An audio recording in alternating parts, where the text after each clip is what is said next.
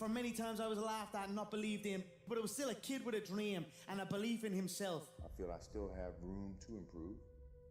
I still set goals for myself to strive for. I'm never complacent with what I've achieved. We have money, we have everything, we have fame. But the most important thing is the family. Keep your family healthy, good, and take care of your family, because this is the most important thing in the world.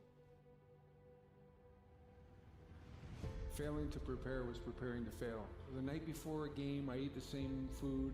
I went to bed at the same time.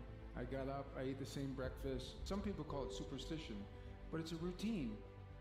I went on the courts with just a ball and a racket and a hope. Because you might be actually not feeling great physically or mentally, you're drained, but the confidence somehow gets you through.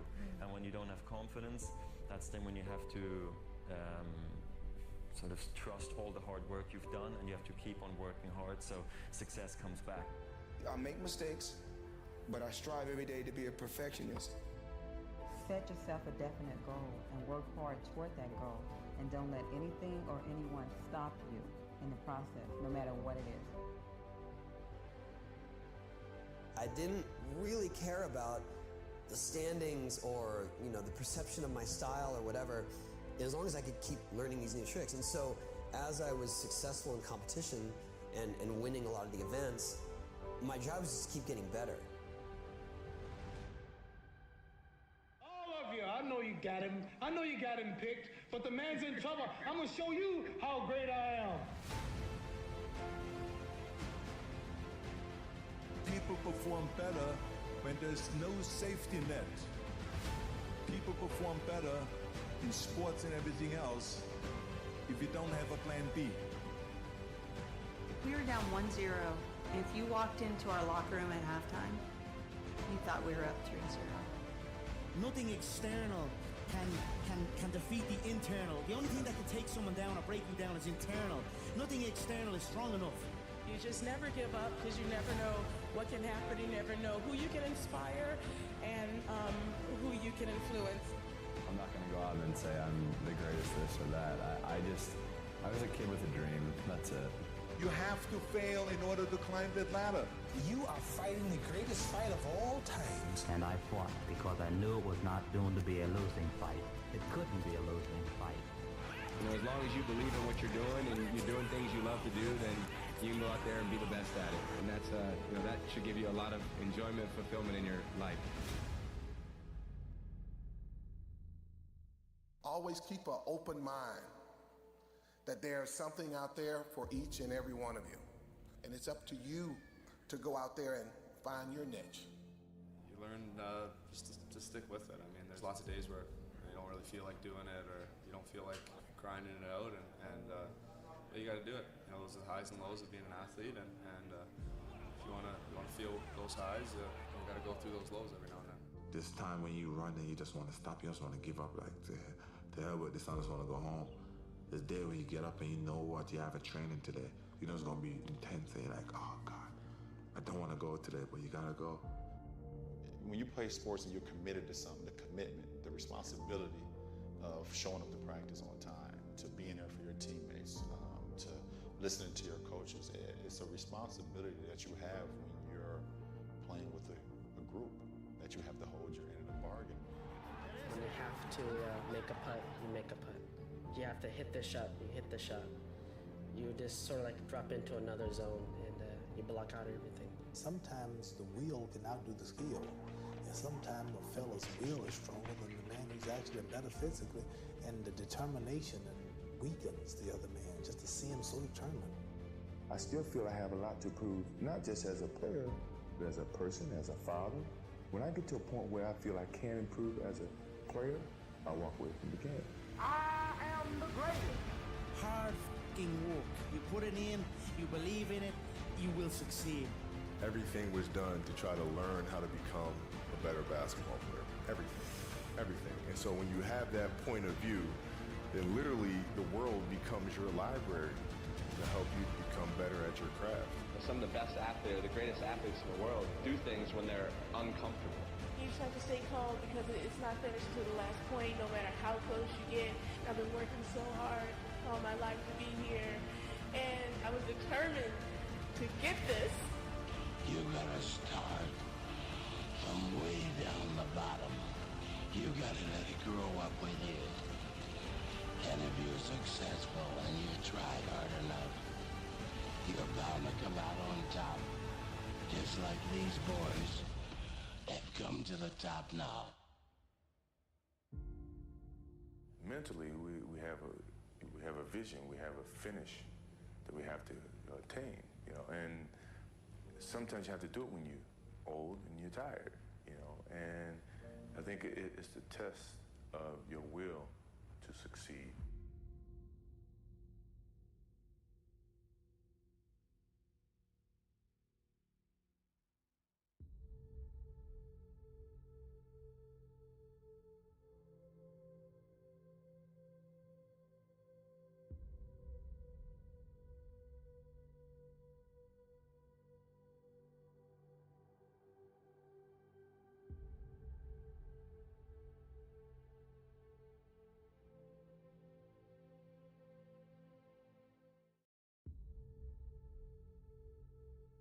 For many times I was laughed at and not believed in, but it was still a kid with a dream and a belief in himself. I feel I still have room to improve.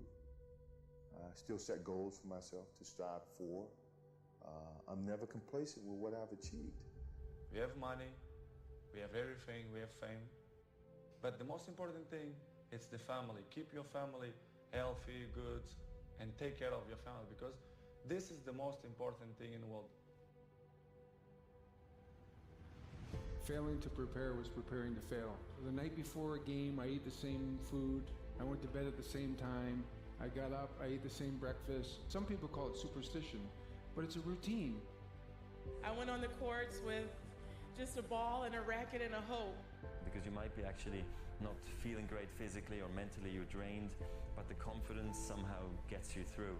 And when you don't have confidence, that's then when you have to sort of trust all the hard work you've done, and you have to keep on working hard so success comes back. I make mistakes, but I strive every day to be a perfectionist. Set yourself a definite goal and work hard toward that goal, and don't let anything or anyone stop you in the process, no matter what it is. I didn't really care about the standings or the perception of my style or whatever, as long as I could keep learning these new tricks. And so as I was successful in competition and winning a lot of the events, my job was just to keep getting better. All of you, I know you got him. I know you got him picked, but the man's in trouble. I'm gonna show you how great I am.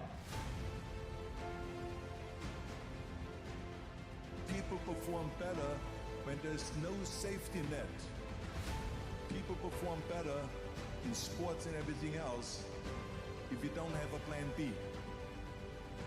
We were down 1-0, and if you walked into our locker room at halftime, you thought we were up 3-0. Nothing external can defeat the internal. The only thing that can take someone down or break you down is internal. Nothing external is strong enough. You just never give up because you never know what can happen. You never know who you can inspire and who you can influence. I'm not going to go out and say I'm the greatest this or that. I was a kid with a dream. That's it. You have to fail in order to climb that ladder. You are fighting the greatest fight of all times. And I fought because I knew it was not doomed to be a losing fight. It couldn't be a losing fight. As long as you believe in what you're doing and you're doing things you love to do, then you can go out there and be the best at it. And that's, that should give you a lot of enjoyment, fulfillment in your life. Always keep an open mind that there's something out there for each and every one of you. And it's up to you to go out there and find your niche. You learn just to stick with it. I mean, there's lots of days where you don't really feel like doing it, or you don't feel like grinding it out, and you got to do it. Those are the highs and lows of being an athlete, and if you want to feel those highs, you got to go through those lows every now and then. This time when you run and you just want to stop, you just want to give up, like, to hell with this, I just want to go home. This day when you get up and you know what, you have a training today, you know it's going to be intense, and you're like, oh God, I don't want to go today, but you gotta go. When you play sports and you're committed to something, the commitment, the responsibility of showing up to practice on time, to being there for your teammates, to listening to your coaches, it's a responsibility that you have when you're playing with a group, that you have to hold your end of the bargain. When you have to make a putt, you make a putt. You have to hit the shot, you hit the shot. You just sort of like drop into another zone and you block out everything. Sometimes the will can outdo the skill. And sometimes a fella's will is stronger than the man who's actually better physically, and the determination weakens the other man just to see him so determined. I still feel I have a lot to prove, not just as a player, but as a person, as a father. When I get to a point where I feel I can improve as a player, I walk away from the game. I am the greatest. Hard fucking work. You put it in, you believe in it, you will succeed. Everything was done to try to learn how to become a better basketball player. Everything. And so when you have that point of view, then literally the world becomes your library to help you become better at your craft. Some of the best athletes, the greatest athletes in the world, do things when they're uncomfortable. You just have to stay calm because it's not finished to the last point, no matter how close you get. I've been working so hard all my life to be here, and I was determined to get this. You gotta start from way down the bottom. You gotta let it grow up with you. And if you're successful and you try hard enough, you're bound to come out on top. Just like these boys have come to the top now. Mentally, we have a vision, we have a finish that we have to attain, and sometimes you have to do it when you're old and you're tired, and I think it's the test of your will to succeed.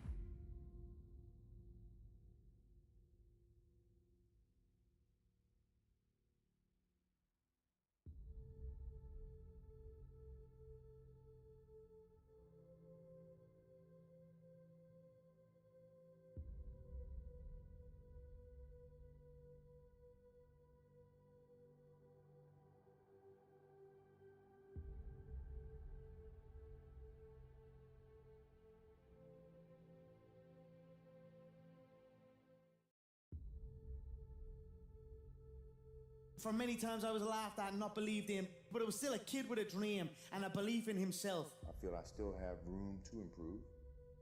I still set goals for myself to strive for. I'm never complacent with what I've achieved. We have money, we have everything, we have fame.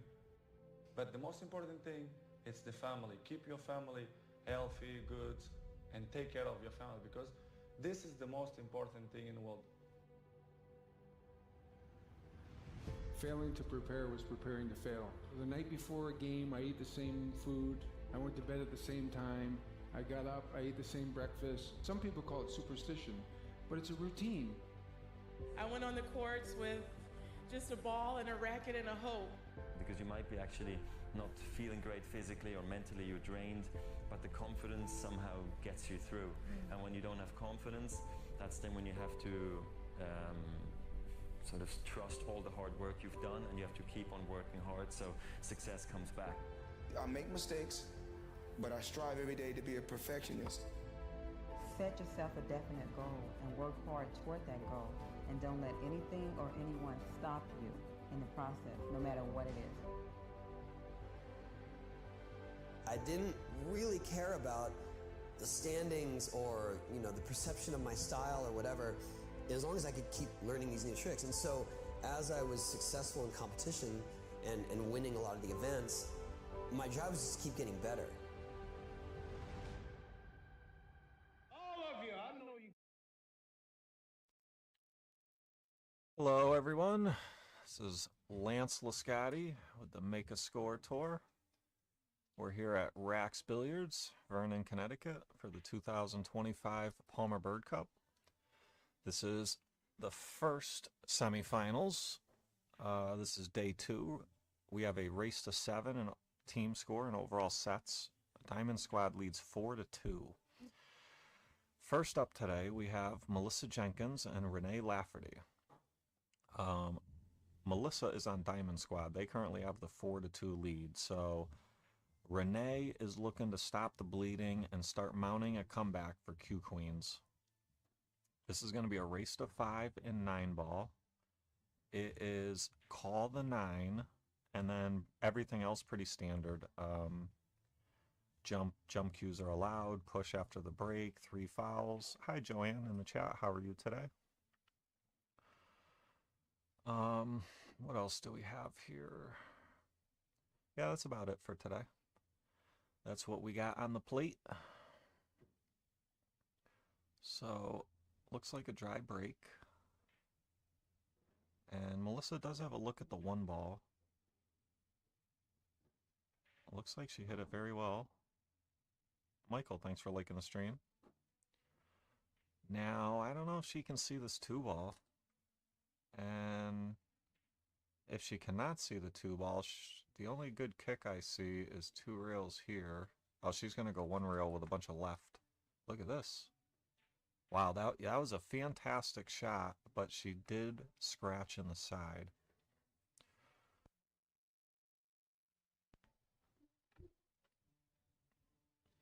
So Renee's going to come up with ball in hand in the 2 ball. And let's see, 2 in the corner, 3 in the side, 4 in the top right corner, probably 5 in the bottom left. Yeah, these don't lay too bad, but she got a little off angle here. She needed to be straight on this 3 on the side. Now she has an angle going up table. She may be able to run into the 5 or just play safe. Yeah, she chose safe. I think that was a wise decision.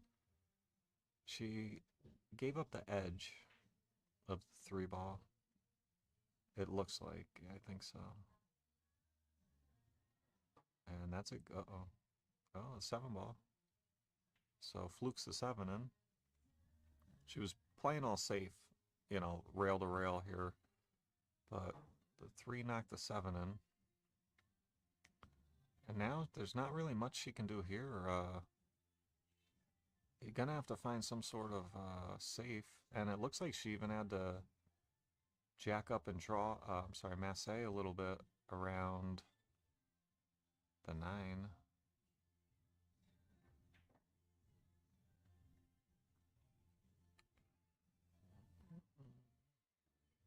So Renee, Karen, thanks for liking the stream. Guys, if you don't mind, please like and share the stream. I haven't shared it out yet because we just started and I don't want to share it earlier when there was no action going on. So help me out, please, and share the stream. So this is tough. This is a tough ball to hit. It'd be nice to go 2 rails, but the 9 ball might be making that more difficult. She might have to just go 1 rail. Yeah, see, she even had to put some right-hand English on that because of the 9 ball was cutting off a lot of the top rail.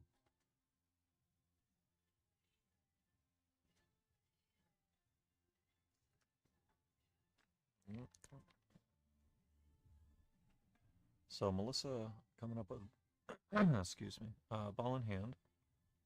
Pockets of 4, straight in on the 5. Pretty much a stop shot here. I would like to maybe just go down like a hair, just so I know I can separate the cue ball from the 8 ball next. Yeah, see how she went down just enough, because now she has an angle just going away from the 8 a little bit. She doesn't want to get, you know, stuck to the 8 ball.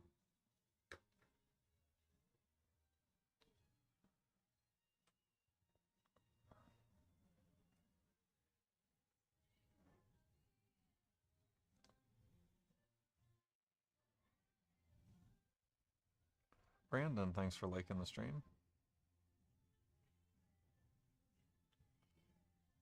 So Melissa's a little straight here. She's going to have to go high left or low.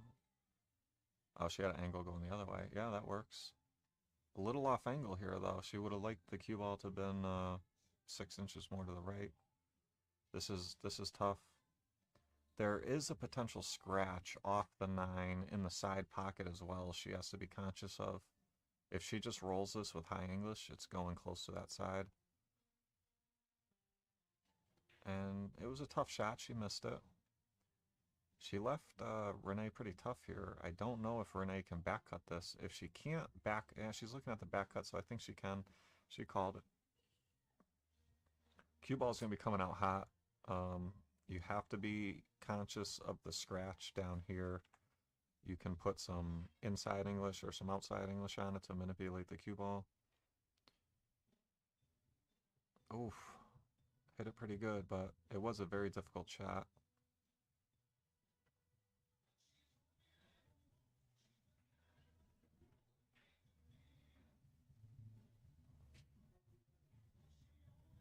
And Melissa pockets the 9, takes a 1-0 lead.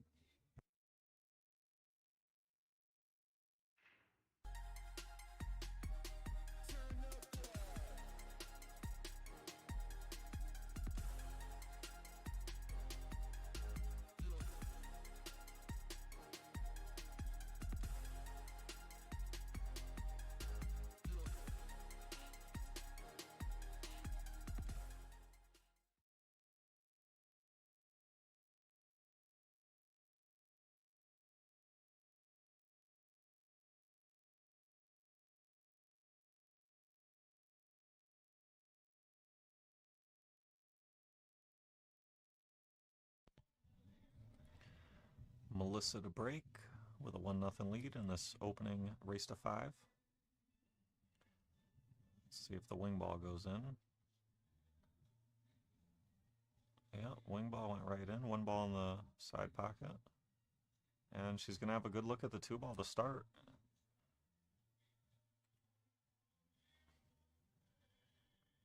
So, the only issue with this 2 ball is your cue ball is going down table away from the 3.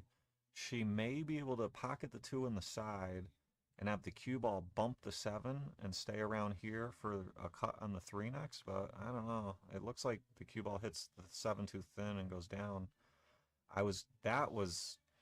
If she had pocketed that and just hit it a little softer, that was the shot. It's more difficult to pocket the ball, but it would actually lead you to good position. She hit it pretty good, but she did hang it. 7 ball may be in the way a little. I'd like to see if Renee can get to the bottom rail with some spin, hit the 2 ball, and that's going to bring your cue ball up table. This is very tricky, though, because you have to hit it so slow with a bunch of spin, and the cue ball is, look at this. That would have been fancy. All right, Melissa ball in hand. I'd like to see her put the ball over here and draw off the 2 ball up table. She's going to swing around and hit it very well. The only issue with swinging around is that 8 ball. You know, you don't want to get stuck by any 8.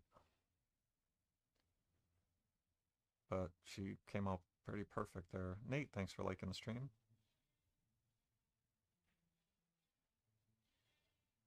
And that was very good speed. She set herself up real well here. So you go into the 5, you have your cue ball come out.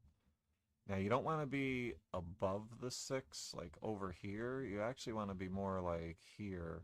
You want to be a little bit below it, but it's nervy going down there, so you got to worry about the 9.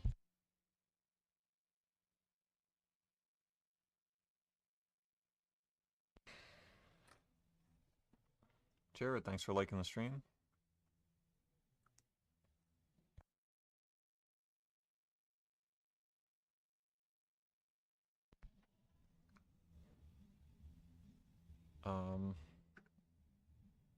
I have to look away. I had a guest at the door real quick, and I had to look away. What happened here? Oh, okay, pocketed the 6, but didn't call the 9, so gonna spot the 9. Will Cook, thanks for liking the stream. And she got great position on the 6, I'm sorry, on the 7. Oh, careful, careful. Okay, she's okay. And, pockets this 8 ball.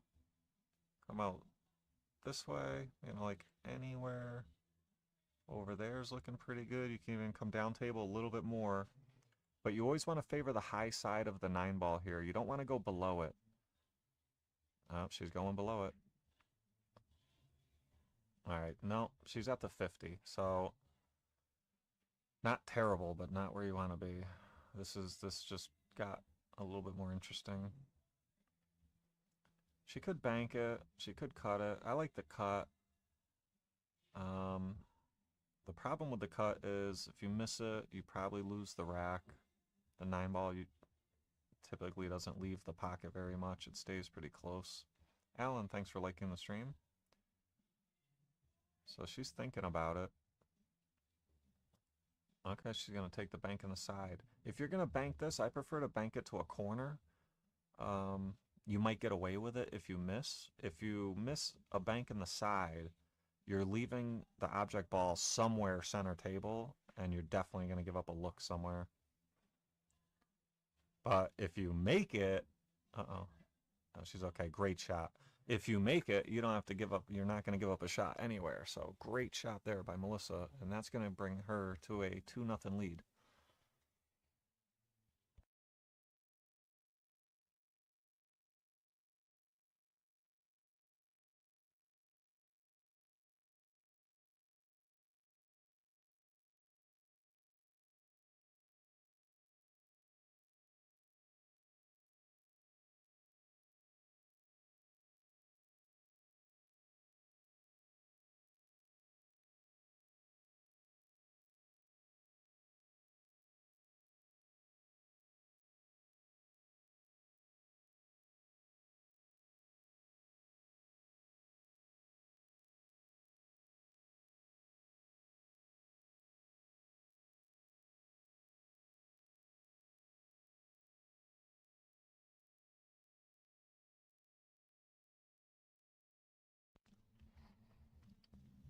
Renee with a dry break, and Melissa's going to step up and have a pretty good-looking shot at the 1-9. The 9 is not, right in the hole. It's close, so it's very missable. But, yeah, that was not easy. You had to just hit the edge of the 9. So, big relief from Renee that didn't go in. That would have really been a tough start for her in this match.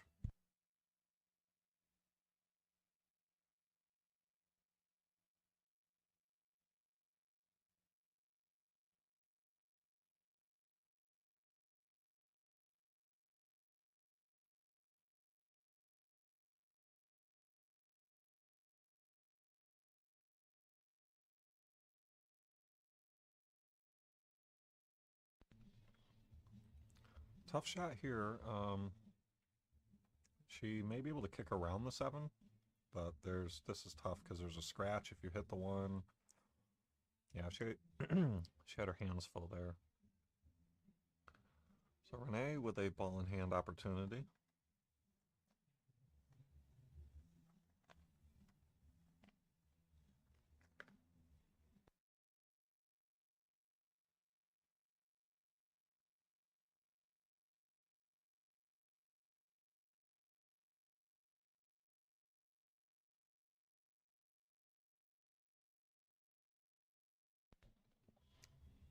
So Renee has a look at the 2 in the corner here. It's tough. And she's going to have to come across in between the 8-9 for the 3 in the bottom right next. But the 2 was tough. Now she missed, but the 5 and the 7 got a little funny here.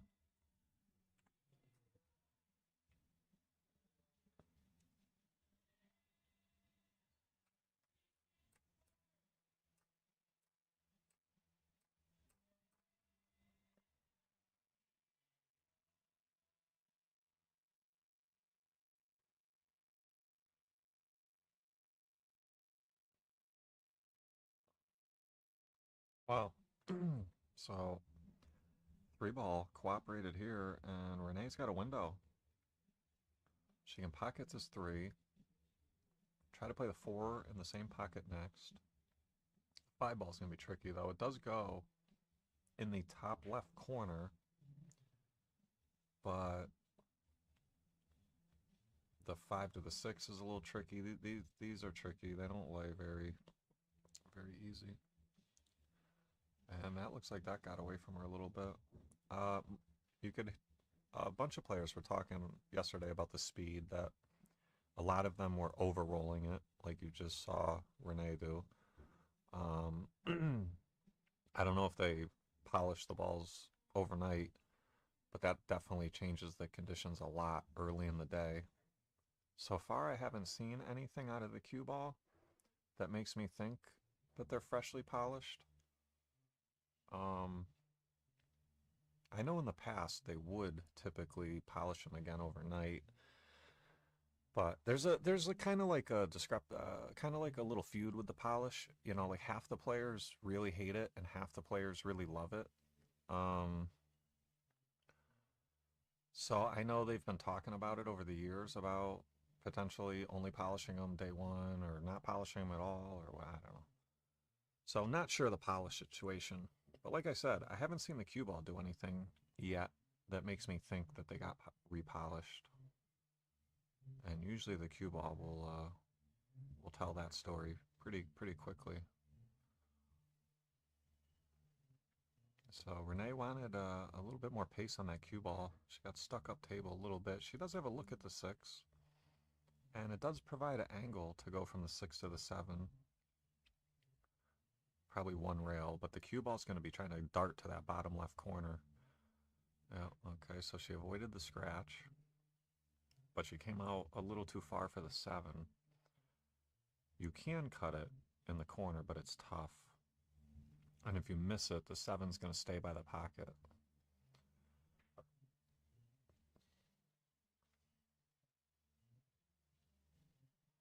Let's see what she's going to do here. Oh, swish. That was a great shot. Being down 2-0 too. That's a tough shot. And she has another tough one here. This is long. There is a potential scratch in the top left corner as well. This is very uncomfortable. And even if she was to make this, the cue ball could end up, you know, somewhere around here where it gives her a shot, but it's tight to the rail. She'd really like that cue ball to do something like this and come out enough to where she can bridge the cue ball well. Yeah, so she knew about that scratch in the top left, so she opted to bank the 8, which I really don't blame her, because being down 2-0, if you pocket the 8 and scratch and give your opponent ball hand on the 9 for a 3-0 lead, I mean, that's tough. So she made sure that she didn't scratch.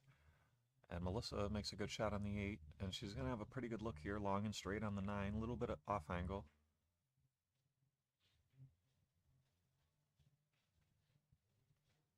She seems very composed, doesn't seem nervous. Yeah, great shot. And that's going to put Diamond Squad up 3-0 in this opening race to 5.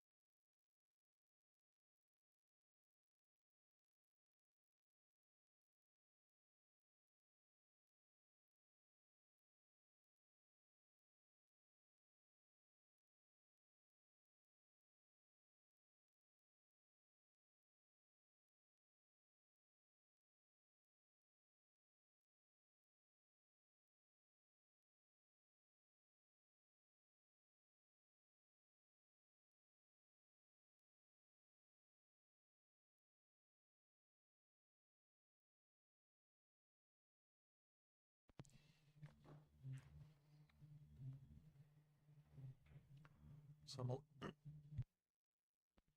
Melissa makes a ball on the break. Doesn't look like she can cross bank the 1. 7's in the way. She could play the 7-9 combo, but it's very off angle. The 1 ball's going to the top rail, and the cue ball's going away from it. It's possible. You'd have to probably put some right hand English on it and keep that cue ball up table. Yeah, I like this way more. some form of safe. She used that 7 ball very well.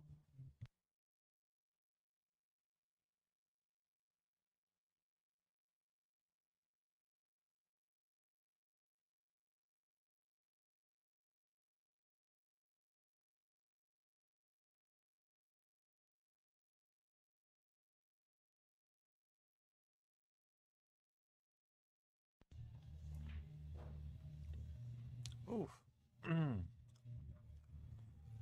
Renee kicks and misses. Got a little unlucky there.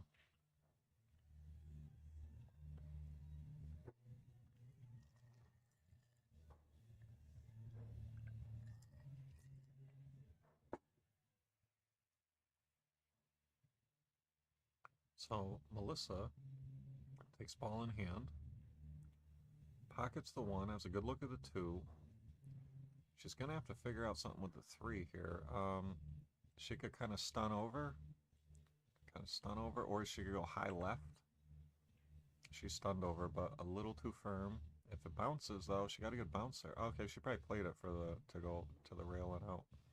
So she's looking at the 3 in the bottom right. I'd like to see her play it in the bottom left, because then she has position. She can draw to the rail and out. She can go forward here. There's options. She went forward. And now she's... you know, you could play the 9 here with the cue ball. A little low right, or just draw. That's a good shot, too. Just all-out safety. Got coverage behind the 8-7. Had she not got coverage, you know, she's still leaving 6+ feet. So that was a good shot.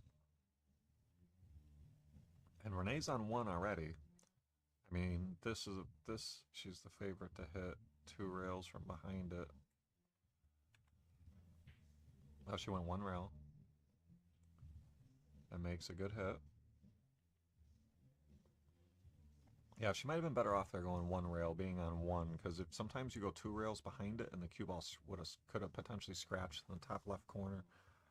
So the 1 rail kick that she shot was actually probably the right decision there. Look at this safety. This is life with no parole here. This is jail. She's gonna have to jack up and go 1 rail and hit it pretty clean. I'm not seeing anything that's worth shooting besides this. But the problem here is being jacked up on the 8. Being jacked up, you have a tendency to put a little unintended English on the ball, which is going to make this kick very inaccurate. Yeah, she hit it pretty good. Oof, at least that 9 ball didn't go in front of the hole. Melissa, I have a feeling, plays a lot of very well safe, a lot of very good safes, because she's been in multiple. Oh, look at this. She's had multiple times where there could have been a bank or a safe, you know, offense or defense, you know, 50-50, and she's picked defense every time, and she's executed very good safes. So I see why she's picking the defense. So I think Renee called the 9 in the bottom left here. It could potentially go over that way. Wow, that pocket is brutal. Melissa has a bank back at her. You might call the 9 here in case you miss the bank and a double banks into the 9. She hit it perfect. Look at this, the perfect cue ball too. Perfect. I mean, you just draw back a hair. I mean, even if you accidentally stop right here, it's not the end of the world, but you want to be like about right here. Just go back just a hair, or forward, and the same thing to accomplish the same goal. Just got an angle. You just don't want to be straight in on that 7. And even if you are, it's not the end of the world. But you want to make your life as easy as possible. It's all percentages, you know. The easier you make your outs, the better your long-term percentage will be. She gets a very friendly bump there on that 8. She can pocket this 8, but she's got to be conscious of the cue ball here. If she only pockets the 8, her speed, depending on her speed, could bring her over here where she doesn't have a good look on the 9. So she's got to, yeah, so she knew. So she said, I got to put some extra into this. I don't want to get stuck on the right side of the table here. So she executed very well there. And this is a pretty good look on the 9. There is a scratch where she's shooting from, where her hand is. You gotta be careful. Yep, she's okay. And Melissa runs those out, and she's taking a commanding lead here, 4-0. And if Diamond Squad wins this set, that's gonna give them a 5-2 lead. So Q Queen's definitely feeling some pressure now.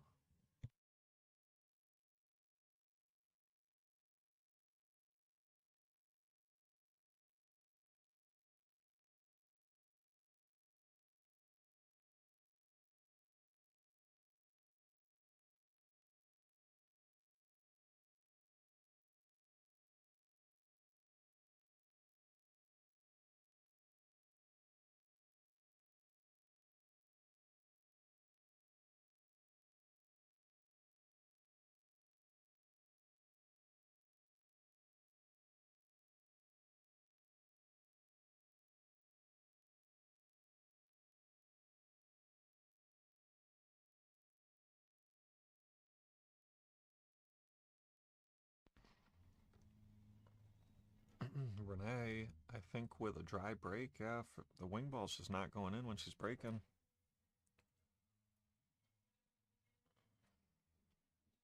Melissa does have a look at the 1, but it's tough, and the 3-7 is a little goofy. Oh, great shot. The 7 might be wired to the bottom left corner, and if it is, she felt pretty good on the 2 to back cut it and let the cue ball swing around 3 rails for position on the 3-7 combo, but that's only if it goes. Justin, thanks for liking the stream. Well, we're gonna find out. It looks pretty good. But tough to tell on the monitor, yeah. So she missed it, but she didn't give up much.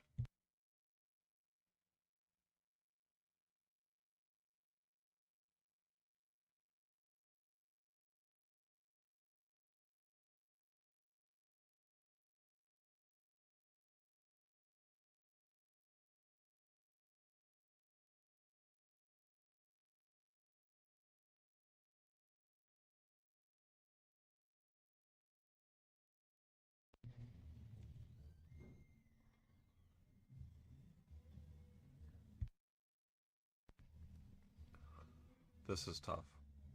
She can see. Oh, maybe she can't make. Yeah, she can't make the 4. I think she's just gonna play safe. Yep.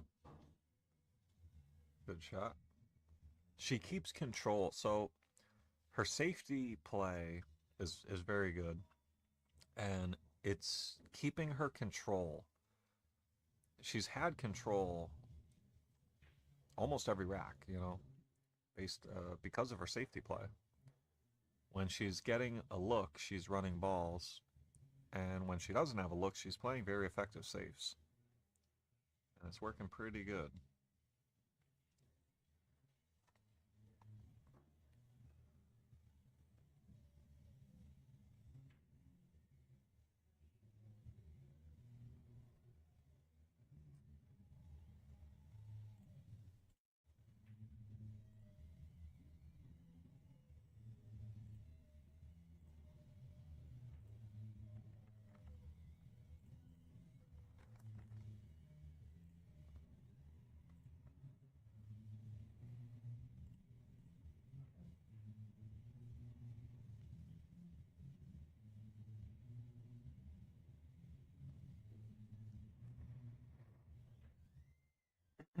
Great shot there. Cue ball came down table a little bit more than she would have liked, but still has a look at the 6, but it's tough. And the cue ball might run into the 7, and then you don't know what's going to happen. Great shot. And has a look in the side or the corner. If you play the side, your cue ball may be running down table away from the 8. So she may have to play the corner. If you could play the side, and yeah, see, now she's starting to see. So maybe you can have your cue ball come down and up in between the 8 and 9. I think you're better off just playing the corner here. You don't have to worry about hitting a ball or anything like that. Yeah, and that was the shot. I mean, she hit it good. She just hung it. But that was the shot. That was the correct shot for the 8-ball position.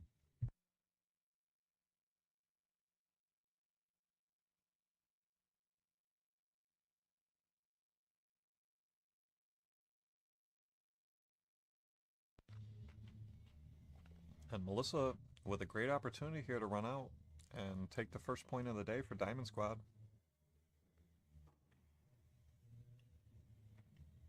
Ooh, swing and a miss, and Renee still has life, and she has a good look at the 8.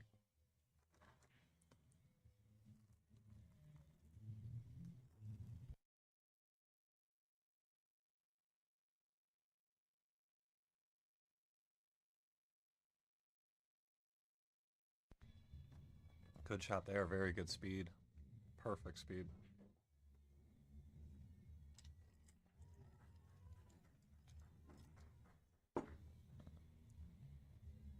And Renee on the board. Still has some work to do though, trailing 4-1.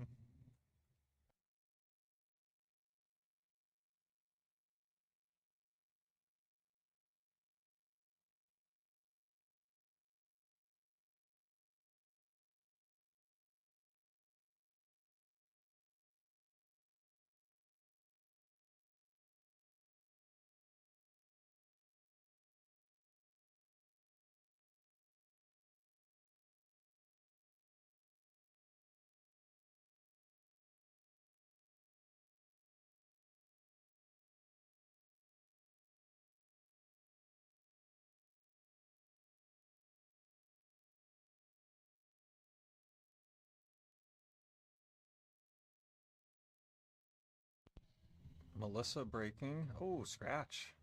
I think that's the first scratch we've seen on the break this set. And opportunity for Renee. The 1 ball, 2 ball, right there. And figure out something 3, 4, 5, 6, 7. Yeah, these lay pretty good. She's got a decent chance here to get out. It's once you get to the 5, you're starting to go rails, different areas of the table. The 1, 2, 3, 4 are all close. But the 5, 6, 7, there's a little bit of movement. Joe, thanks for liking the stream.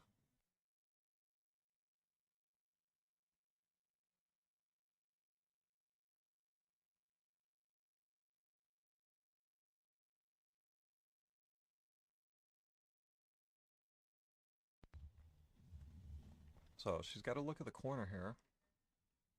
Probably see her put some follow on the cue ball and maybe come out with the 4 in the left side next. It's hard to tell the angle. She might go right into it. Oh, yeah, I had the angle way off. But she did miss it. And give up a look here. What can Melissa do? She can cut the 3 in, but cue ball looks like it may run into the 9. Could even scratch in the bottom left off of it. Okay, so she put some English on it to avoid the 9.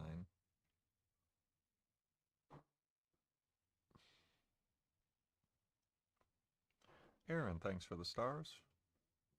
Greatly appreciated. Renee has a look here. I'd like to see her draw back towards like the 5 ball for the 4 on the side next. Wow, that pocket is brutal.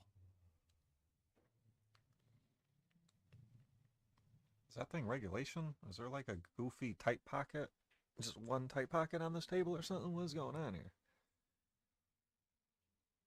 And Melissa continuing her great safety play. I mean, it does look like she gave it up the edge, but it's very difficult to run out from here. You got to slice this in the corner, and cue ball's not good. Yeah, that's a great shot. Very good.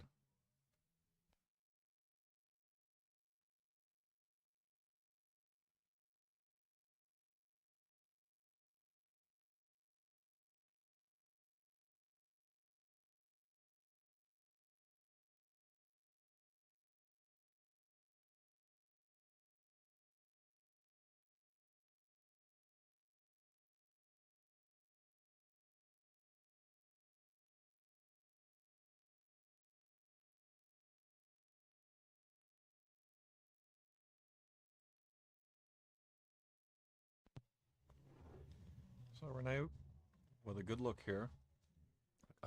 If she's dead straight, the position is tricky.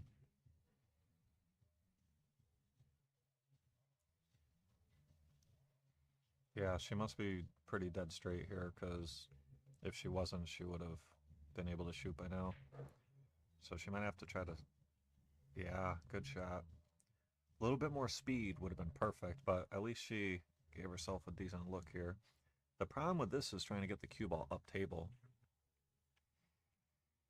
That's not going to be easy.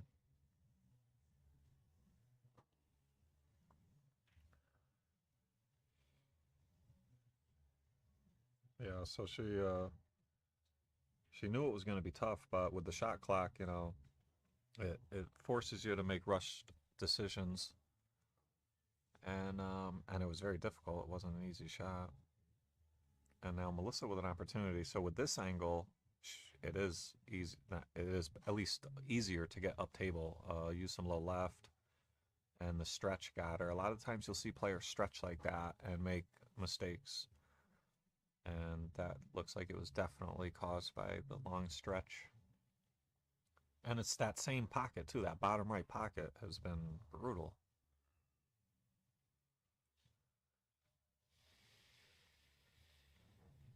Uh-oh. She did a great job getting the cue ball up table, but it tracked right towards the 6 ball.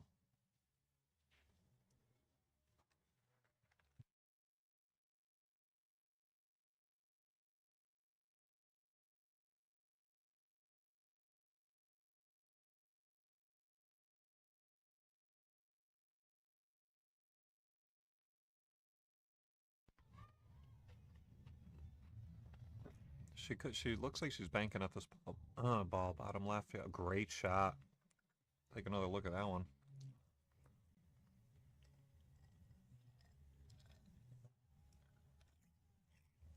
With the bridge, I mean, and being very close to the object ball, that's super tough. And this is no gimme either. This is similar to the 5 ball, I think it was, in the bottom right. This is a little easier, but it's tough.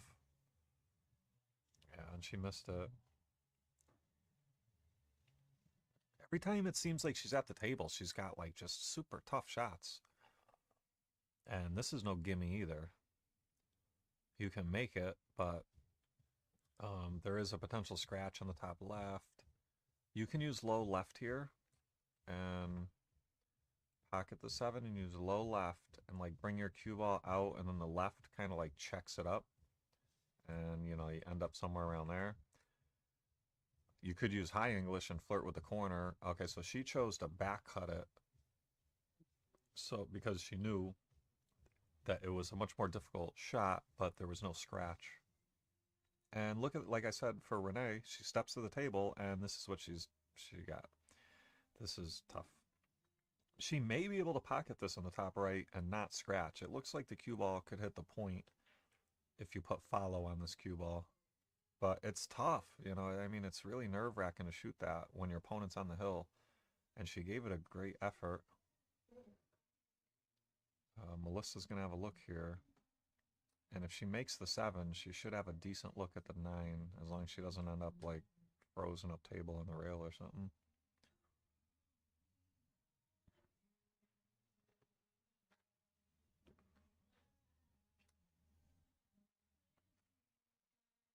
Big shot here. This could be for the win for Melissa. This 7 ball is pretty big. Ooh. So Melissa, she's had a couple chances here. And Renee finally has a look, but I mean, it's not easy. She's had a couple looks here, and they're just, this is the best one she's had, and it's no gimme. Even the cue ball, like, you can't just cinch the 7 with follow, because your cue ball could end up bottom rail or scratching in the bottom left corner. So yeah, so it makes pocketing the ball tougher, having to manipulate the cue ball for position or to not scratch, or for both. And now she left Melissa a look similar to the one that Renee shot earlier, in that top right corner. This one's easier. But it's still very tough. It's not an easy shot. And she overcut it. And here we go with Renee again. Like, look at this. This is just, like, how do you step up to this? And, like, it's like her third or fourth look at the 7, and it's just, like, tough shot after tough shot after tough shot. She's looking at the back cut in the side, I believe, but there is a bank if you can't back cut it. Yeah, she went with the bank. And she got some love. So she finally caught a good roll. And Melissa, she's got multiple ways to kick at this ball. Looks like she's going to go directly one rail. Ooh, makes a good hit but scratches.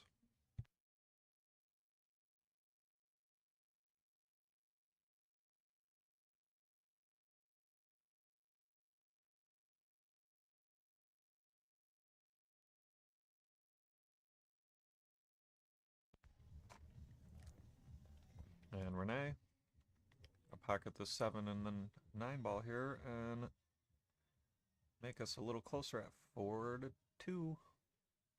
Wiped its feet a little bit.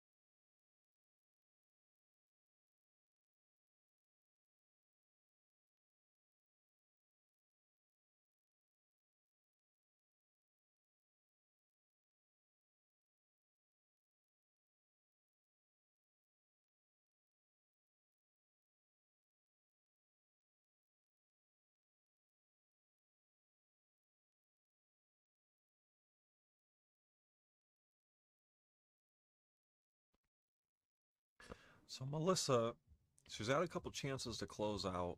She's probably starting to feel a little bit of pressure. At 4-0, when she was up 4-0, she wasn't feeling any pressure. But now she's failed to close out the set a couple times. Renee has to be getting a little bit more comfortable here and finally getting some opportunities. So I would think Melissa's starting to feel the heat a little bit. If Renee wins this rack, she'll start feeling it quite a bit.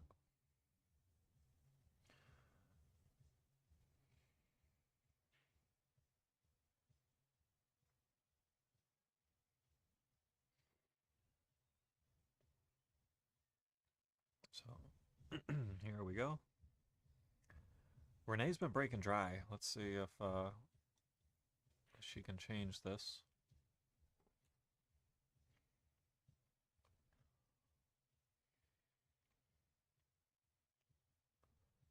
Looks like another dry break. And Melissa's gonna have a look at the 1 ball.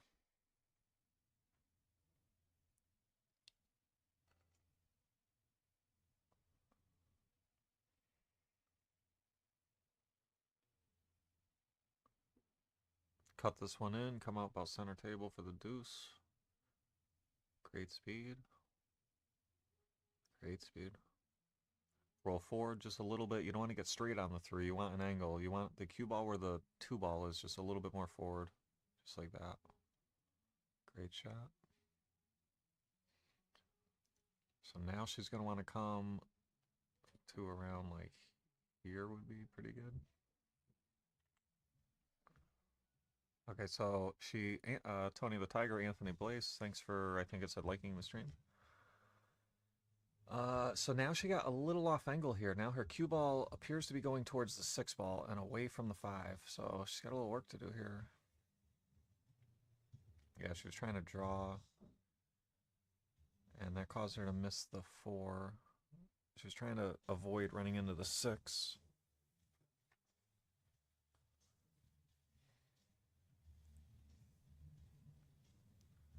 Renee's got, I think, a cross-eyed bank here. I don't know if the cut was on. So she banks it, makes a good shot. Now she's got a little thin cut here on the 5. Looks like she's gonna have to get the bridge.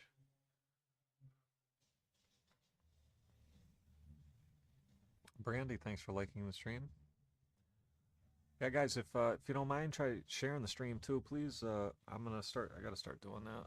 I'll do it at the beginning of the next match. I'm sure there's a lot of people out there that would enjoy watching this. And great shot there. Has a good look on the 6. She can just roll forward, basically stop shot, or just roll forward a hair, and then shoot the 7 and then the 8 on the side. Or the corner. Okay, so oh boy, this got tricky. I mean, not terribly tricky, but getting close to the rail it's never good. She's a little bit off it, which makes this a little easier, but I think she was hoping for something a little easier than this. Yeah, see, that is that's a product of being close to the rail like that. If that cue ball's out another 4 to 6 inches, like, her percentage of pocketing that 7 go way, way up. I think Melissa's playing the bank here. Oh, safe. Yeah, see, that's the first bad safe she's played. That's like the first one, I think, that's sold out. And look at this, Renee. Great opportunity here. Stop shot, shoot the 8. Oof. Not in love with rolling up like that. I don't think she meant to go that far forward. I mean, it's okay. She can pocket this 8 and have the cue ball go to the right long rail and back out. Just enough to make the 9.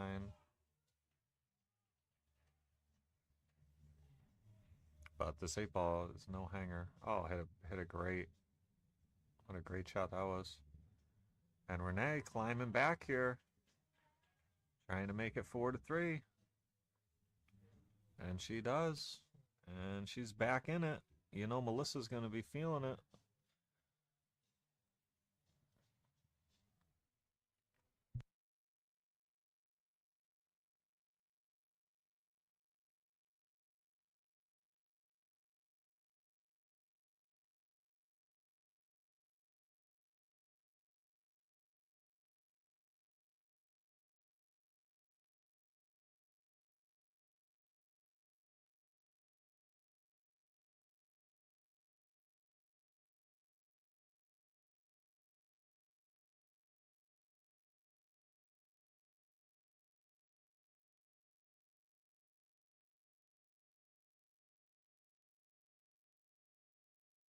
Melissa to break, and she's been having successful breaks. Kenny, thanks for liking the stream. Yep, she makes the wing and the 1. Common theme we've seen.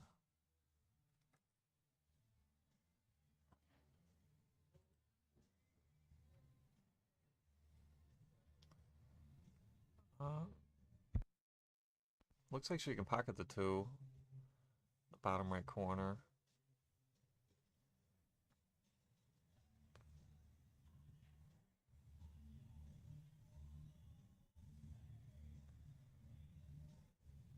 And missed it. It was tough.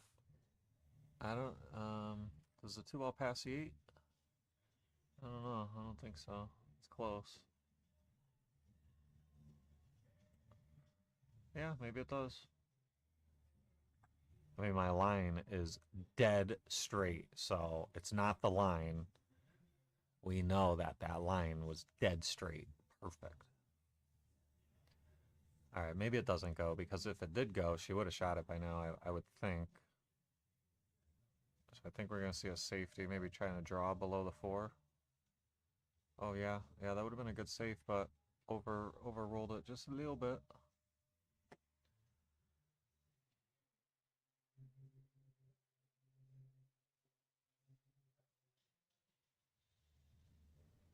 Good shot there. JR, thanks for liking the stream. All right, Melissa's got an opportunity here to try to run out and get the point here. She's had a couple. Look at the speed. Her speed is really good on those shots, and her safety play. Those are like super strengths. And she's got a great chance here to run out for the point. And if she doesn't, we might be headed for Hill because Renee has gotten the pep back in her step.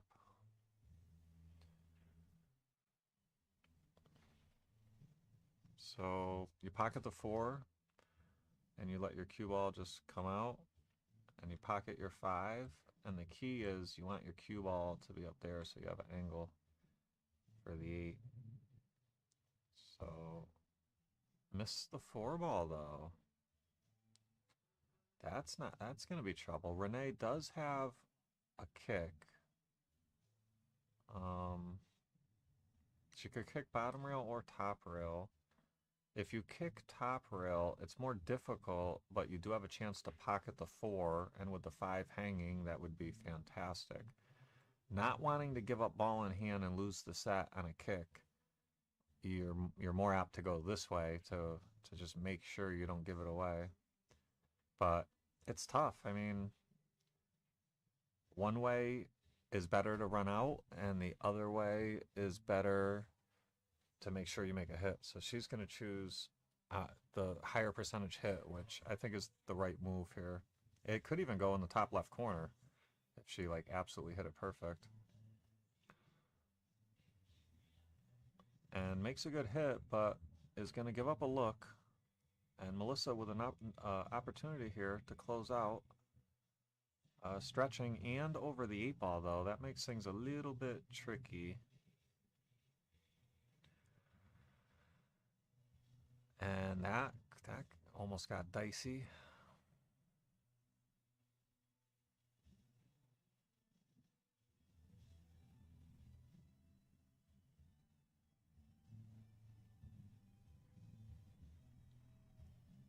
Oh, Renee can't even see the edge. If she could see the edge, it would have been potential save. She could kick this one in. Makes a good hit. Is she going to get out of it? Get away? Yeah, gets away with a good shot.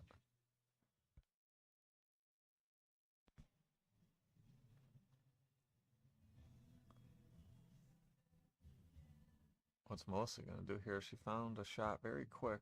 I'm assuming it's a safety play based on what we've been seeing from her. Good shot.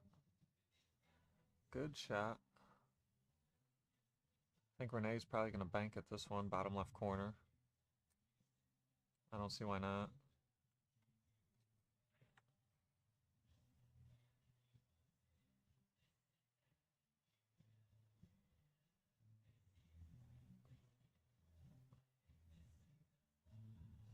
Look at this.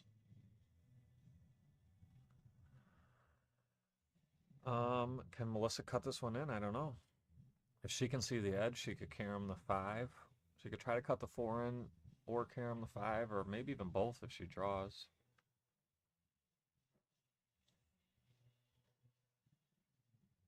Oh, makes both.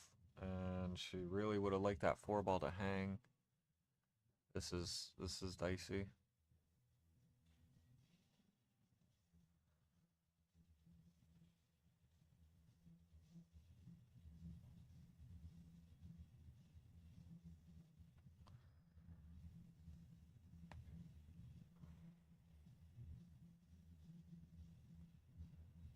So it looks like she can try to take a swing at this in the top left. She was looking at it. Wow, what a shot. Oh, watch out, cue ball. Wow, wow, living on the edge here. But being stuck in the pocket like this, shooting over the point, I mean, this is a very tough 9 ball. And she has to be feeling the heat a little. She was up 4-0, now it's 4-3. She almost scratched. She had a very tough shot on the 8. You know, emotions and nerves have got to be running really high right now. So this is a big shot, and it's not easy. And she knows how important it is. She's taking her time.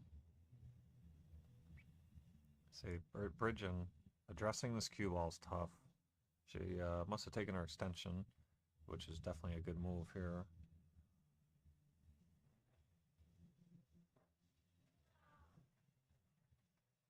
Looks very composed, you know, taking her time, not rushing, and makes a great shot. And that's for the set. 5-3 winner. And that's going to put Diamond Squad up in our overall sets 5-2. Our next match coming up here is going to be Anna and Melissa versus Renee and Deborah. So we're going to be back very soon, about 5-10 minutes for that. Frank Miletti's going to be joining me in the booth. So that's exciting. Give you guys another perspective. What was I doing here? I got to clear the score. So yeah, guys, just bear with us. You know, if you're new to this, we do take about a 5 to 10 minute break in between matches. So we're going to go do that, and we'll see you guys shortly.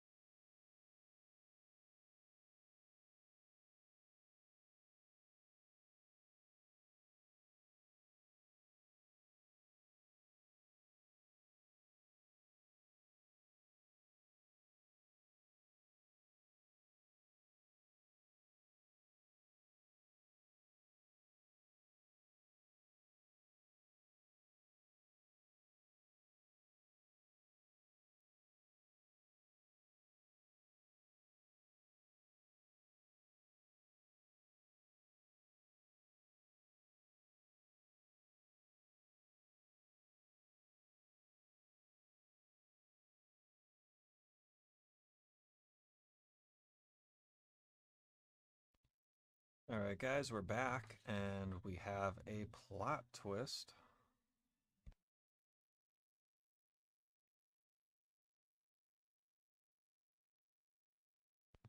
We have Leanne coming in for Renee. Let me update this scoreboard real quick here. So it's going to be Anna and Melissa versus Leanne and Deborah. So we do have, there's an alternate here, which is Leanne. Hey, Barry, how we doing? And the rule is you can sub your alternate in whenever you want. They have to start and finish the match. So Q Queens, trailing 5-2 in this race to 7 format, has decided to put Leanne in for Renee. And I'll tell you, I don't hate it because they are down 5-2. Renee didn't play bad, but she's just struggling a little bit.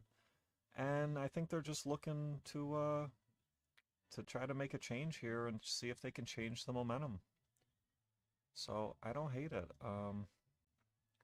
And I'm sure Renee probably talked to him a little bit and gave her opinion too. So we'll have to see. You got to try something, right? I mean, you are down 5-2. You have to win 5 sets to your opponent's 1 from here just to win 7-6. So you got to try something.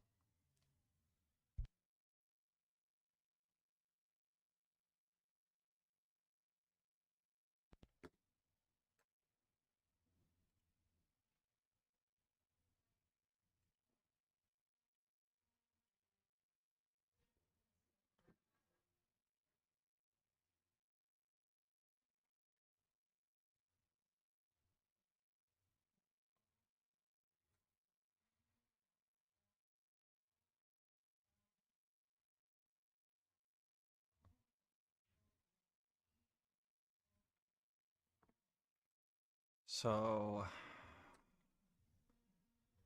oh wait, hold on. No, we are good. That's right. Sorry, Frank, you're there. Can you hear me, bud? Yep, all set. All right. I forgot to unmute the actual master control panel, but we're good now. So, I don't know if you heard, but they subbed in Leanne for Renee this match, Q Queens. Yeah, I kind of like the decision there of Emily making a little bit of a change. Yeah. It's nothing against Renee. I think it's just one of those let's change the luck a little bit. Yeah, I totally agree. If it's not working, you got to make a change, right? Yeah. No, they definitely have to grind from scratch.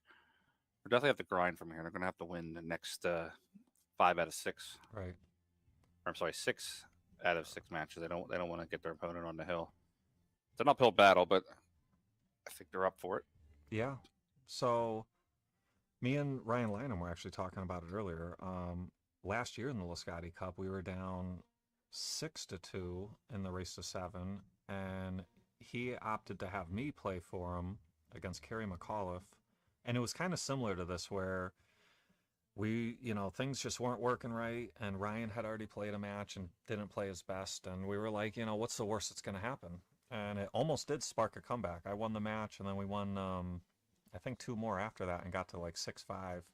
And then Lucas and Rob Sayers beat Alex and Kevin Guimon like 5-3, I think it was. That's tough to have those two. Yeah. Tough action with those two on the same squad. Yeah, you think? And not taking anything away from Alex. He had a shot on like the 8 to make it hill, and it was a shot that he's, going to make most of the time. I remember watching the match. Yeah, he kind of missed the uncharacteristic shot. Yeah.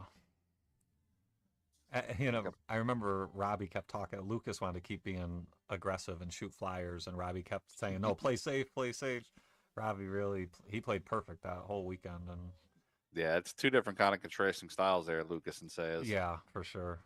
So Melissa Lucas, definitely got that run and gun style. Melissa and Anna trying to strike first here. Melissa's got a good look at the 8 and wanted to come down table more towards the side pocket.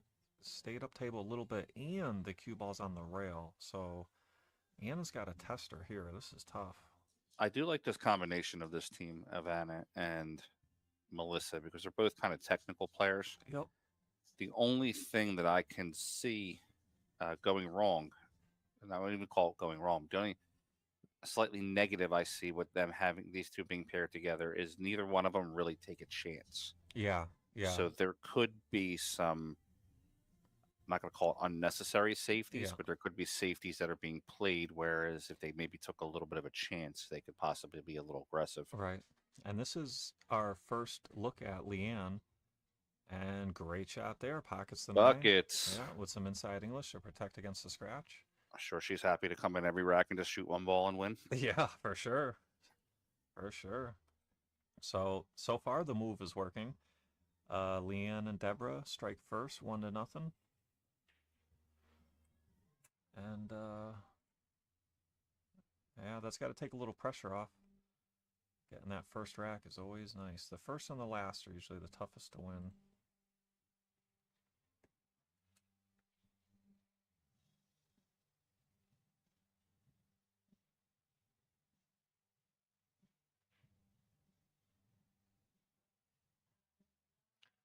Let's see where Deborah's going to break from. Is she going to break from where the cue ball is at now?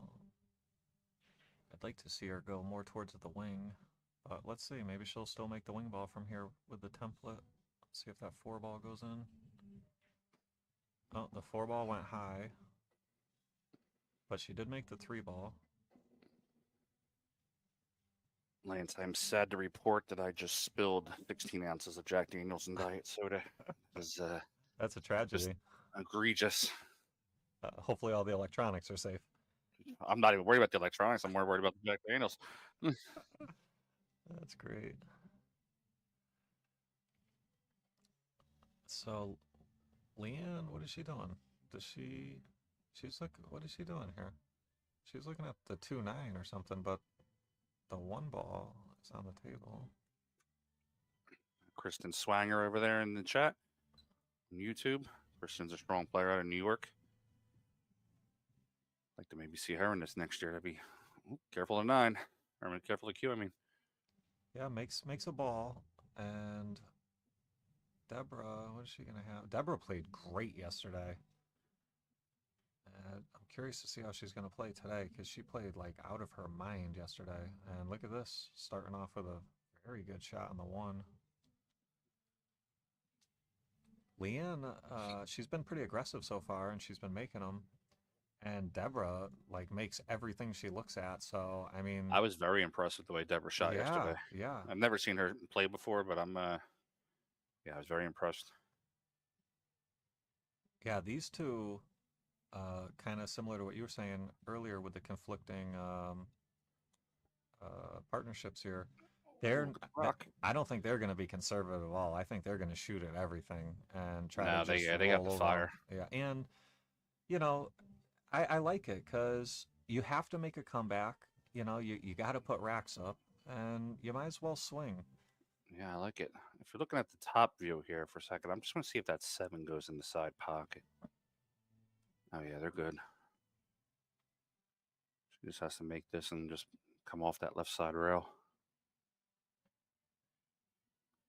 Great shot there. Good cue ball. Yeah, perfect angle to just roll this in and float up a little bit. Jared in the chat saying, Deb is a badass player. She's grown so much and has become a sniper at the table. Yeah, I mean, her shot making is great. Yeah, I'll be honest with you, yesterday, because I didn't know of her too much when I saw her playing Giovanna.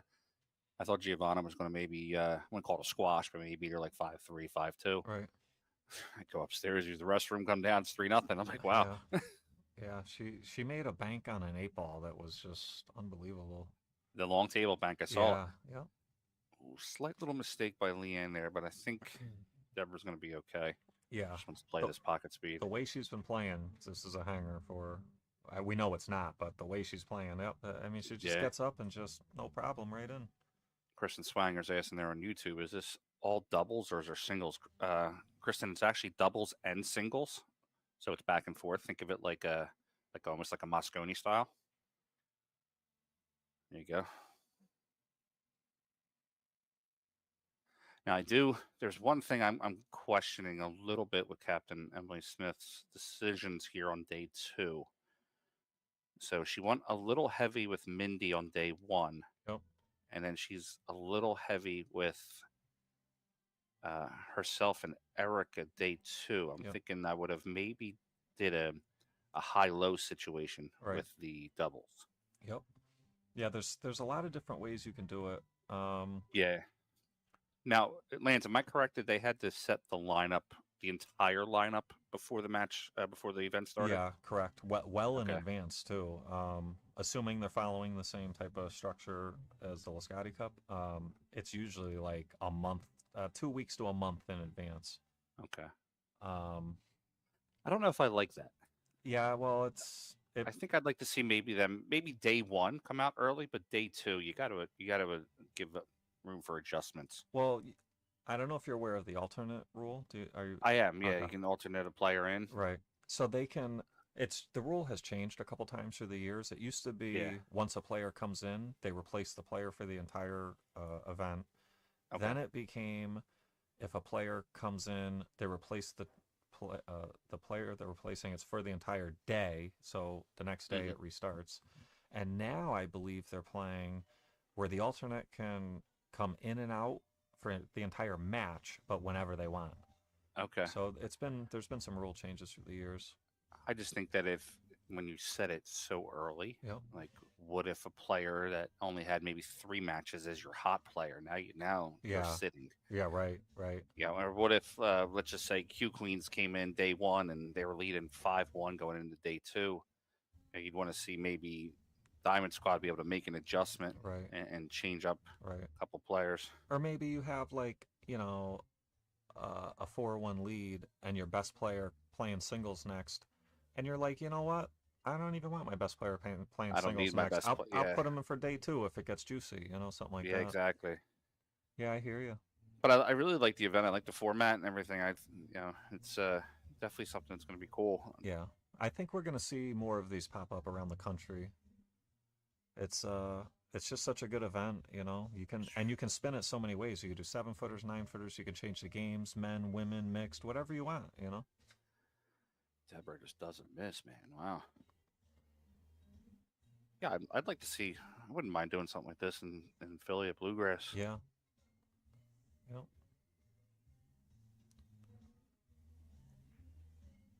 So they're running out pretty smooth so far. 4 to 5 will be tough with that 7 ball in the way. Yeah. Curious to see how they're going to get around this one. Yeah, and she left her a little long and straight and tight to the rail here too. She didn't do her any favors on this. This is going to be very difficult. I mean, her best play. I'll be honest with you, the way Deborah's shooting, make the 4 roll up and let her bank it. Yeah, that's what I was going to say. You might as well. And finally, a chink in the armor. They are human.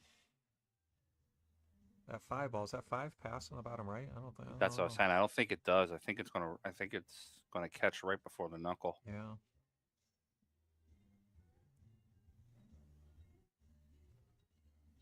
Yeah, they're talking about it, so it most likely does not pass.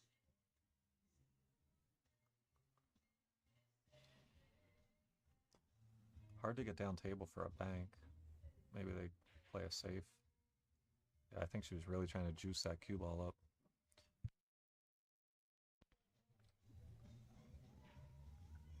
Now, that 4 can go, but I think it has to be super clean.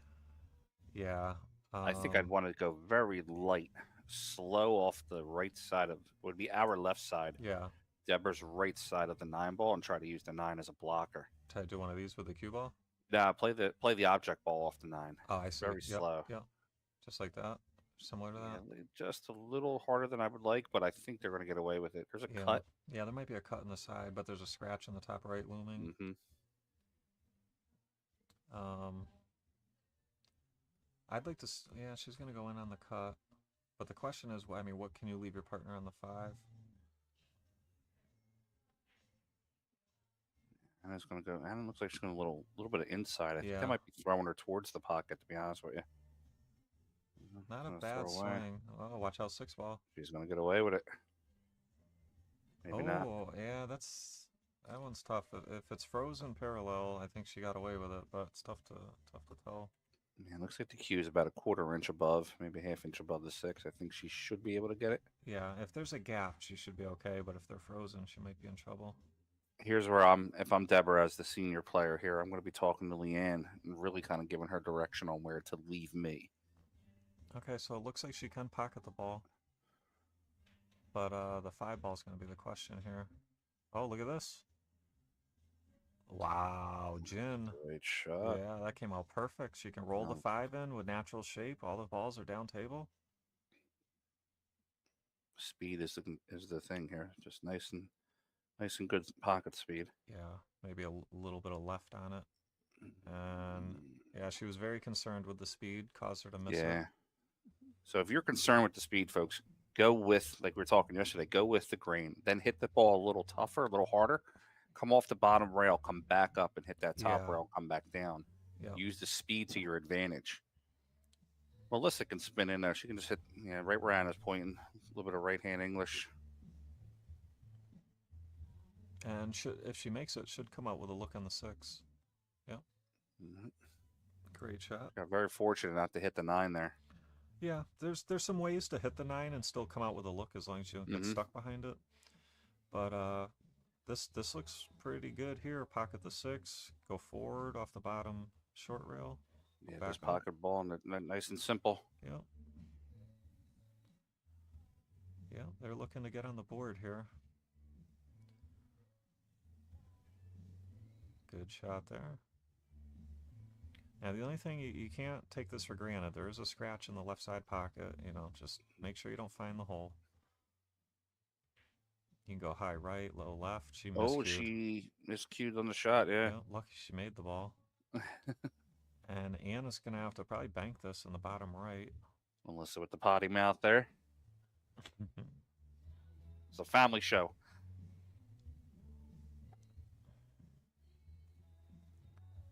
Yeah, that's actually the opportunity that Deborah and Leanne need. They need to come with a good match here and a good win to put some morale on that side. Yeah, I agree.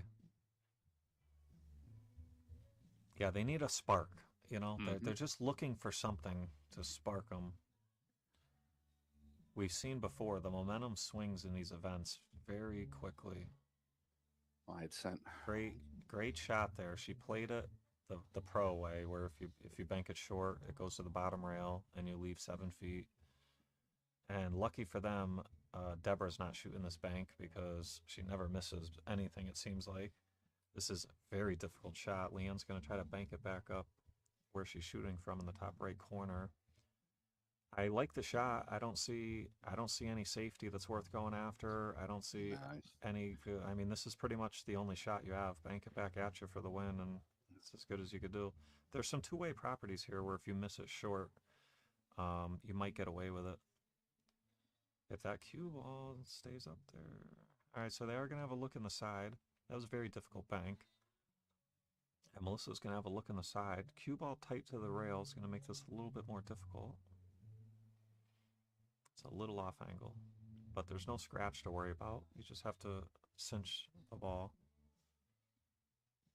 Oh, Barry out there ringside. He said the shot clock beeped as soon as she stroked, so... If they had an extension available the moment the shot was missed, I call the extension. Right. And, what was that? Melissa pockets the 9 and gets Diamond Squad on the board 2-1 here.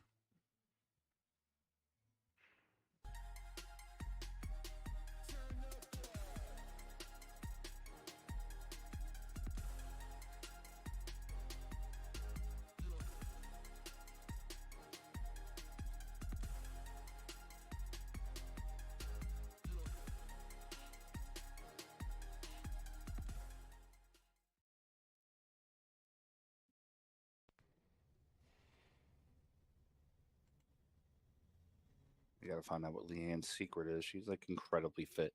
Yeah, she is. It's probably something corny like working out and eating Pilates good or and sleeping good. Yeah, exactly. I don't got time for that stuff. That newfangled gym. Yeah. All right, rack number 4. And a break, and they're up 2-1. So breaking from the wing, we'll watch the 8-ball and it go into the wing pocket, our bottom left, and then the 1 in the side. 8-ball goes in, 1 falls short. Successful break.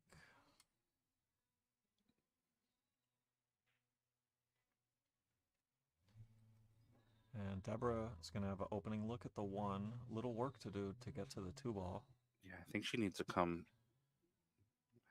I was just about to say, I think she needs to come right-hand English. Yeah. You know, to spin 2 rails and then go in between that 3 and 5. Yeah, Leanne, I believe, is going to have to. Maybe she can see the edge here in between the 6-7 going right at it. A little bit of right-hand spin, I think, but she's going to come off the left rail. Yeah. So I don't know about that left rail, though. I mean, you'd have to go this way. She's looking like above the 5-ball, but you'd have to go that way. Let's see what she's coming up with here. Maybe she could spin it in rail first. Oh, look at this. Spins it in rail first. Fantastic shot. And it looks like Deborah can pocket this 3 in the corner and avoid the side pocket scratch with some follow. And it should provide position on the 4. Okay, so she couldn't avoid the scratch, so she played safe. I question that one. Yeah, it looked like she could get out of the scratch, no?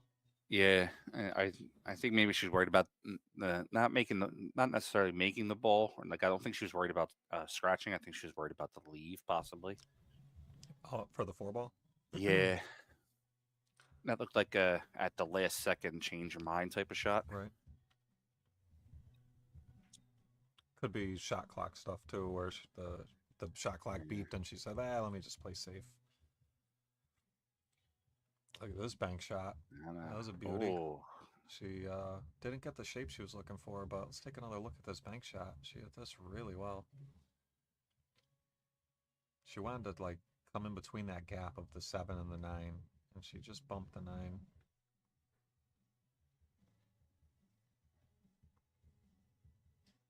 So Melissa swings and misses at the kick. All right, so Leanne and Deborah have to capitalize on this. I think that's the coaching moment there for the entire Q Queens team, is to capitalize on the mistakes. Right. If you punish your opponent every time they make a mistake, then your opponent starts to get tight because they're worried about making the mistake, and then it actually creates, in my opinion, more mistakes. Leanne's going to play it straight. Let's see if she wants to have just a little angle. All right, gives Deborah a good angle.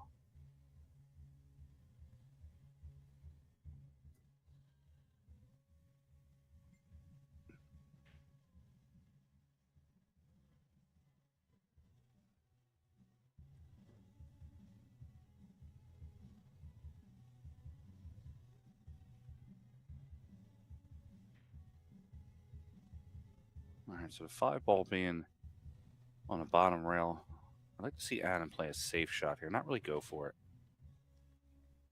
Play almost a 2 rail on the 5, hitting the 5 towards the center diamond. Playing off the bottom rail to the left rail, letting the cue ball come 2 rails. Bottom rail to the right rail behind the 6. And bank the 5 up this way, basically. Something like that. Yeah. And you might even be able to avoid the side rail. You might be able to go right at it. And one of those, depends what English you put on the cue ball here. She could even come off with the cue ball this way, go that way, and send this ball like that. She's got options. That's what it looks like she's doing. Yeah. The only time I question though that particular play where she's doing now is if I'm trying to play it safe, I want to open balls up because I want to run. Right. I don't want to give myself the opportunity of maybe locking another ball up again. Right. So she did play the safe, but look at this. She gave up a window. Opened up. Now, the side pocket scratch, Leanne's going to have to be hesitant or conscious of that. I don't know if she can get out of the scratch. Look at this, though. She may have a stop shot safe to where she just 2 rails the 5-ball and just stops the cue ball, like behind the 9, and just make sure you don't overhit the 5 too far up table. That might be on. But the 5, it might actually hit the 6. I'm not sure. It's a touchy.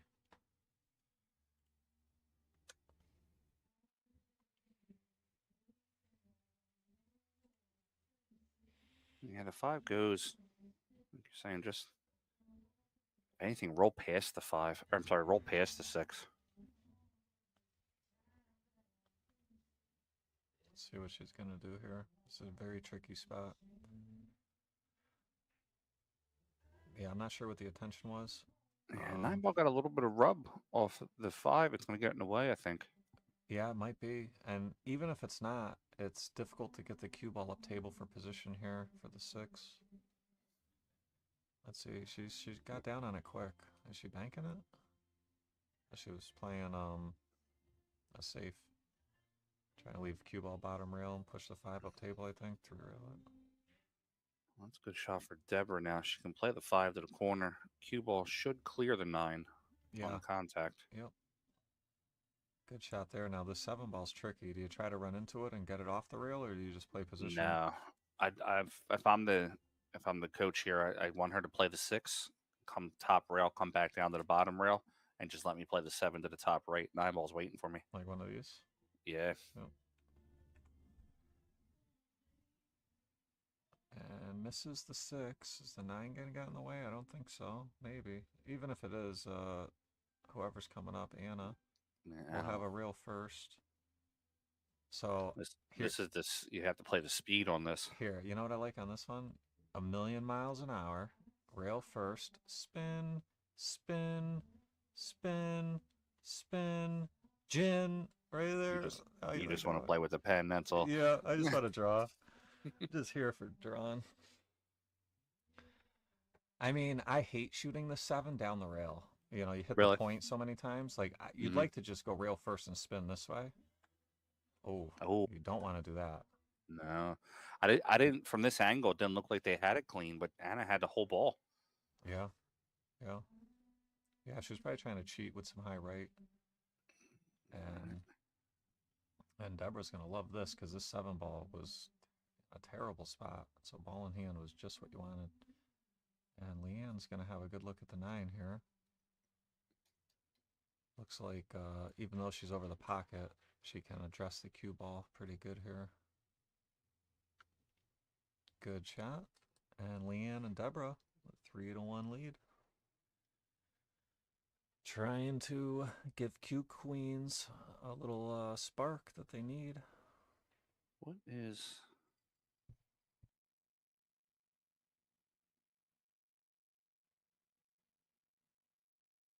What is Lee? I'm trying to look up Leanne's Fargo here.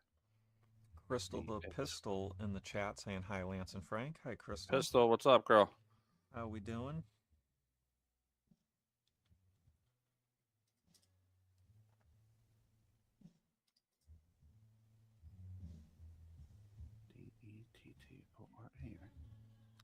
Leanne is a 398 with only 428 robustness. And I don't know about that 398. A little suspect. Oh. If you sign up to one of my tournaments, that might need a little tournament adjustment. I'll tell you what, she can get a Jack and Jill partnership going with me, and I even supply the Jack and Coke. Yeah, for sure. So let's see, what do we got here? Anna at the table. Oh, okay, she can see the 2. Maybe just the edge. Maybe she can try spin it in rail first. Wow, that was a man. Great She shot. cut the ball well too. That was just unfortunate. Yeah, sure is. And now who's it? Deborah. Deborah's going to take ball in hand here, and they lay pretty good here for Deborah and Leanne. Yeah, first shot here is key. Yeah, I'd like to just bring the cue ball back to where it was. Yeah, just she has a nice natural angle going up table for the 6 after the 5. And then you can pretty much stop where the 6 is and shoot the 7. And that'll give you an angle going 7 to the 8. Yeah, the focus here is just making the balls right now. Don't worry about too much position. Yeah, that's perfect. Now, I wonder if Deborah is going to try to get greedy here and try to get her closer to the 7 or just stop right there. I would. I think she can manipulate the ball a little bit to get to the center of the table. Yeah. Okay, so I'm not in love with going forward because you're reducing the angle. You want angle there. Like I would have, instead of going forward 2 inches, I'd rather come, like you said, more center table, like back 2 inches or something. That's exactly why. Now she has to cut the ball. Right. I'm sorry, she has to play the ball a little bit more straighter versus where the cut becomes a little bit of an easier angle. Right. So Melissa has to watch a scratch in the top right pocket here. yeah, and this is tough just to pocket this ball. This is pretty thin, and like you said, there is a scratch, top right corner, and she's stretching too. Yeah, I think Anna just told her to play safe. Yeah, I would definitely play safe here, or at least if I was a coach or something, I'd say just play safe. Well, good thing for Q Queens is that Deborah's coming back to the table. Oh, she loves these Not banks. that Leanne can't bank this, but I think Yeah. Deborah is going to be able to bank and give her positional play. Jacked up over the 9, gonna make this a lot tougher. So she played all safe. I don't blame her. No, I don't hate it. On the bottom of the rail. Yeah, if she wasn't jacked up, I'd say, going on that 7, the way you play and the way you've been playing, just shoot, bank the 7. But being jacked up, it changes everything. And even if Anna was to make the 7, it's not going to be any duck on the 8. To make it and get position is going to be very difficult. The pro shot here is 2 rails, left rail, top rail, come back down. Yeah, to like center table area. Yeah. Mm-hmm. And it does have the skill to complete that, though. Great shot. Oh, I thought she made it. Oh, look at where it landed, though. Yeah, landed funny. Now, if you can't comfortably cut this in, you got to kick at it. It's a big ball to kick at. You can go 1 rail, 2 rails. Yeah, I think she does too. Unless it's frozen. Has to watch for the side pocket. Maybe not. She's looking at the kick already.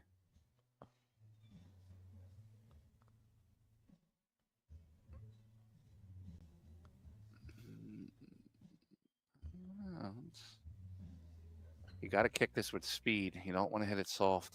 Yeah, you definitely want speed here. You don't want to get stuck up table. And accuracy and speed. I'd actually like to connect the second rail. Oh, yeah, you definitely wanted the second rail there. I mean, you could get away with it just 1 rail, but the second rail makes it, gives you position. So, good swing, but missed the kick. And Melissa, pretty good. Yeah, really good. Oh, I think they're gonna have to shoot the 9 in the top right. Just you think over. Well, I don't know. It depends on the angle. If she could nip draw this with some low left and go in between the 9 and the side, sure. I think Anna's style of play, she might come off the bottom rail. Yeah, that's not bad either. Come out too, like what she's trying to look at now, 2 rails out. Being this close to the object ball, sometimes it makes it a little tricky with the follow. You gotta put a pretty good stroke into it. It's a lot easier to get. Wrong screen. It's a lot easier to just do something like this or just straight stun over. Mm-hmm. It doesn't require much stroke, Yeah.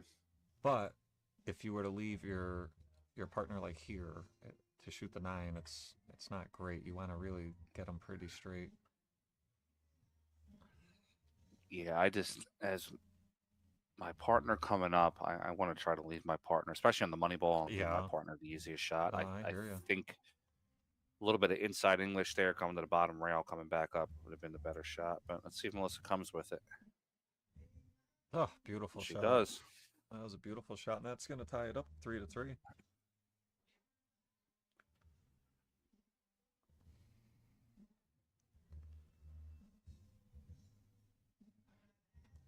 Was that right? It was 3-2, or did I mess up? No, I believe it's 3. Chat, what do you guys got for a score? I believe that was correct. Might be 3-3 now.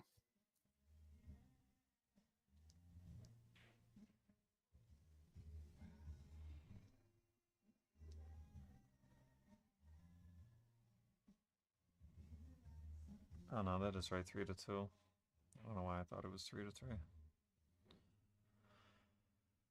All right.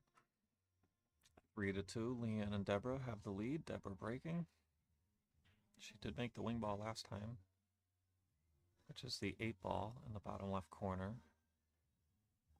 And it did not make it this time. Watch out, 9 ball. Okay, lucky for her, it fell. Yeah, that's actually lucky for them that it fell down. It might just be prolonging the inevitable here. Rack looks pretty open, making 2 balls on the break. Yeah.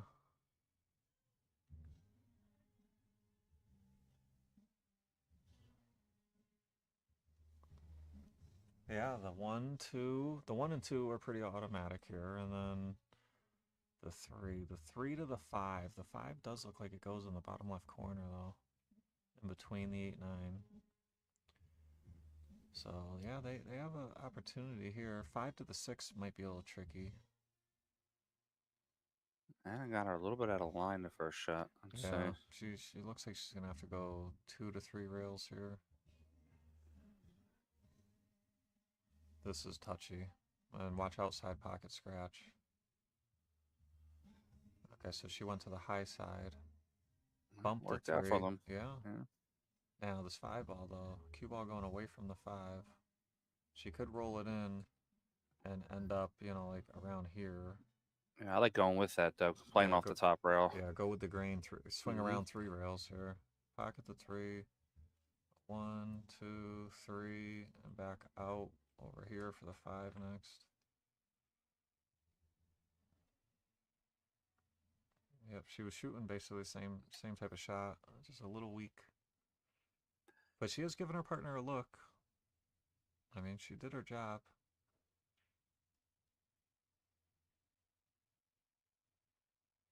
But this is very tough. Yeah, she got her on the tough side of the 5. Yeah, it's tough to make the ball and tough to get position. And she put a good effort in. Just missed the 5. Would have had position. And now Leanne comes to the table. So Leanne just needs to pocket this ball, not hard. Pocket speed. I don't know if trying to get the cue ball to go out 2 rails for the 6 is going to be... Yeah, you just got to roll this one in. Just like that. Use the 8 as a stopper, and the way Deborah can play the 6 to the corner and just kind of draw back 1 rail. Yep. If she really wants to let her stroke out, she can stun in between the 8-9 if the angle is too great. Like that, yeah, just like that. Great shot. There you go. Nice shot. Very good. Now, what's Leanne gonna do here to give her shape? She's gonna draw back for the 9 on the side. She's gonna go forward for the 9 on the other side. I wouldn't even do that. I'd play it, stop it, and let my star player there just take it long. Yep. Yeah, I don't really like playing for either side pocket here. They're just they're a little too steep for my liking.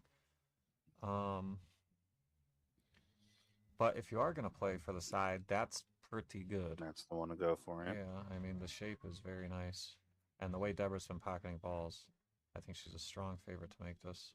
Great shot there, and that's going to put Leanne and Deborah on the hill, 4-2.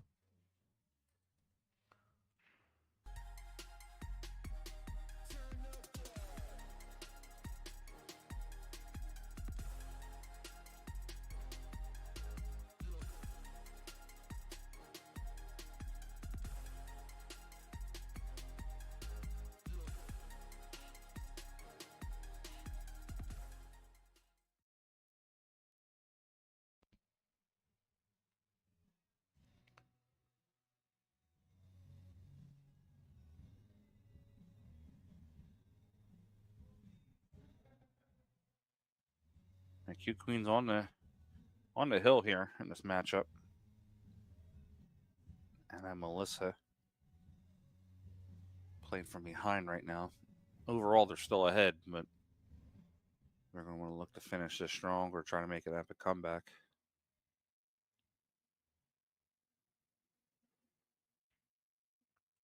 So our next match we're going to have, oh, I don't have it on the side view. I believe it's going to be Emily Smith playing somebody. Let me see here. We'll be back to singles, won't it? Emily and Carol Clark are going to play each other singles. 8-ball next. Coming up next. I think I like Emily in that position. I like Carol Clark's game. She's been in a lot of my events. Yep. I think Emily's got a little bit of the determination in her eye right now. Well, that's good for Q queens because they're down. Yeah. They're gonna need that.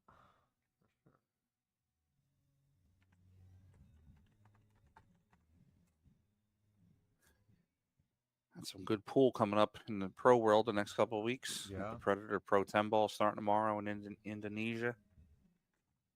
Yep, there's some World 9-Ball Tour stuff coming up. World Ultimate 9-Ball Pool, Tour. all sorts of stuff. 4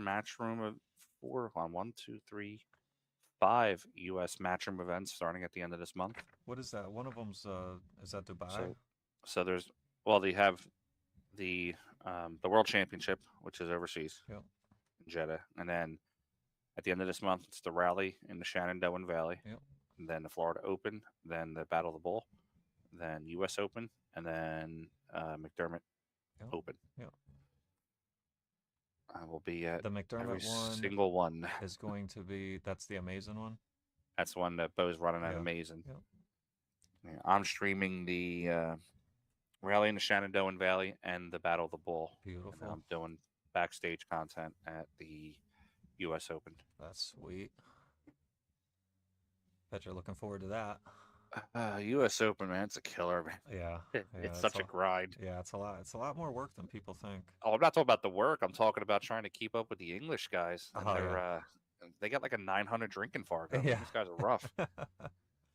I like that there from Anna. Anna committed a foul and called her foul, and that shows good sportsmanship. I appreciate players like that. Yeah, for sure. Because on the stream, it didn't look like she touched the 9. Yeah, I didn't notice it. And now Deborah's going to come up with ball in hand, and this is a great spot to have ball in hand because the 2 ball's in a tough spot. The 4 ball's I'm shooting a tied 9 up. here if I'm her playing safe at the same time. Yeah, behind the 5. Yeah, I see it. Yeah, I don't mind that shot. It's all right. Bank the 4, leave the Q on the bottom rail. Or go the opposite direction. Leave the Q on the top rail behind the 5. Yeah, I like it. I like it a lot. I'll tell you, a couple of these those matchroom events, a couple of them have released their player list. This one for the Battle of the Bull is crazy. It's almost like an open, like a U.S. Open event. Yep. The amount of players that they're going to have at that one. That's at Wolf's Den. Wolford's, right? Yeah. Yeah. Oh, watch out, cue ball. Oh, watch a scratch. Watch out, cue ball. All right, so just what Anna and Melissa were looking for here. Ball in hand, down 4-2. They need 3 racks in a row here to try to get this point. Now, fortunate for them, their team is winning 5-2 in this race to 7 event. So that takes a little bit of the edge off. And would have liked to come out a little farther, but it's still manageable. You could pick the corner here if you want. If you play the side, you should put some a good amount of right-hand English on this ball. Yeah, I'm a corner guy here. Yeah, I think I am too. I like just playing that pocket speed and just freezing that cue to the rail for the 7. Yeah.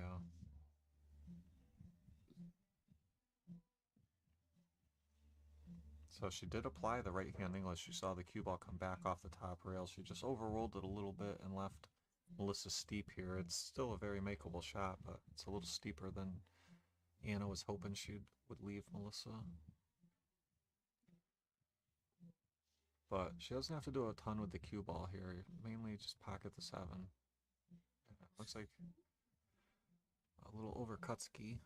Yeah, Melissa's having a tough set here. She played well last set. I think she maybe run out of gas a little bit. Yeah, and the doubles is totally different too. You Exactly. know, trying to get a rhythm in doubles is difficult. I mean, she did her job last set. She got the point. Yeah, and Deborah and Leanne are trying to run out here and give their team the spark they desperately need, and this would help them certainly do that. 10 o'clock English. If she's feeling herself, 10 o'clock English here. If not, just play the ball in soft and let your partner play the longer shot. Yeah, I would stay away from inside here and just roll it in. Oh, she missed it, but she missed it for a big bounce. Yeah, that's not a bad miss though. That 9 ball's covering up the pocket. The combo's tough. Yeah, the 8 ball goes. You can play the 8 ball off the rail, off the 9. Rail first. Yeah, but you got to hit it well. So Frank's saying you can either play the 8 rail first, off the 9 and in. She could also play the 8-9 combo. She could bank the 8 and not even touch the 9. There is a potential double kiss on that scratch, though. Yeah. On that shot, I mean. Anna's got a very good pool IQ Yeah. from being around a lot of the events and players that she's been around. So I'm expecting her to maybe want to play that rail first into the 9. The way she's looking, I wonder if she's looking at the safety rail first. Because That could work too. She was looking over here, which I don't know. Besides the safe, that's all you would really look for. Well, we're gonna find out shortly. There's some options here. This is a big shot for Anna and Melissa too, because this could cost them the match. Yeah. If they don't execute 100%. Yeah. Yeah, and it's gonna be tough to get away with it if you miss here. Because the cue ball is probably not going to be stuck up table. It's probably going to be around where the 8 is. Okay, so she went in on the 8-9 combo, but you can't shoot at that speed. You have to really swing at that. Because of this, you don't want to leave it in front of the hole. Yeah. So looks like we're going to have... And Deborah and Leanne win that one 5-2. And that is going to give Q Queens a desperately needed point, and that's going to make the overall score 5-3 in the race to 7 match. Our next match is going to be Carol Clark versus Emily Smith in singles 8-ball. We will be back shortly, about 5-10 minute break in between the match. Don't go anywhere.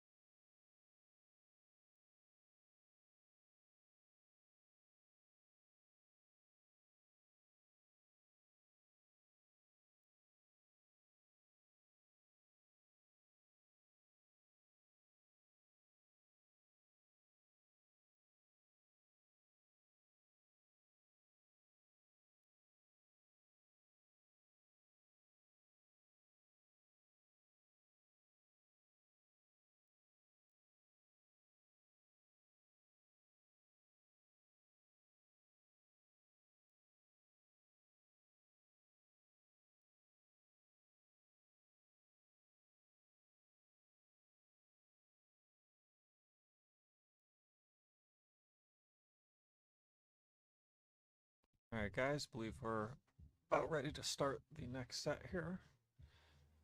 We're going to have Carol Clark for Diamond Squad up against Emily Smith for Q Queens. Diamond Squad has a 5-3 lead overall in this race to 7 format. Looks like Carol's going to win the lag. And we're going to have a race to 5 here, singles 8-ball.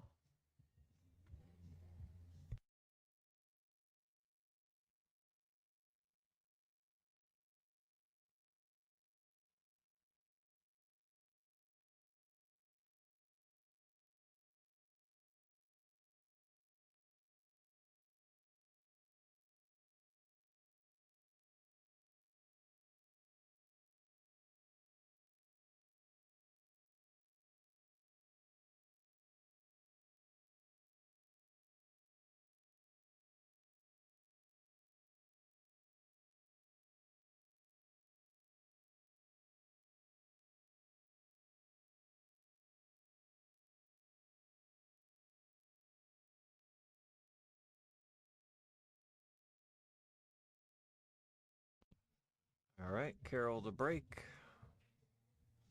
The break's pretty important in bar box 8-ball. You really want them to open up. And that's a pretty good break. They're opening up pretty good. So, dry break.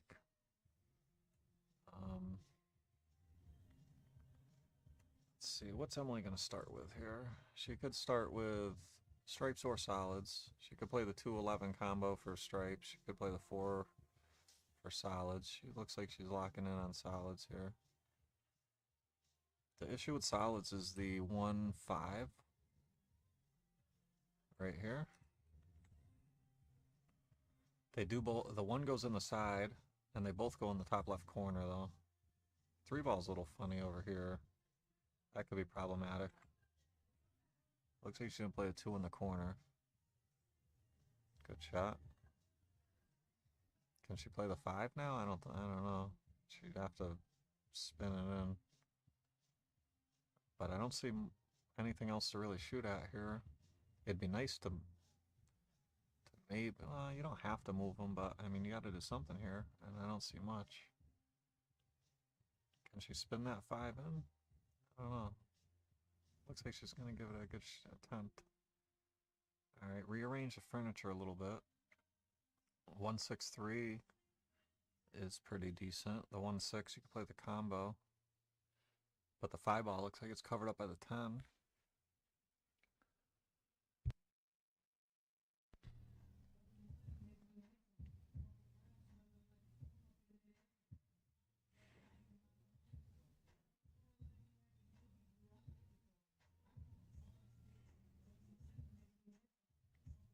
And Carol's going to shoot the 14 in the side here. Tough shot.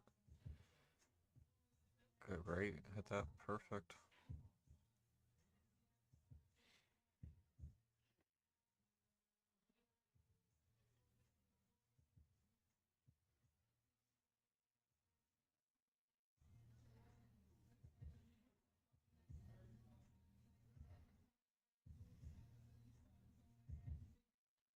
So now she looks like she can take the 10 ball, but she does have a big issue here.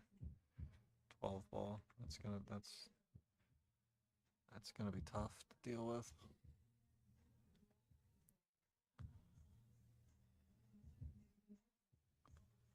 Okay, she's got the 15, but she's straight. It's gonna be hard to get the cue ball out of there. And I don't know what you can really do here. You can just roll the 15 in. Watch out, cue ball.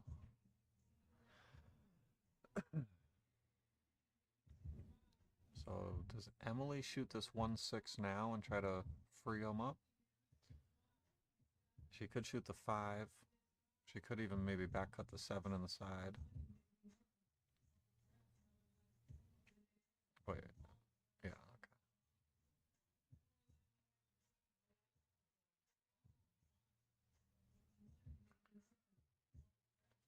okay. And good attempt. Carol got to look at the 9 in the side or the corner, the 13 straight in the bottom left corner.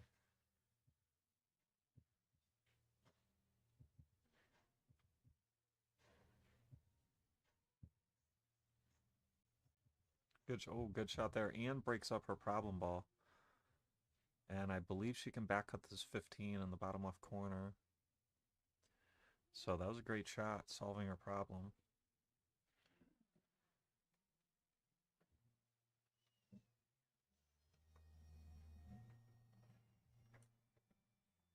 Great speed there. So now she's going to have to pocket this, looks like the 13 ball, and draw her cue ball back to around there, or even farther. You want to be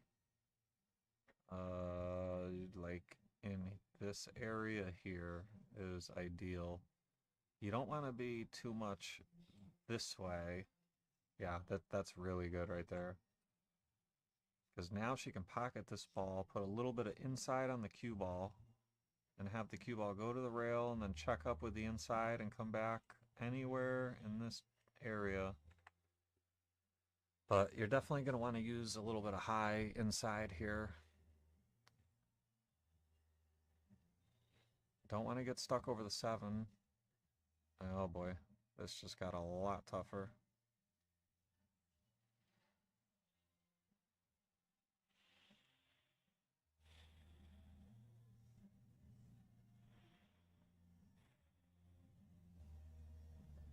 So, real tough shot here. If I'm Carol, I really slow roll this ball. Wow, she just jumped up and just no problem at all. I was saying, I kind of like the slow roll there, because if you miss it, you potentially block a corner and put max pressure on your opponent. And even if they are to safe you, you almost likely have a 1, 2, or 3 rail kick somewhere to try to kick the 8 in. But she got up and just drained it, no problem. Didn't look like she was bothered at all being jacked up. So that's going to put Carol on the board 1-0 for Diamond Squad. And it's going to be Emily's break. Let's take a, we saw Carol's break was pretty good. Let's see what Emily's looks like.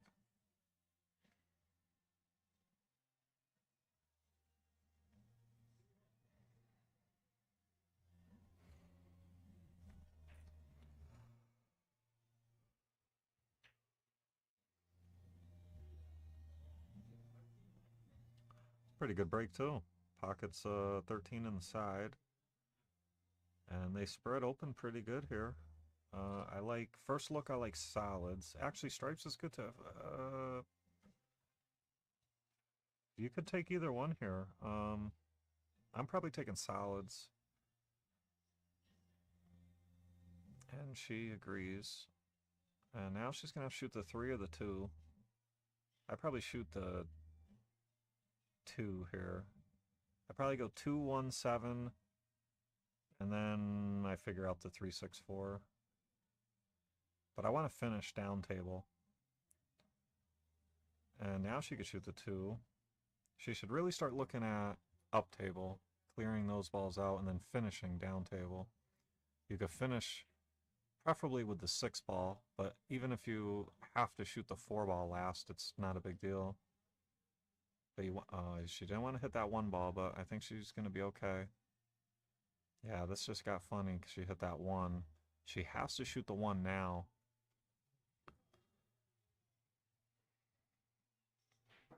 What's her cue ball going to do? Is it going to nick the 12 ball? Nope. Alright, so now she can shoot the 7. Or she can cut the 6 in. I don't know if I play with the 4 here. Alright, she is going to play with the 4. Let's see what's going to happen here. Alright, so this is still doable. It got a little funny, but she can pocket the 7 and have her cue ball, you know, try to come up and down to this general area for a cut on the 6. But this is tricky.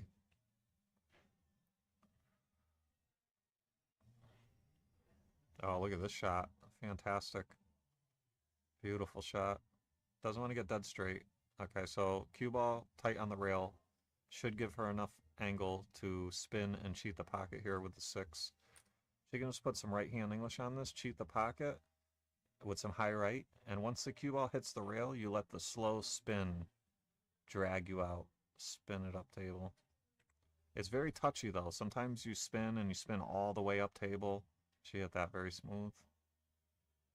Pretty well controlled there. Has a good look on the 8. There's not many scratches you really have to guard against here. It's mainly just roll the 8 in. And this would be, I believe, for a break and run.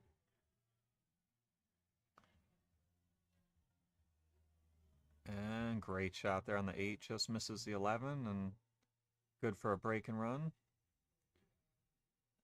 And it's going to bring Carol up to break.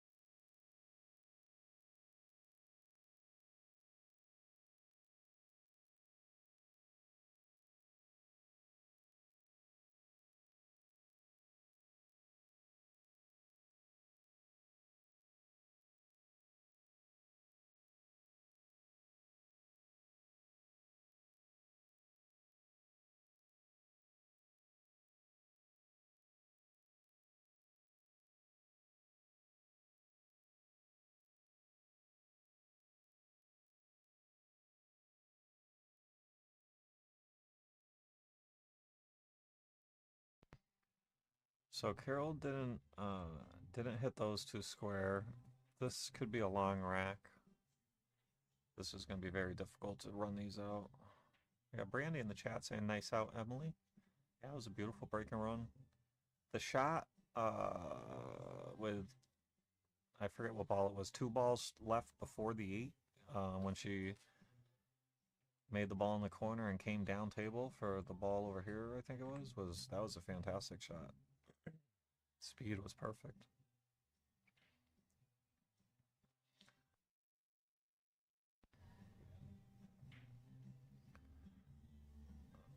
Carol playing a safety there. She didn't have anything to shoot at. Put the 9 in a great spot.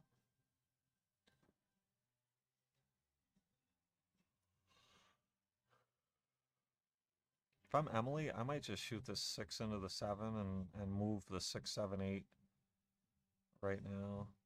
Not hard, just a little bit, just to rearrange them. Just trying to pocket that 14 and open up the pocket for the 1, 4. Now the cluster is getting bigger.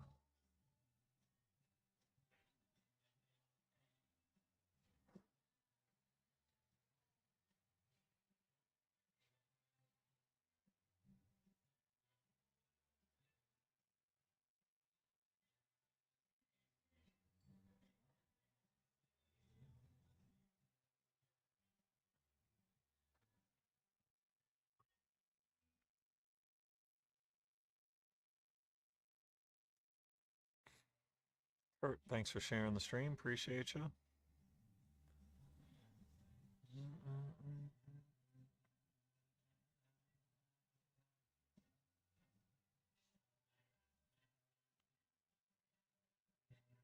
Carol, with a look at the 15 here, needs a rail. Got the rail. Good safe. Emily may be able to pocket this 5. Yeah, I think she can. But one of these players is going to have to open up this cluster. So far, it's pretty neutral. Carol has the slightly best of it with ball position because she's got both bottom corners pretty locked up and only 1 ball tied up. But with a clever shot or 2, Emily could flip the script here. Like right now, she could, yeah, try to tie up that pocket, but... So she opened them up a little bit, and her 6, if once the 15 gets cleared out, 6 will be okay. It could even be a break shot to open up the 7 and the 8. You don't have to, though. She could play the 7 in the bottom right. Let's see what Carol's going to do. Boy, that cluster is stubborn. Yeah, good shot here. Pocket the 15, and yeah, you gotta take Carol's control of those bottom corners away from her. So now Emily has slight control of that bottom left with the 6. So Carol immediately gets rid of the 11, which was smart, and didn't give up anything good in the process. If I'm Emily, I probably just thin the 6 like to there and go off it with the cue ball and just go up table.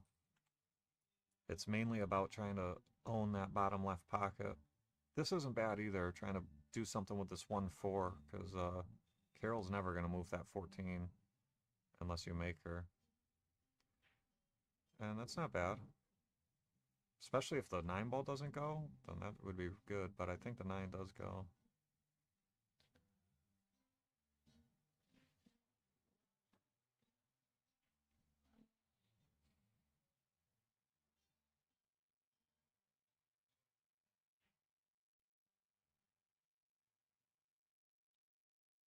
This could be trouble.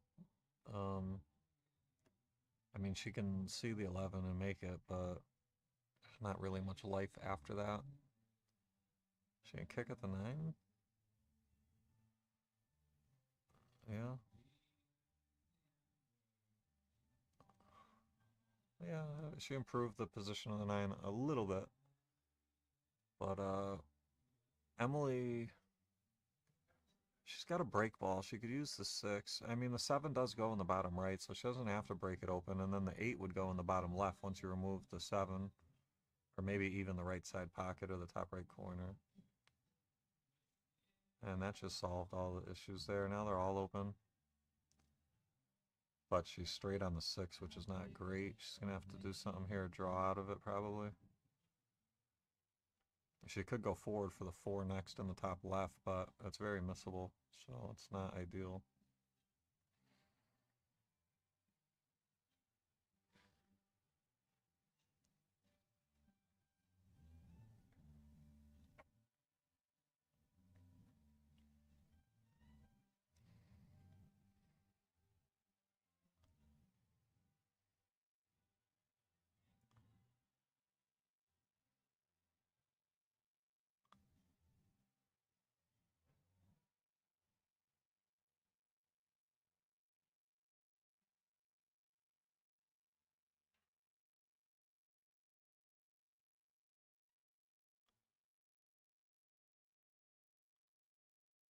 She is going to take this 4 ball next and follow up for the 3 in the bottom right next, but it's a very difficult shot. Wow, hit it great. That was a great shot.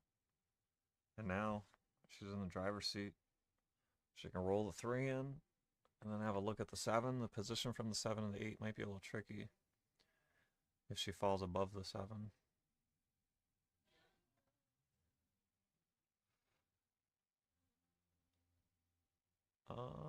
A good shot. Yeah, she got below it too, which is perfect. Now she can pocket the 7 and draw back.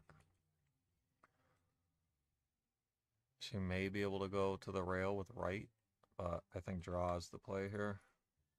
Even if you were to draw and bump the 8, you should end up with a good look as long as you don't hit it too full.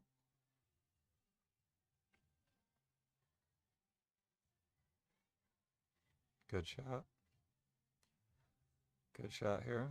A little thin here, but she's been pocketing balls pretty good here, so I'd say she's the favorite to make it. Watch out, cue ball. Great shot. And that's going to put Emily in the lead 2-1.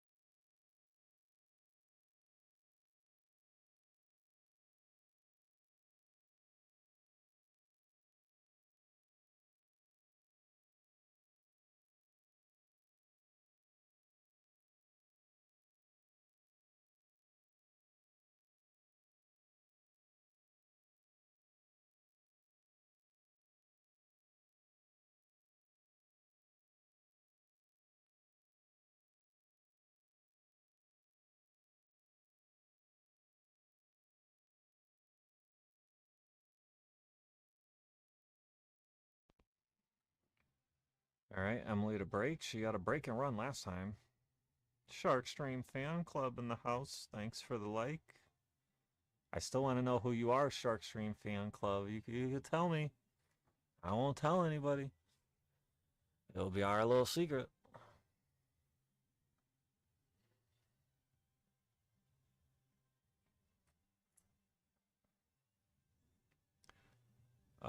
Cassie in the chat saying, let's go, Emily.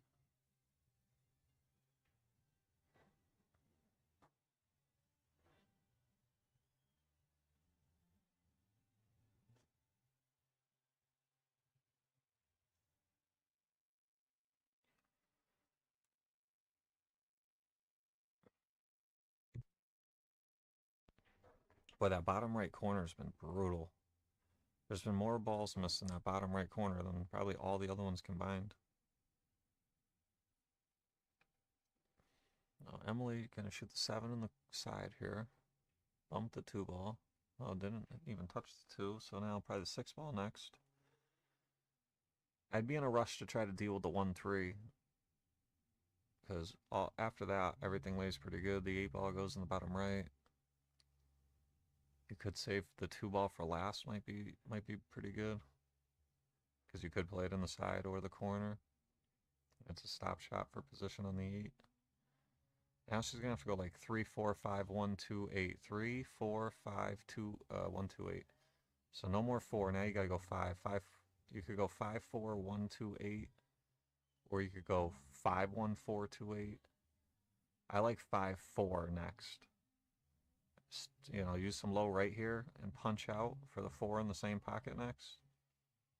If you don't like stunning and punching, you could just draw back for the 4 on the top left. But I want to deal with these 2 and then go 1, 2, 8. That's the reasoning. Okay, so as long as she can cut the 1, she's still okay. But she's got to be careful here. She doesn't want to go 4 to the 8. She wants to shoot the 4 next. Let's see what her position is going to look like. Okay, don't shoot. I mean, she can if she wants, but I would not shoot this 2 ball. I would shoot the 4. And I think she's on the same page. Yeah, you shoot the 4, and you come across basically where the cue ball is now, around that area for the 2 next. You could even draw if you want for the 2 on the side, but there's no need. She had the right idea, but she did miss the 4. And that's going to be a big opportunity for Carol. All the balls are open. She has a starting shot with the combo or the 12 ball. Diana, thanks for liking the stream.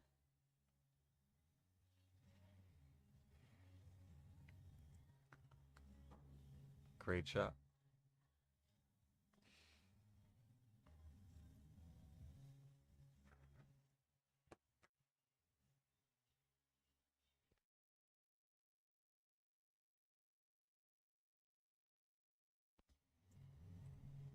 So now, I think we're going to see the 14 shot next. Tom, thanks for liking the stream. We got Rack 'em Up Erica in the chat saying, let's go New Hampshire, let's represent.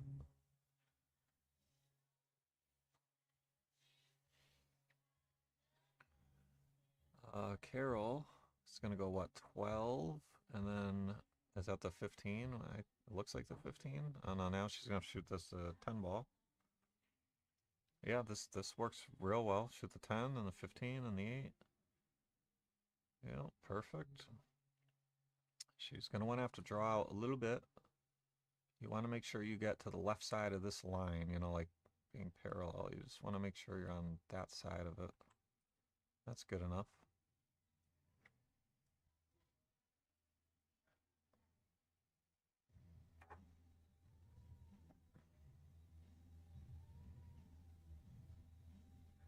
And Carol pockets the 8 ball and knots up the score 2-2. We got a good battle going on here. Both of these girls playing sharp.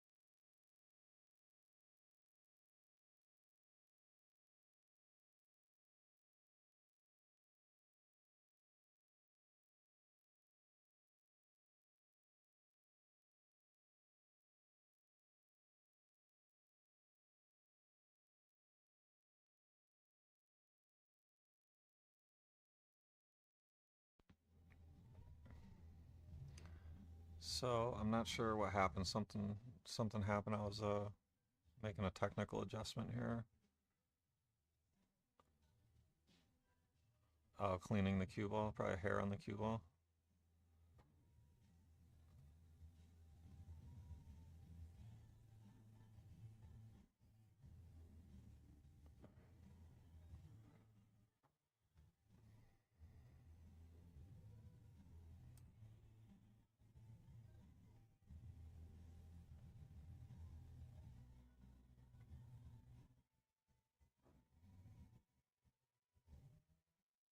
All right, I believe Emily is going to play the 7 ball in the side.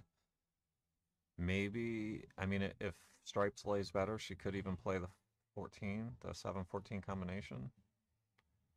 She's in a tough spot to start. The balls did not break good.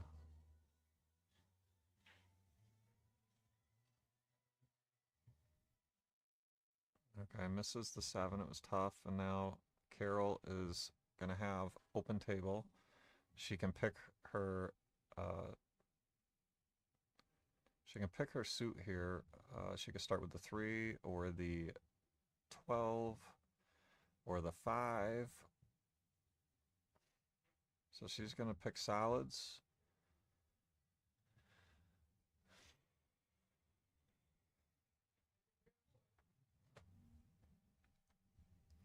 Solids lay pretty good here. The 5 ball's the issue. It does. She could shoot it on the side right now. I would probably shoot the 4, then the 1, then the 5, and then deal with the 7, 6, 2, and come out for the 8. That's good. Now shoot the 5. And then I would just keep the cue ball right there like a stop shot on the 5. It's going to go a little bit to the right. And then shoot the 1 next.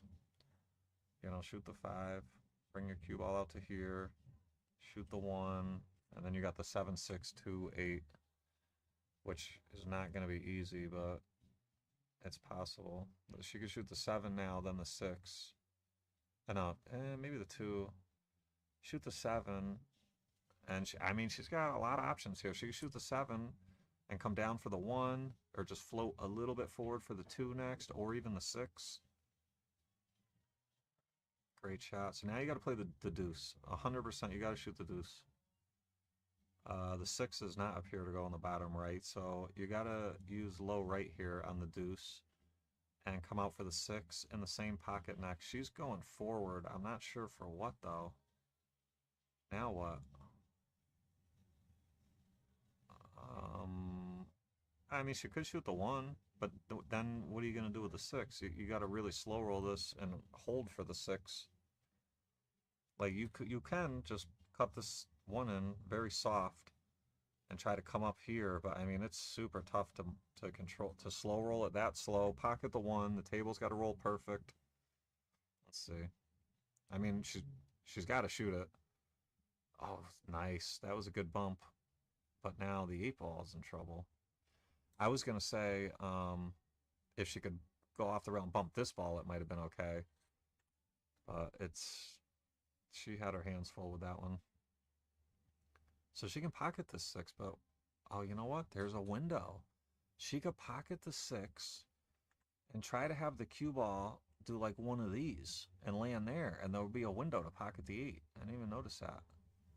Look at this. Look at this. Did she get... I don't know if she's going to have a look. I mean, she should at least be able to hit the 8, but I don't know. What a great positional shot if she can, in fact, make the 8.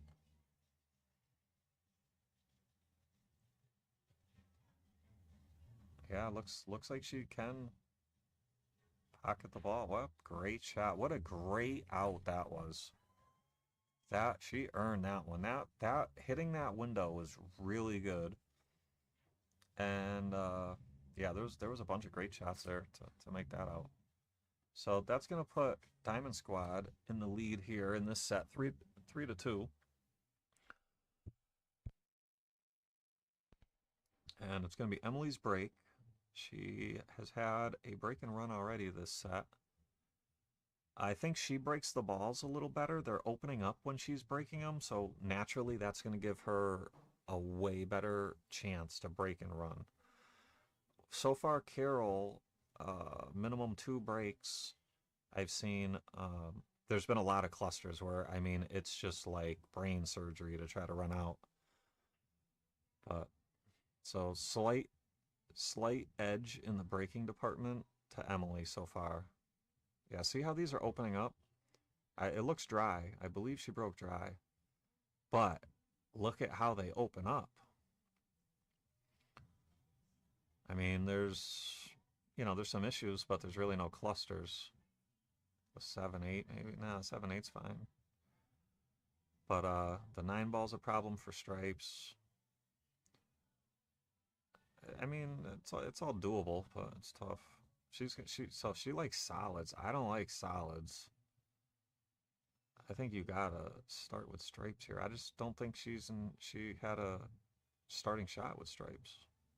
All right, so now Emily comes up with the open table, and she's gonna pick stripes, and she's probably gonna start with the 14.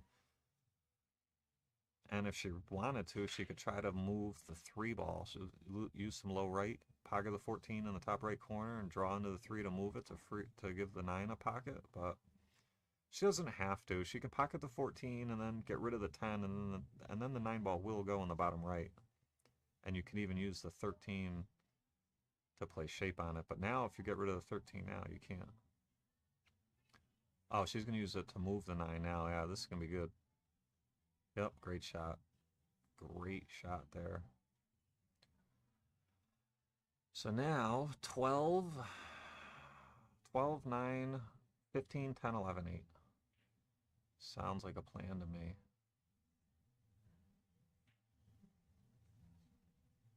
Uh-oh. Took her eye off that one. Now, fortunate for her, the 6 ball. Carol's going to have her hands full here. The 6 ball does not go.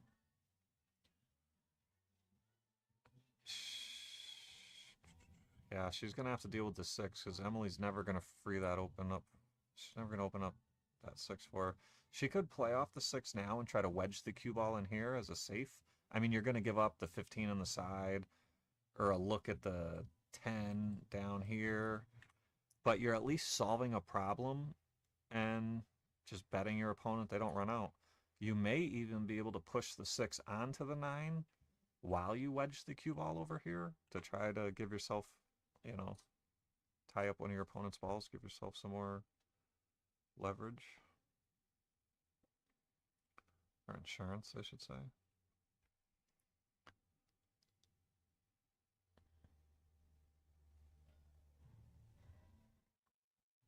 Alright, so maybe 3, 4 and bank the 6? Okay.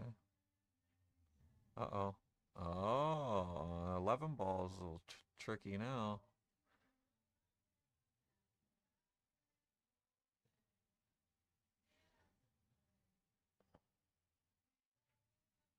She's eyeing up the bank. Or no.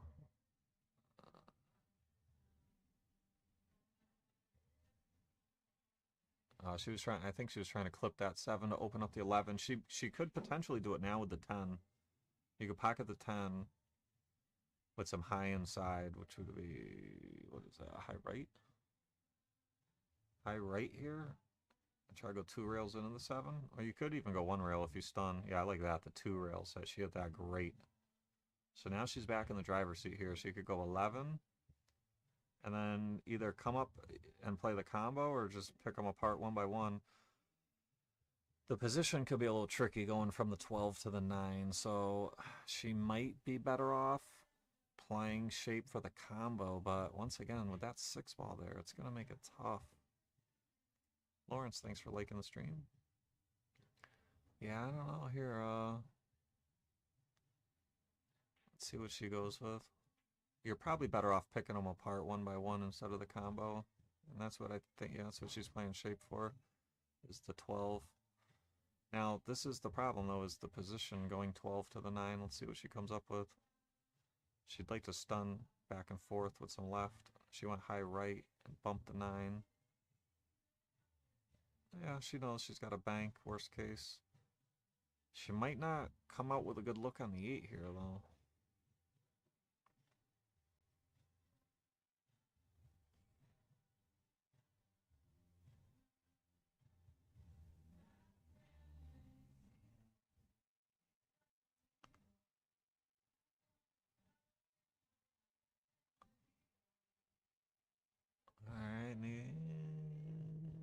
that 9 is not in a very good spot for her. So I'm going to say Carol has a big advantage now with being at the table with the shot and the layout of the balls.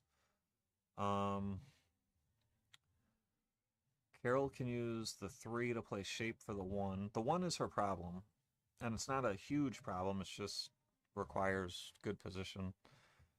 She doesn't have much of a starting shot, though. She could shoot the 7.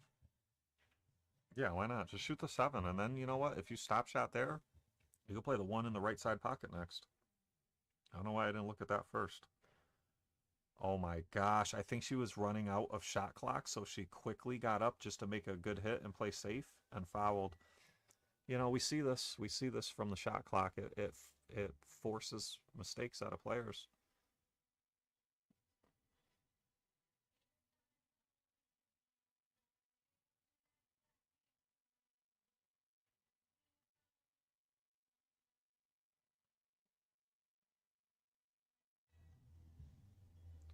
So Emily with a stop shot here, straight in the corner. And that'll give her a good look on the 8 next. She's going to say, why shoot the corner? I could just play the side.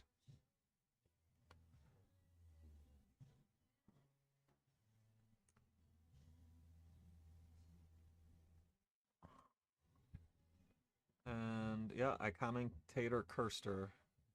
I don't know if that's Daniel or Danielle. And Emily ties it up 3-3.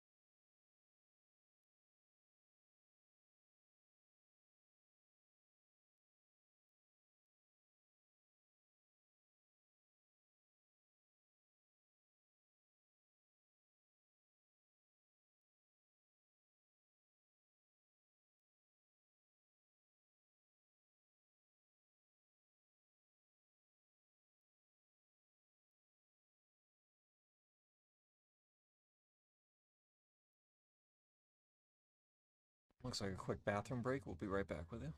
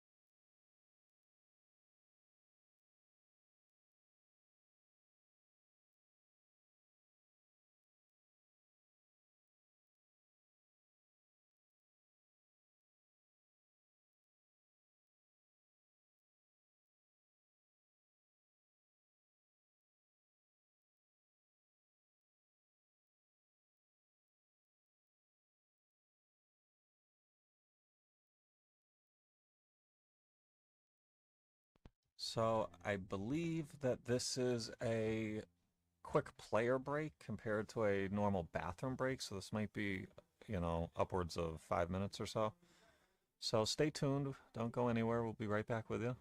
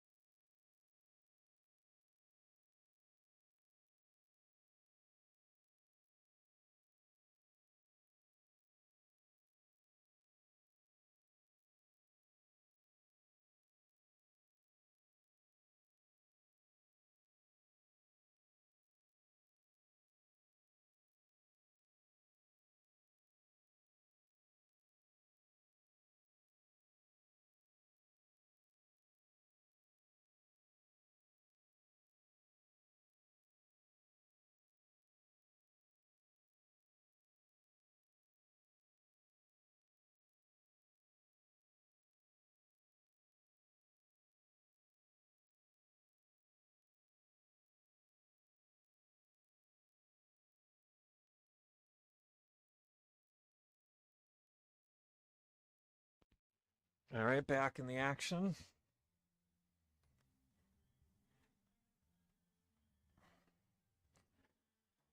All right, all knotted up 3-3. Diamond Squad up 5-3 in the race to 7. Overall team score. Big point here. If you're Diamond Squad, you take a pretty commanding 6-3 lead if you win this set. That was a much better break out of Carol. And if you're Q Queens and you win this, you really put the pressure on, winning 2 in a row and getting the score pulling within 5-4. The last match, they substituted Leanne in for Renee in a Scotch doubles match, looking to change things up and give their team a spark, and so far it's worked.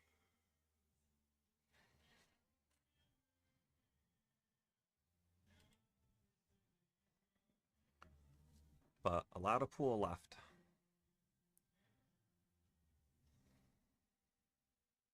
So Emily, shooting stripes, gonna pocket the 11. Oh. An uncharacteristic miss there. And it seems like every time a player misses, the ball clusters up. So that's if you're gonna miss, that's a good way to miss. Carol doesn't even have much to start with here. She could maybe back up the 1 in the side, maybe play it in the corner, maybe play the 4 in the bottom right corner, rail first. She's got some options, but none of them are very good. And more clusters being created down table.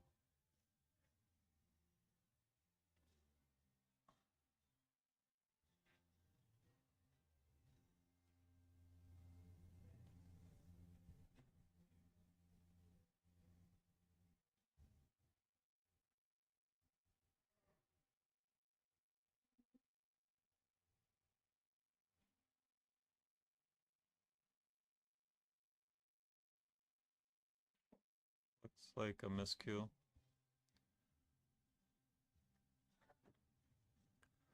So Carol is going to take ball in hand, shoot the 5.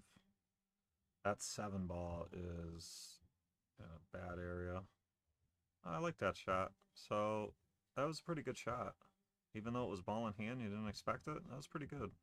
Now she has that control of that bottom left corner, and more importantly, the 5 ball can be used as a breakout ball for the 7. So that was very good.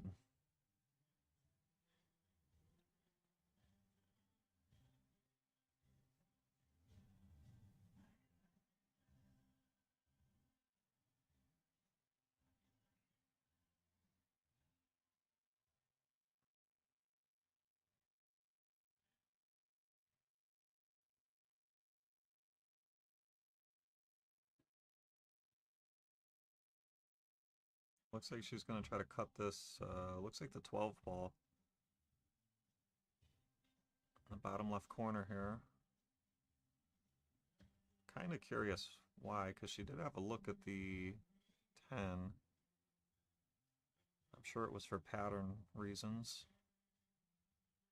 Now she's forced to shoot at the 13.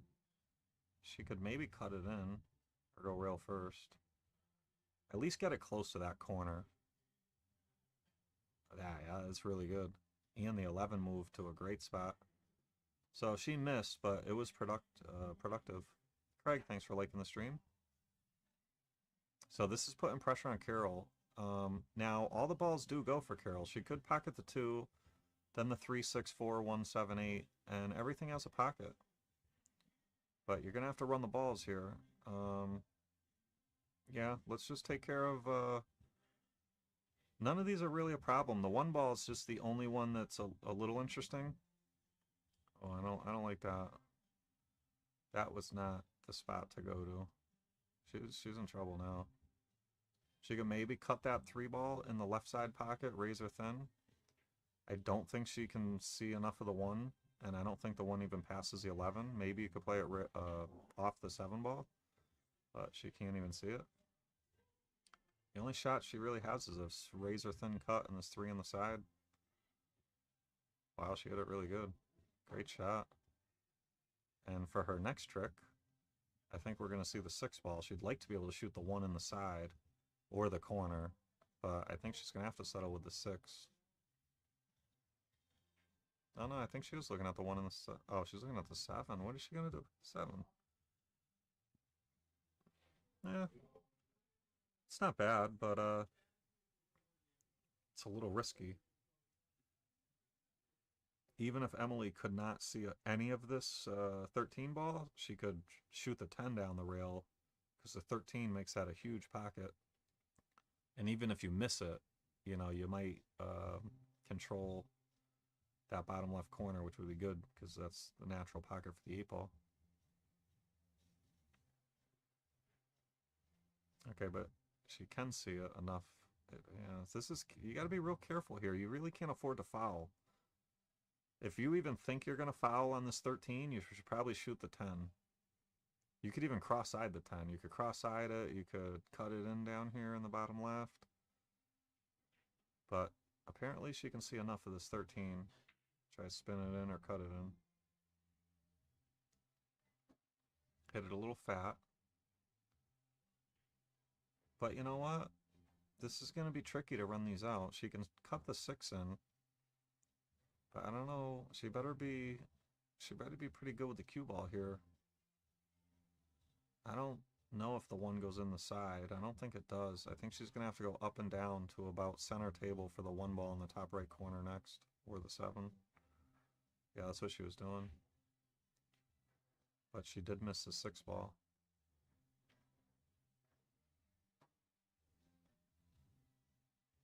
Emily, big opportunity here.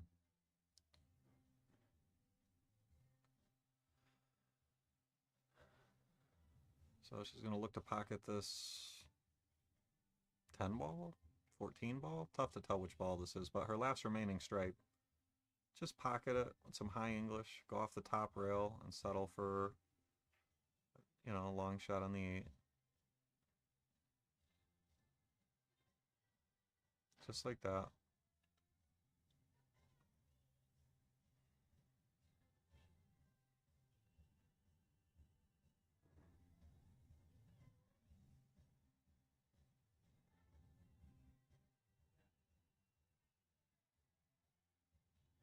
Oof.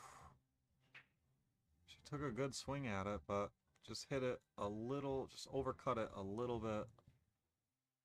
And diamonds are not forgiving. They are deep shelves. This is a 4.5-inch pocket diamond, 7-footer blue label. Simonis 860 on it, shark gray. And big opportunity here for Carol. Now she can shoot the 7, then the 1, and then the 8. She's going to need to come down table a little bit here. You don't want to get stuck up table on a thin cut here, like basically what Emily had, and this one's thinner. Yeah, so this is not ideal.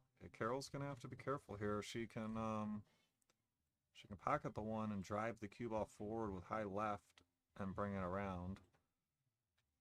She could pocket the 1 and like stun out with a ton of low left, but that's pretty tough. That's what she did. She hit it pretty good. She just avoided the scratch, and she just got out far enough to make this pretty manageable. You do have to guard against a scratch in the corner here. If you put inside English on this, which many players will, it will bring you close to the corner. See, she did put inside on it, but she did guard enough against the scratch. Great shot there. And that was anybody's rack there. Emily had a swing, and she hit the 8 pretty good, but Carol punished her after that.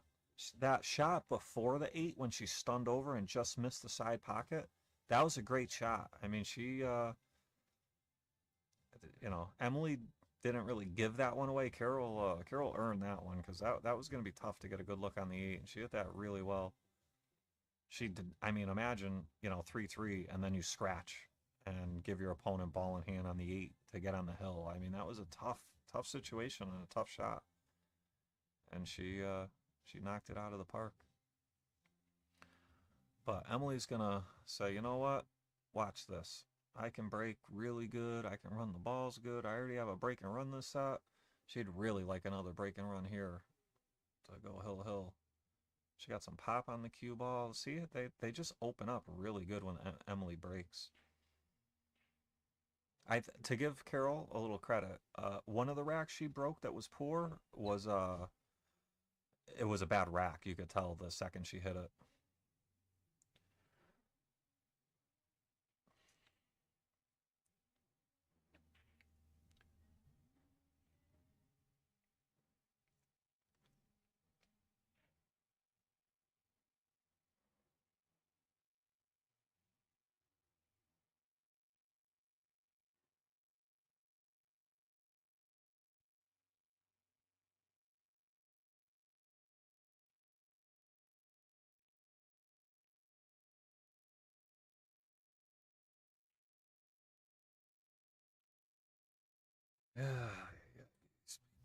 All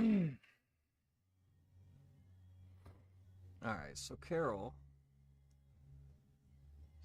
what is she gonna do here?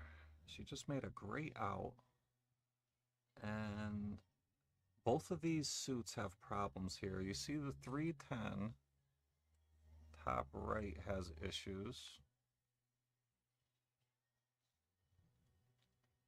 These two stripes here are issues, and you got a decent cluster down here.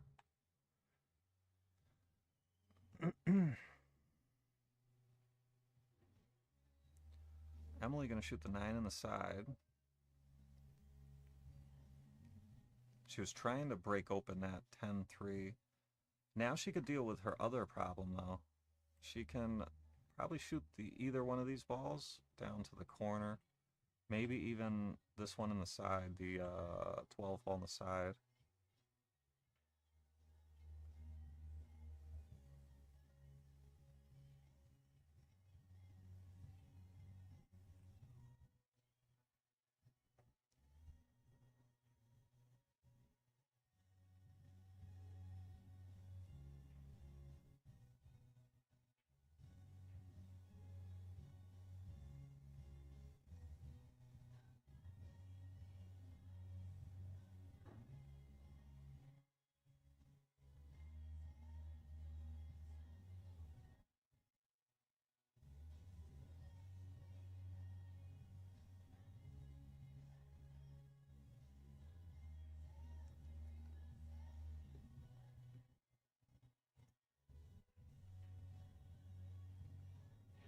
Alright, so now this is where things are going to start getting a little tricky here. If she's feeling good, she can back cut the 15 and let the cue ball break these open. There is a potential scratch if you go too deep and go rail first and hit the 3 ball. You could scratch off the 3 into the corner. She's going to choose, yeah, she could probably break open the was that the 15? Just like that. But no shot. So now, she's okay. I mean, she still has the 15, but she doesn't have a way to solve the issue on the 10 ball up there with the 3. That's going to be a problem. If she runs out from here, there might be an investigation. This would be super tough.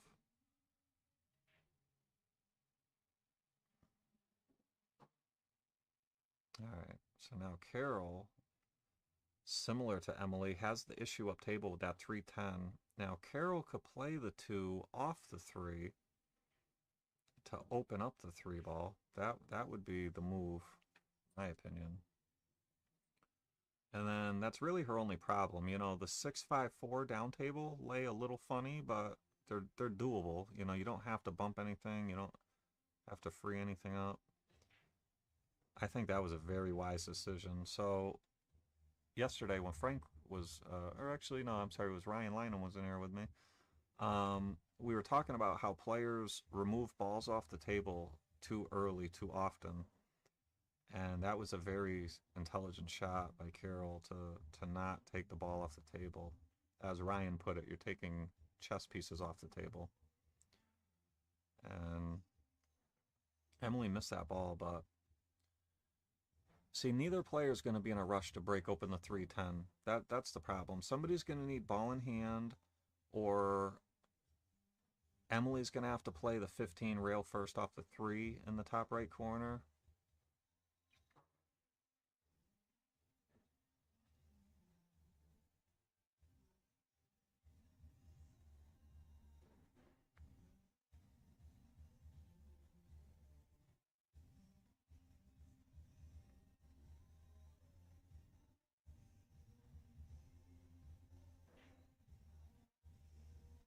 Oh, you know, she needed that cue ball to go down table a little bit more. Emily's gonna have a look at the 11, then she can shoot the 15 or the 13, whatever the ball that is. Looks like the 15. No, I'm sorry, looks like the 13.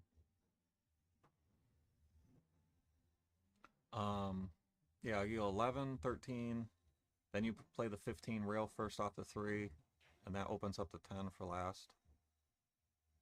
I think she wanted to hang that ball. She probably called safe and wanted to hang that ball. In the rules of 8-ball they're playing, you can pocket a ball and call safe, and it's your opponent's turn at the table.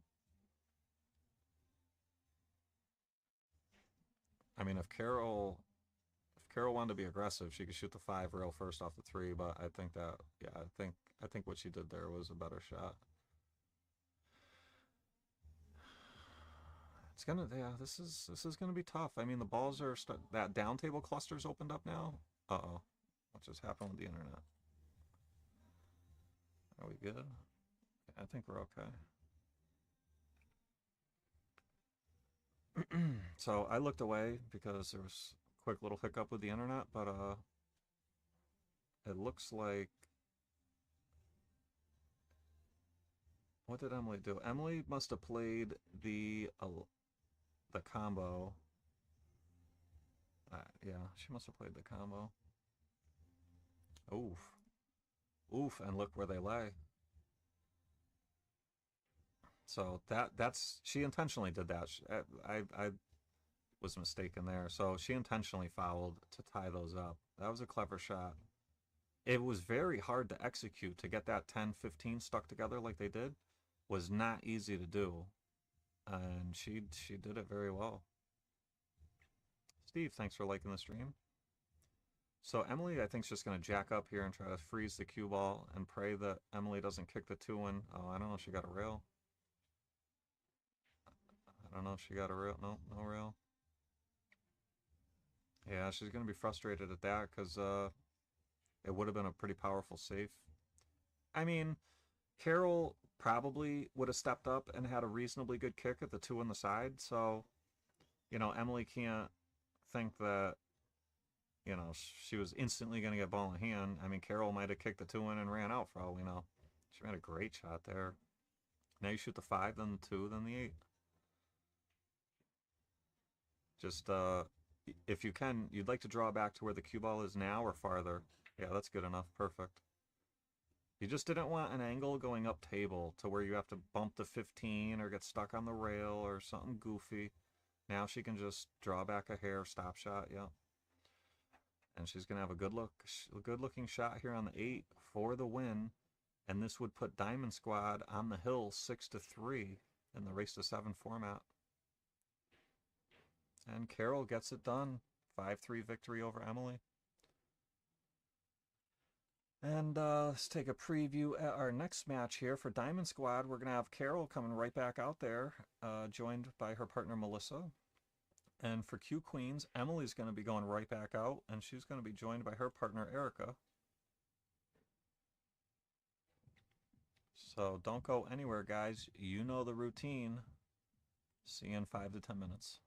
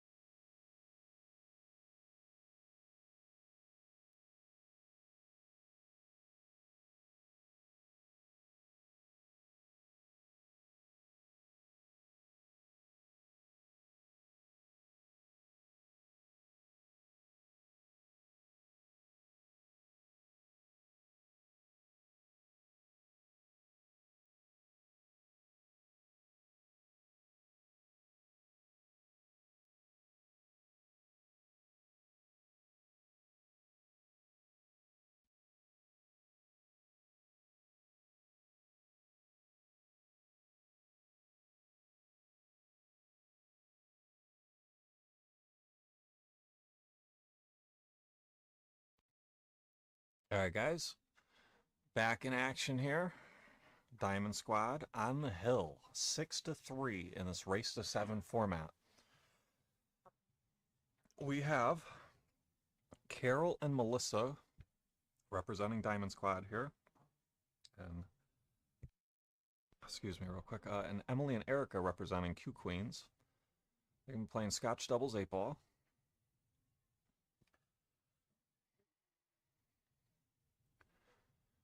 And let's see. So Diamond Squad's up 6-3. Q Queens has to win 4 sets in a row. From the mindset standpoint, if I'm Emily and Erica, I don't mind playing fast and loose here. I don't want to be too methodical and too slow.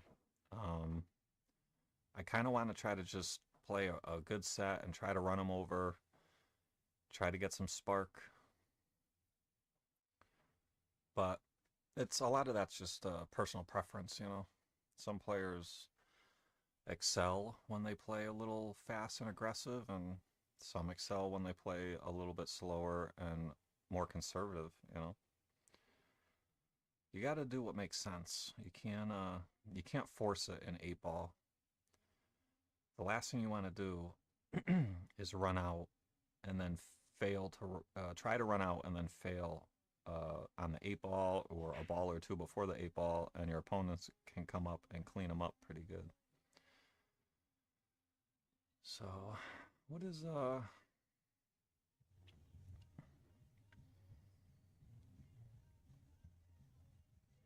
so Emily at the table. Emily and Carol both just came off the table playing singles 8-ball, so they should be a little bit more comfortable than their partners.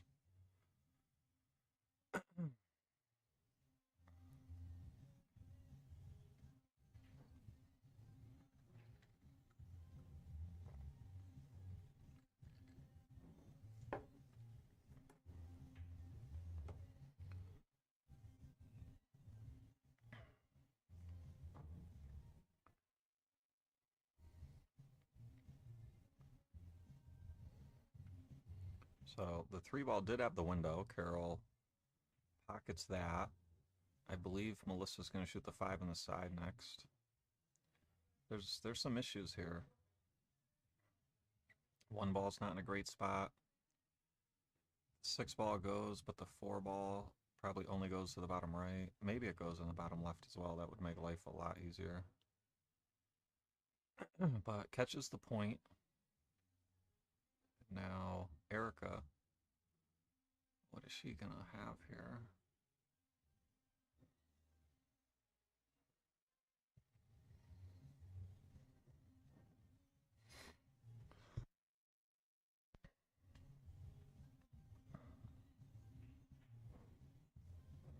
So she's going to try to cut this 11 in. Even if you miss this, it's not bad. Because now the 6 no longer goes down there.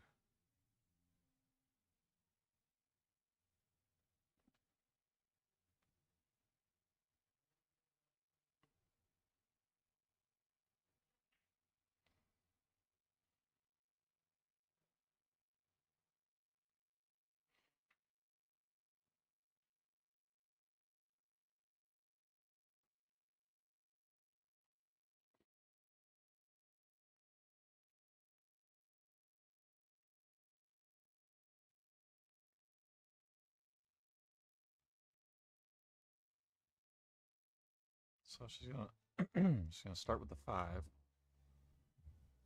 and go up for the 7 next.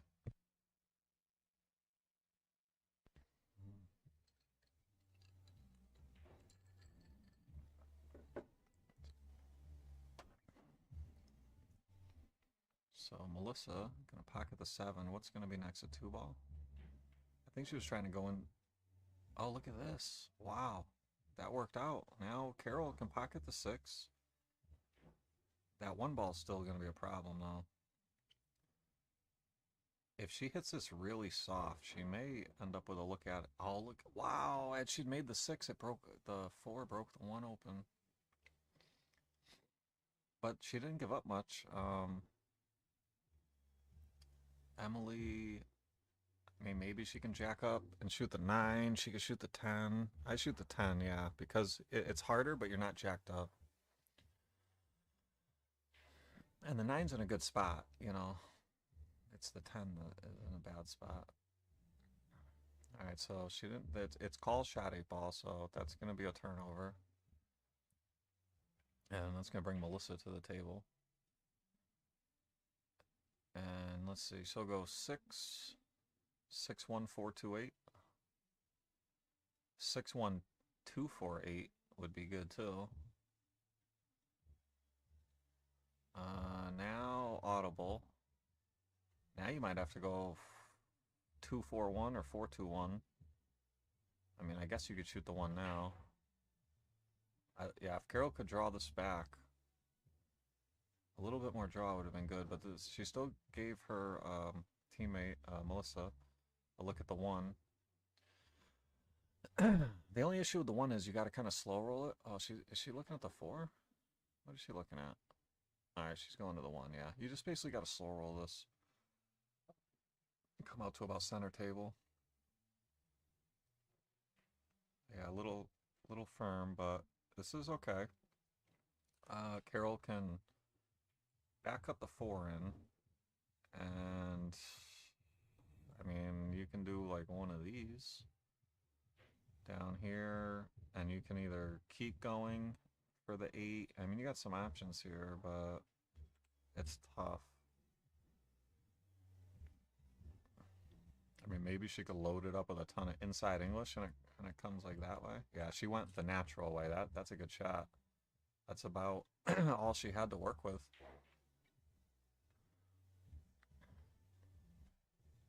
So Melissa with a pretty decent look here in the top left, but it's tough. So long shot, little off angle. Tough shot. Oh, she hit it pretty good, but just overcut it a little bit. Who would I say the MVPs are for both teams? I don't know. That's a toughie. Usually that comes down to undefeated players. Normally there's a player on the winning team that's undefeated, and usually that's like a pretty easy decision. Off the top of my head, I don't remember who's undefeated. If you just ask me who's played the best, regardless of scores, because I just can't remember them off the top of my head, I would have to say Deborah. But the MVP is going to come from the winning team, and right now Q Queens is down, so it would have to be somebody from Diamond Squad. So Carol played really good. They've all played real solid. I just don't know. Like I said, I would have to look at the scores and stuff. They've all played solid.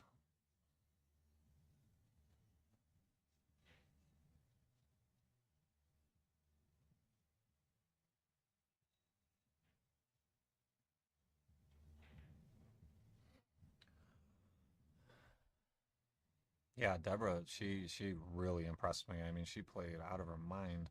Both, not even, sometimes a player will just play out of their mind for one day, but even today, when she played, I mean, she hit the ball really good.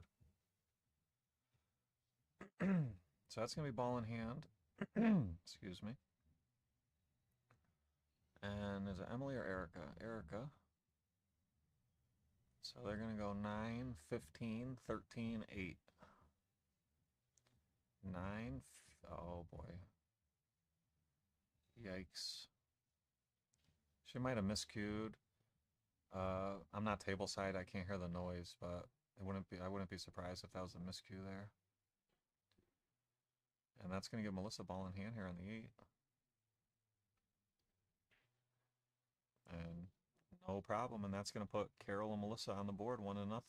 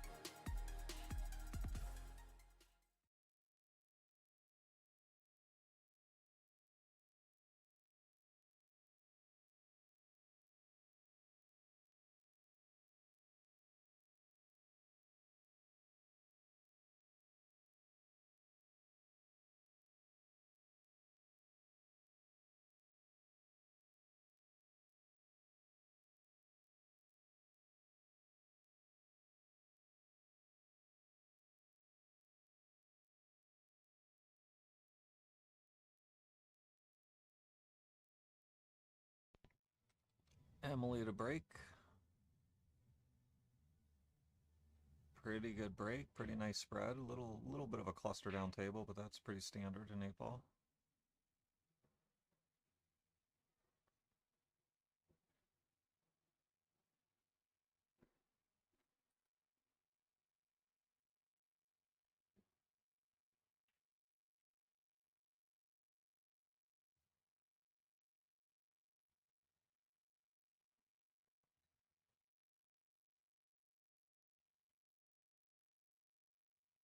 Carol gonna start off with the 15 here.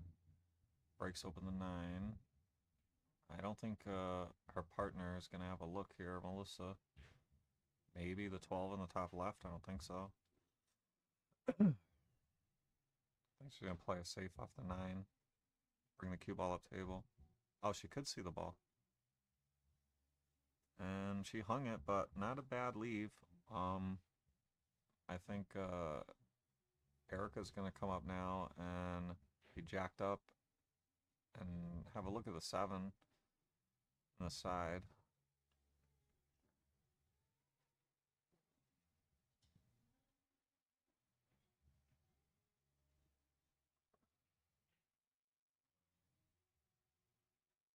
Oh. I believe that's opponent option because it didn't hit the cue ball. Okay, she's all right, and that looked like a miscue. Is she gonna get a rail? Yep. So little struggles early out the gate. It happens. It's a part of competing. It's a part of pool.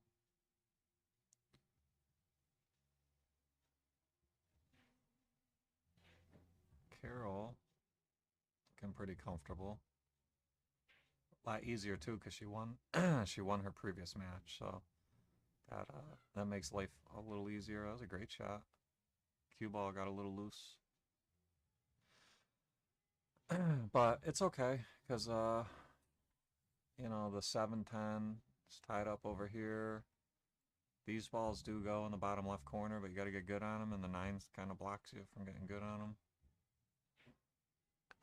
So if you're Carol and Melissa here and your stripes, could just jack up and shoot this ball to get a rail here and just keep your cue ball where it is now. Something basically like that.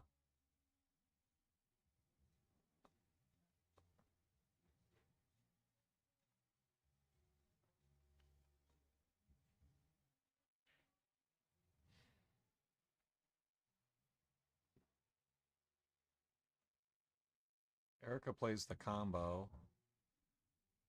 Oh, man. That was rough. Played a good combo, but scratching the side. So now if you're Carol with ball in hand, you shoot the 9 and you open up the 10. Yep, she sees it. She's very, very wise.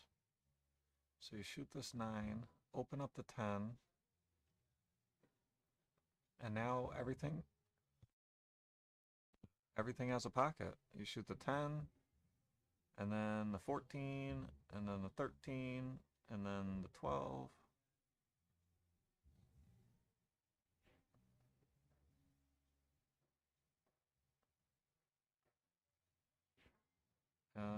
Now the 13,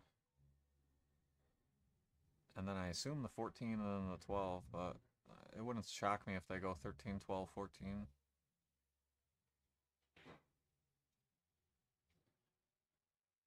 The only issue with this is the cue ball's kind of going away from the 14, so you might want to go up table. That just helped the 8-ball out a lot, because the 8-ball was only had a couple pockets. Now it's got a lot more. So now what do? Do you go 14, 12, or 12, 14? Yeah, I'd probably do this. You can run into trouble, but I think it's the right move. And she put a ton of inside English on it to play position on the 12, and that caused her to miss the ball. So now Erica comes up.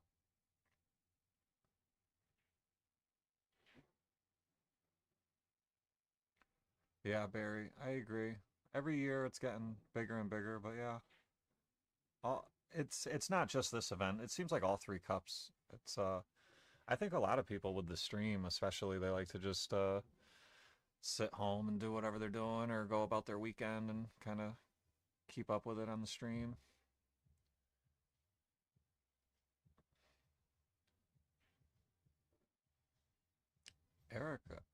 Emily, what is she going to shoot here, the 5?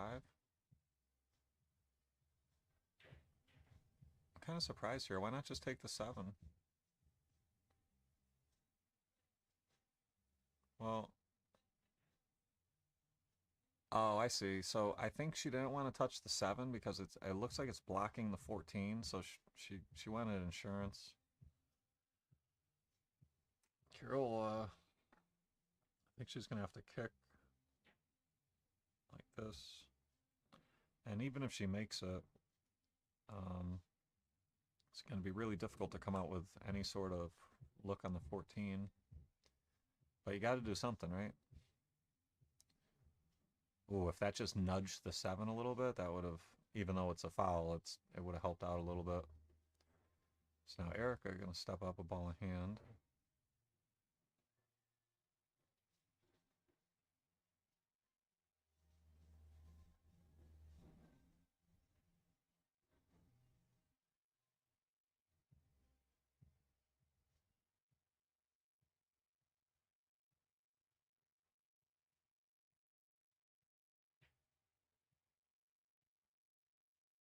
Okay, so looks like 7, 7, 4, 7, 4, 6, 5, 8 would be the preferred pattern. 7, 4, 6, 5, 8. She clipped that ball. There goes the 4. So now you have to shoot.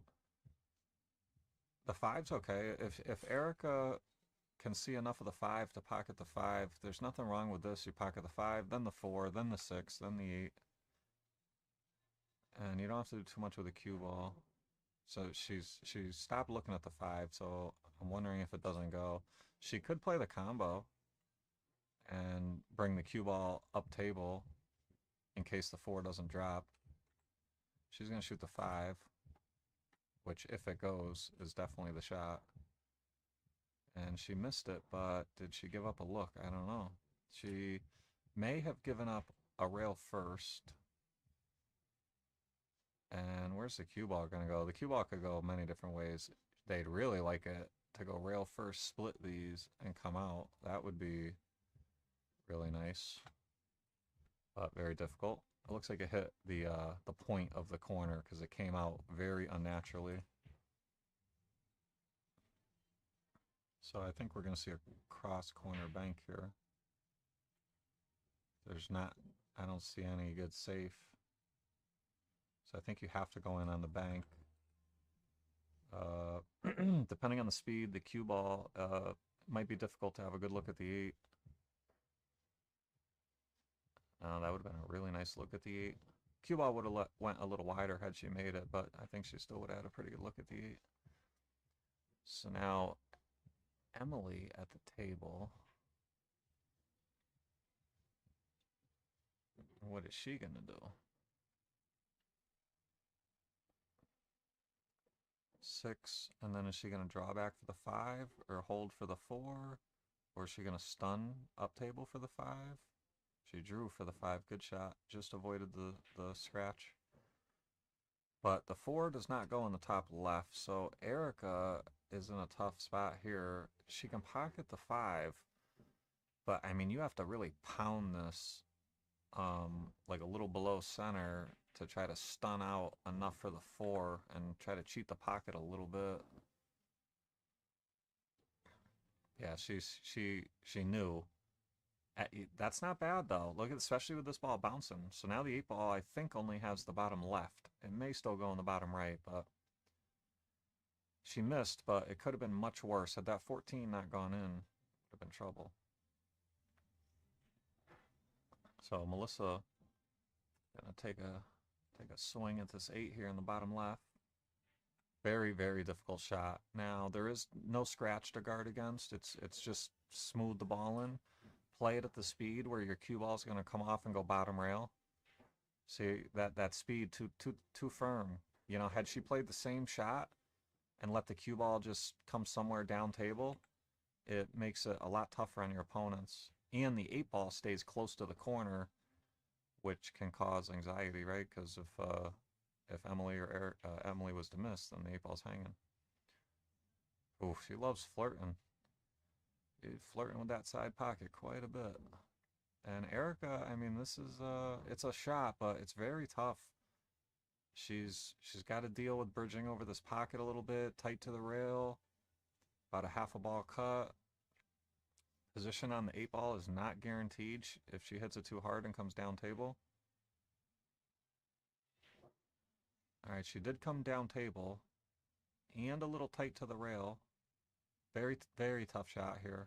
This is very tough. And they're down 1-0. This is a tough spot to be in, but it is a look. Will Emily get it done? This is tough.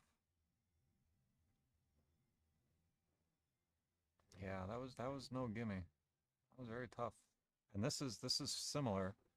Long off angled. Carol been playing very well though. Wouldn't surprise me. She fires this one in. There's nothing really to guard against, no scratch or anything. You just put some high English on it and let the cue ball come down. Basically just try to cinch the ball.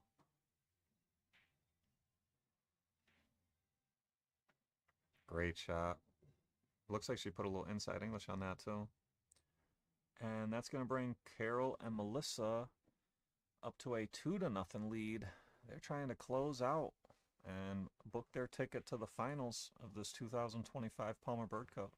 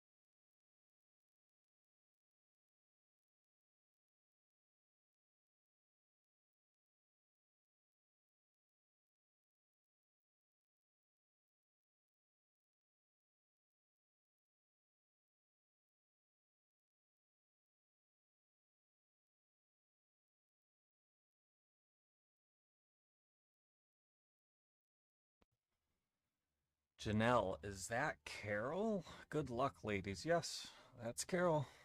Carol Clark.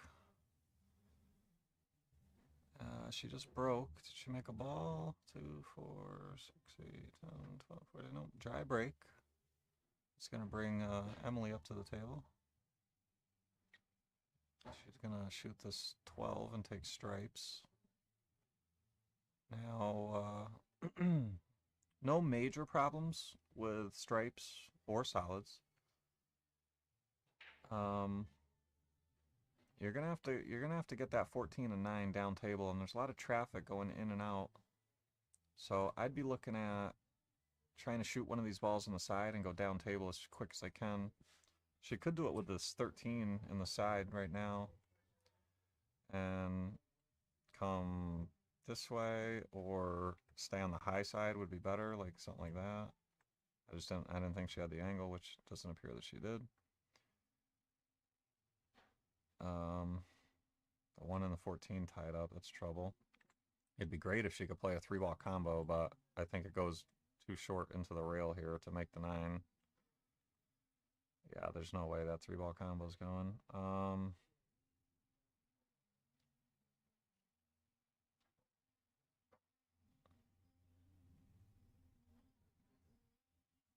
She's got to shoot something, though. Maybe she can cut the 11 in, yeah, why not? Cut the 11 on the side, keep the run alive. But the issue is, you know, sometimes, like we were saying, you don't want to take balls off the table if you don't think you can run out. Janelle in the chat rooting on Carol and Melissa It's always nice to see support. Melissa with a good look at the 3-ball here. And now Carol, oh, looks like might have rubbed the ball. They're asking opponent option. Carol, she can shoot the 4 or the 2. I might just shoot at the 2 now, knowing that there are 14 balls tied up and the 2 ball is your major headache. I might just slow roll that 2 to the bottom left and try to make it and run out, but if you don't make it, at least you have some control down there. She's going to move the 1 ball. Oh, she was playing off the 5. I think that was a little risky. It appears to have worked because I don't think they can cut the 9 in. But that came with a lot of risk. Oh, maybe she can cut the 9 in. She can. Oh, okay. Emily has a look at the 15 top left, and then they got the 11 to 10, 11 and 10 to deal with, and hopefully one of them can lead to the 14, a thin cut on the 14 in the bottom left. But for now, you got to figure out how to get there. Actually, you know what? You could cut the 11 now and let the cue ball come down. Even if it hits the 6, that's fine. Actually, I might even aim to hit the 6. Cut the 11 in and try to hit the 6 as a stopper would be great. And miss the 6, but let's see, is Emily going to have anything here? Yeah, I don't know. I don't think so. She could just try to shoot this ball like here and try to roll the cue ball up on the 6. And you're probably going to give up a look at the 5 in the side. Yeah, this is a good shot. Good shot. She wanted it, you know, preferably like here where it blocks the 7, but, you know, she had to do something. Laura, thanks for liking the stream.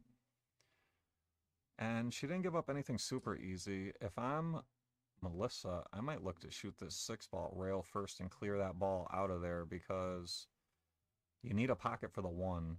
And yeah, you can shoot the 1, maybe clean or rail first, but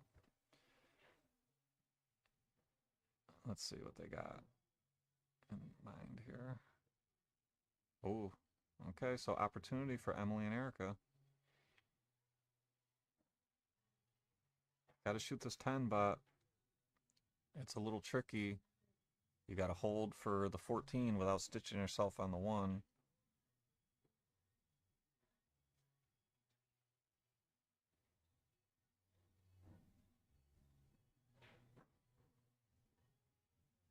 Great shot. Well controlled. Just about perfect. Gave her a real good look and a nice angle. I'd like to see Emily use some left-hand English here. Pocket the 14 and bring the cue ball up towards that area. Great shot. Slow it down. Needs it to slow down a little bit. Yep, pretty good. A little farther than she wanted, but pretty good look.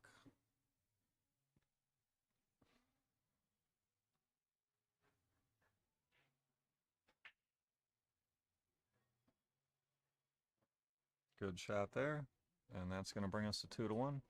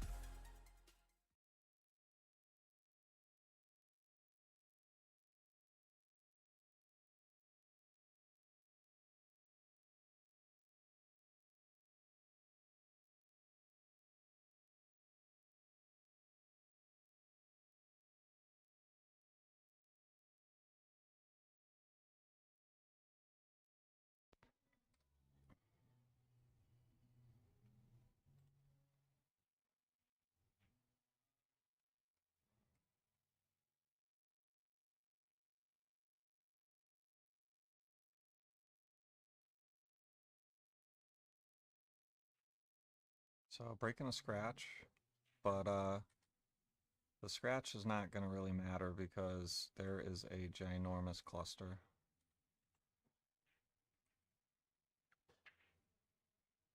I mean, I've seen crazier runouts, but this one would be pretty fantastic to run out from here. Yeah, I like that shot. Start opening them up now, rather than picking off the easy ones and then saving the cluster for last. So Emily gonna shoot the 6 on the side. She'd like to draw into those, yep. So slowly trying to open them up a little bit. If I'm Erica, I might shoot this 4 ball now and try to just get it out of there. Just shoot it to the corner. Get it out of there. If you make it, good. If you just leave it in front of the hole, good. Nothing really bad can happen here. Great shot. Very good shot there. And Emily has the 5. She has the 1. She's gonna do something with the 3 now. Yeah, she wanted to make that ball, I think. She wanted to play the 3 into the 12 and make it, but it's okay. She did good. The only issue here with this is all the balls do go now for Carol and Melissa, but it is a tough run out. And now, problems. They may be better off shooting this. Melissa might want to shoot this now, or even a bank on either one of them. She can go into them with the cue ball here. She can pocket this and go into them. It's not easy, but it is a shot. Yeah, that's what she was trying. It's okay though, because if they pocket the 14 and come out and back and forth, you could shoot the 10 after that. If you get straight on the 10, you'd like to shoot a stop shot and then have the 13 or whatever the ball that is on the side would open everything up nice. She may try to draw into these right now. Ben, thanks for liking the stream. Oh boy. That got dicey. I think she was trying to go there for a thin cut in the side or a bank or something. Melissa can kick to the rail and try to kick this ball on the side if she can't see anything directly, which I don't think she can. If she was to kick this ball on the side, they'd have a great chance to run out.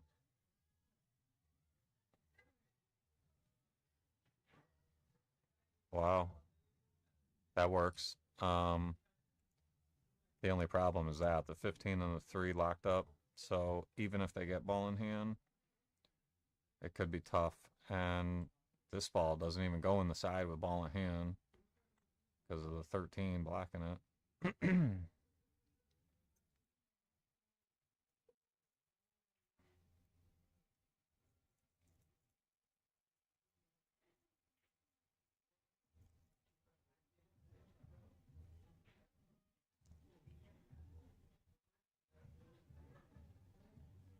Nice, very nice kick. And I don't see much for Carol to shoot at here. Maybe she can back cut that ball on the side. No, I don't think so.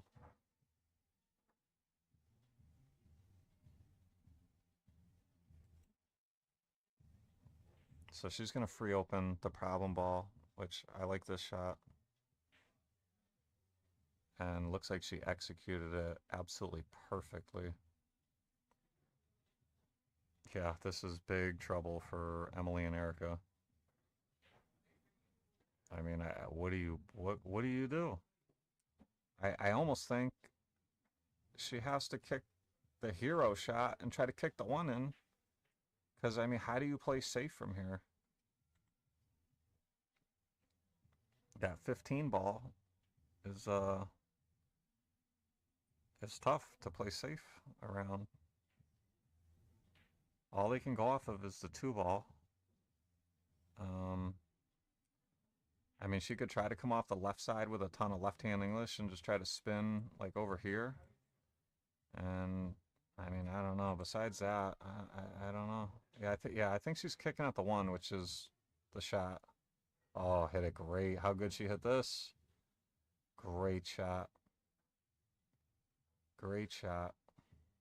And Emily can back cut the 3. She can shoot the 7 in the side. She could shoot the 7 in the corner. The only problem is none of these are easy. I'm probably shooting 7 in the side like this, or the 3. Ooh, great shot. But you know, they got this 2-ball to worry about is the problem.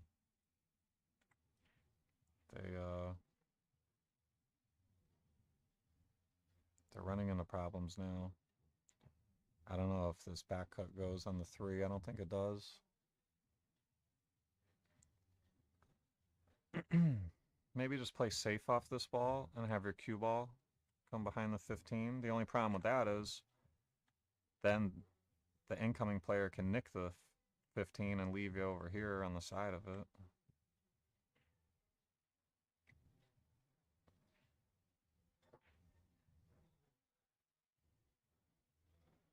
So I think we're going to see Melissa shoot the 15 or the 14. Probably the... I'd shoot the 14. I'd shoot the 14, come over here, shoot the 15, that drifts you down here, and then shoot that ball, and then shoot that ball. That's how I like it right there. Yeah, now she sees it.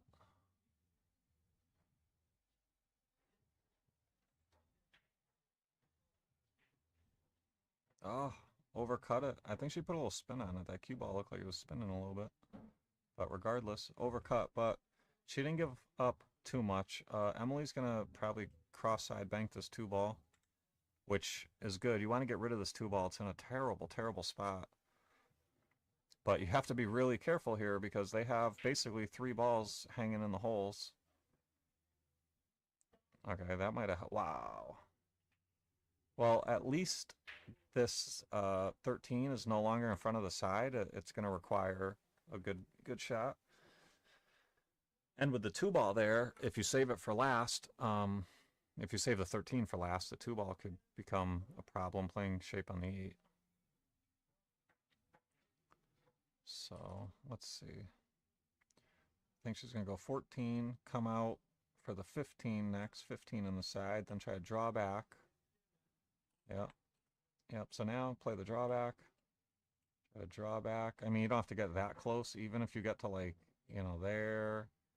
Even if you were to get like here, just give her a good look. Oh, not behind the 2. Oh. Yeah, that's not what they were hoping for. Carol got a 2-rail kick like this if she plays billiards. The only problem with that is you're all jacked up over the 2-ball. So you could go this way. I know it looks like the 5's in the way, but you could put some spin on it. Ah, nothing wrong with that shot. We saw her do that. I believe it was Carol did that yesterday. Or no, it might have been last match. I think it was actually last match she was in, the singles match. She's got a very good strategic mind for pool, for 8-ball, whatever. She should play some 1 pocket. She'd probably like 1 pocket. Maybe she does. We should add 1 pocket to all these cups, in my opinion. I think about 4 people in the world would like it, but I don't know. I'm just kidding around.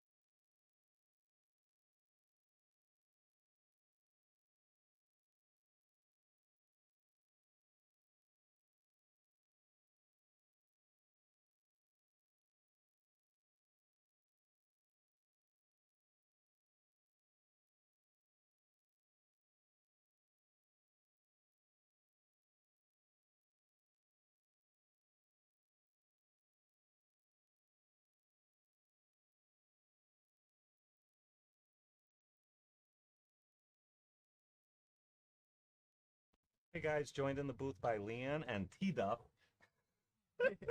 Gonna turn it over to them. They're gonna be nice enough to give me a quick break.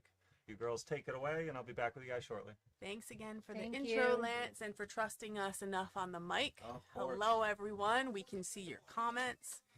I am so happy to be joined by one of my BFFs, Tracy Duffin. Thanks. Also from Rhode Island, aka T Duff. Oh, thank you. That's your pool nickname, but your other nickname is Gigi from your awesome little grandbaby. Yes. So we have. Oh, nice play, yeah. That was a good safety there. Yeah. So what is the score for them right now? 2-1?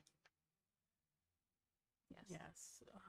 We have the overall, though, the Diamond squad is on the hill between yesterday and today. So this actually is a pretty important match right now. So the overall is over there 6-3. A lot of close races between yesterday and today. It's been non-stop action for those of you who've been with us the whole time. And I know you've watched a little bit of it, Tracy. From today, yeah. You guys shot great today. All the girls have been just.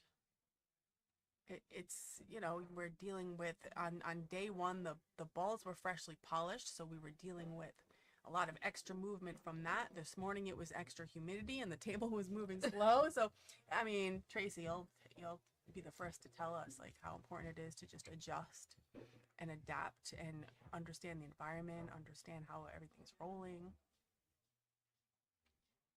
Ben Parker just commented yesterday almost everything was super close. It was wild. Wish I could make it back down today. Yeah, I agree. Yeah, today's been close also. I've watched only today. Yesterday I watched a little online when I was in Rhode Island. We have some fans. Come on, Carol, Janelle, Foro. Where's everybody tuning in from? And give us a quick shout out to let us know who you're watching, who you're supporting right now, and where you're tuning in from. That was a nice 8-ball shot from there. So I think that tied it up 2-2 now. That tied it up. So what will they play after this? If the Diamond squad wins, then you guys are done? Yeah, so they're on the hill. But if the Diamond squad loses this, then you guys play Yes. Yep. You guys play again. Gotcha. So this is like my Which first I believe experience is like back this to for the singles. ladies. Yeah, I believe that goes back to singles. I could be wrong. I don't have the schedule here. Yeah, so it's been double, single, double, single. Oh, people are answering you. Laura said Maine, my daughter Erica. Nice. Oh, Laura, there's a little crew here from Maine supporting Erica. Erica has some really fun friends here that have been here since yesterday. They took the 5-hour drive. T Duff and I are lucky. It takes us like an hour and a half at most. Yeah. So we've played at Racks a few times, but those Maine girls, they were I really like the tables here. I really do. The tables are great. For those of you who haven't been here, there's such a variety. There's a whole bunch of regular valley tables. There's 2 9-foot diamonds and these beautiful 7-foot tables that we've been playing on for the past 2 days. Those are diamonds also, right? Let's go Emily and Erica from Deb. Yeah, these are diamond tables. Yep.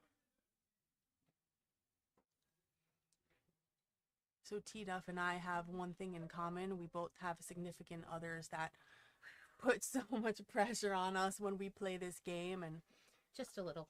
Yeah, and I know it's always an inspiration watching T Duff because stop it. JJ, she doesn't want me to say this stuff. JJ's always in the background motivating her, telling her what she did wrong, and sometimes they say, T Duff, he's a little tough on you, and she says, nope, I appreciate it. That's how I learn. That's what I like to hear. So I think everyone can relate in the fact that they have some sort of inspiration that helps them out. Well, you also do. Yes, I also do.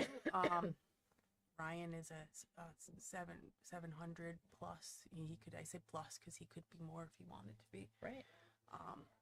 But yeah, he helps me. You know, what I appreciate is he'll take notes, and then he has this whole critique list after that I pay attention to because obviously he knows. No, Jay just lets me know right in the middle. He's like, well, excuse me, why did you do that? Yeah. Yeah, I mean, one thing that I've struggled with is the mental game, you know, so it's better for me to know after and not in the game because then I just start thinking about it. Yeah.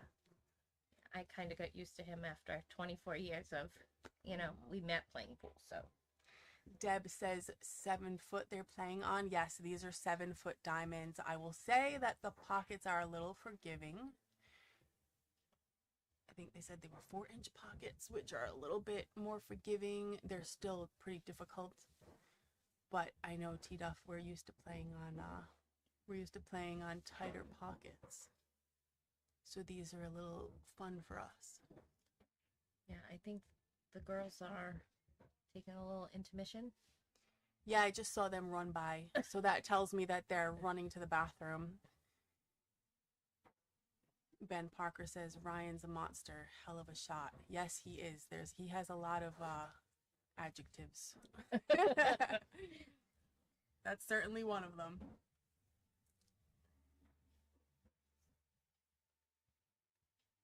What else? Beast. A lot of people call him a beast. A lot of people call him just a fierce competitor.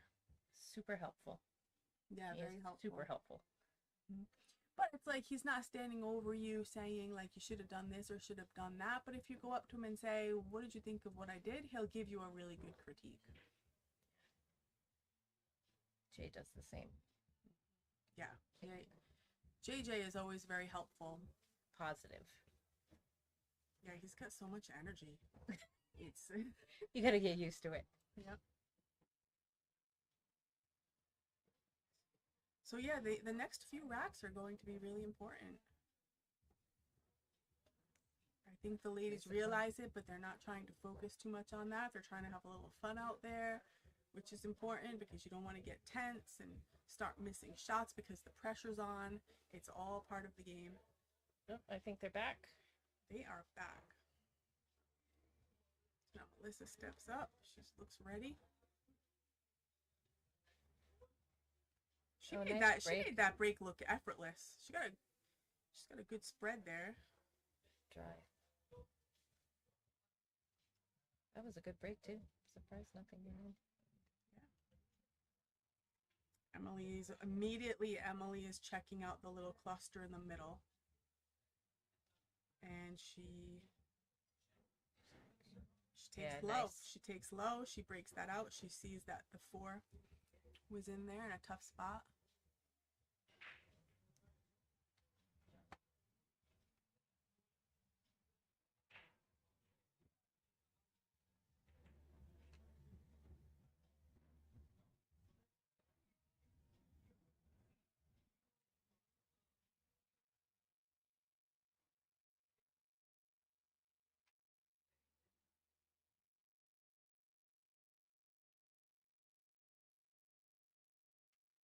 Yeah, Brandy, I totally agree with you. T-Duff and I are just reading your comment, and that's so true. Well, I would say that's where we're different, though, T-Duff, because you don't mind knowing right away. I like to know right away. T-Duff wants to know right away if there was something that, like, or a shot just didn't go as planned. She looks for the answers. All these guys help me move up, so yeah, I'd like to know so I don't try not to do it again, you know, like. But Brandy, I am totally with you. I won't ask in the moment because I do not want to know. Talk to me later, but you know, you step up to the table, you have a job nice to do. Try. Yeah, that was a good attempt from Erica there. I'm trying to see how they're gonna figure out the 6 ball. Well, so that was in that little cluster in the beginning that Emily attempted to break out, which was a great breakout. So she's left kind of hard here, Carol.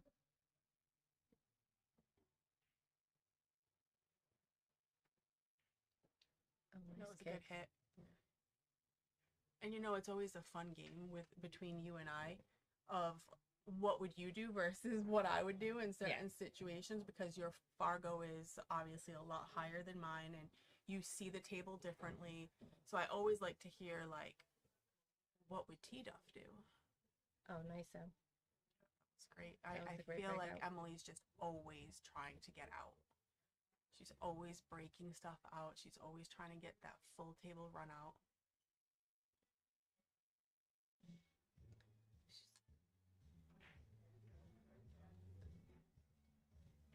What would you do?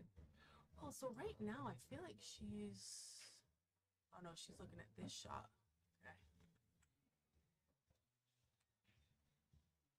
Oh, nice try though. Yeah, so she was looking at the one there.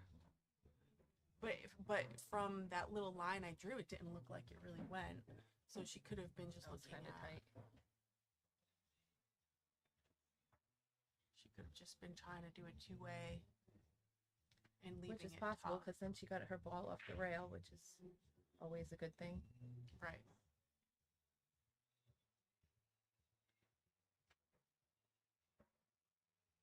Melissa's just been great on those nice long shots. Yeah, you ladies are shooting well today. I watched some of it last night when I was at my tournament.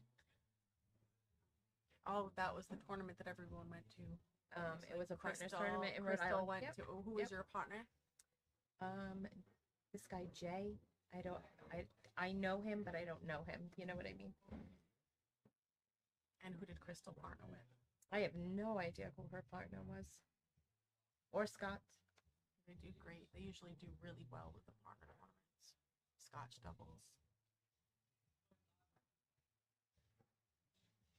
They're fun. I don't think Emily wanted the leave to look like that. But something we mentioned yesterday is how this is open talk. So if anybody is wondering what all the shuffle is with two players seemingly always at the table, it's open talk. So every player has really been taking advantage of that.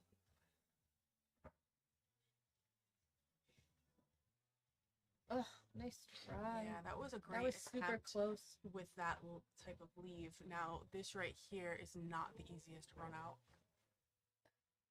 I pretty much open. Open, but it's not the easiest run out. I think she's going to go for the 13 here. Yep.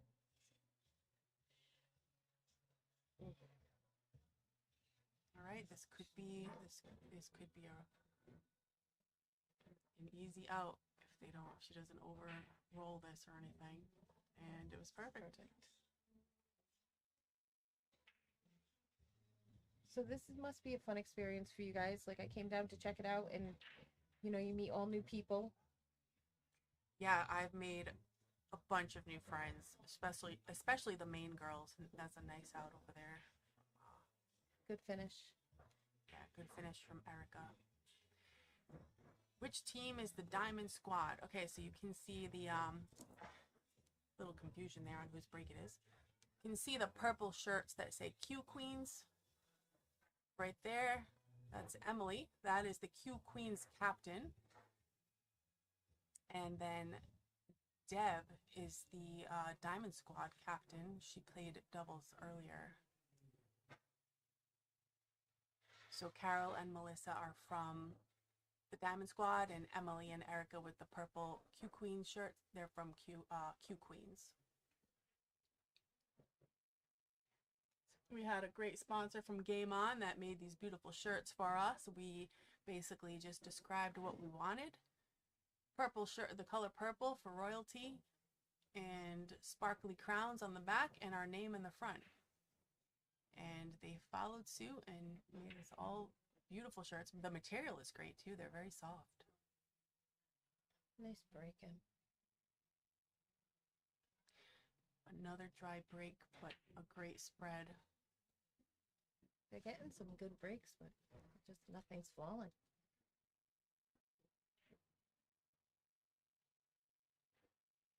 Chanel is asking, where are y'all today? I wonder if she's asking where we're from. So Leanne and I are from Rhode Island. We are playing at Rex in Connecticut. Yes, and this is the Palmer Byrd Cup.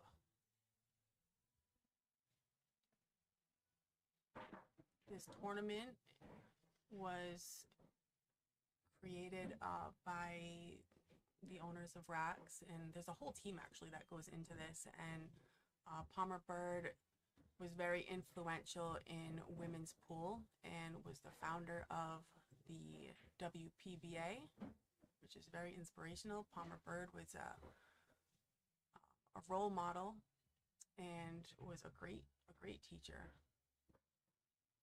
So this whole tournament is based on her influence.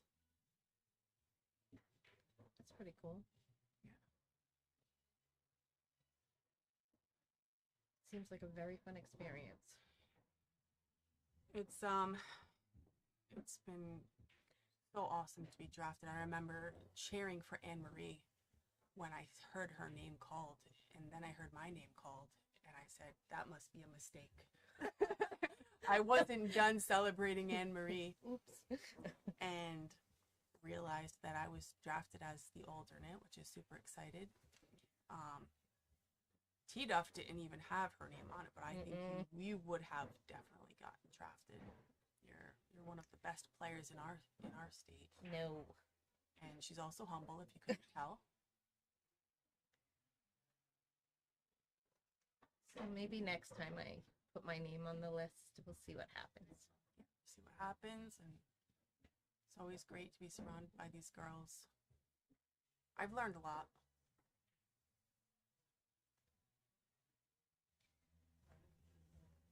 Everybody has a different look, like a different style of doing things. Yeah. We were talking about that yesterday when Anne Marie and I were in the booth for that. Yeah, I heard you guys for a little bit. It's a true statement. Yeah, it's like, why isn't everyone, starting with their pre-shot routine? Not everyone has one. Right. Some people are better when they just get right down on the shot.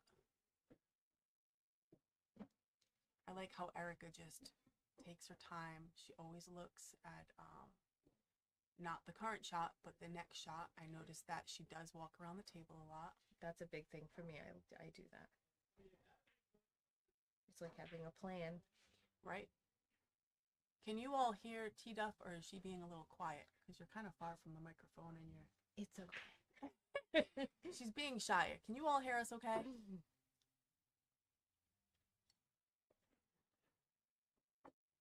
We really appreciate everyone who has tuned in yesterday and today.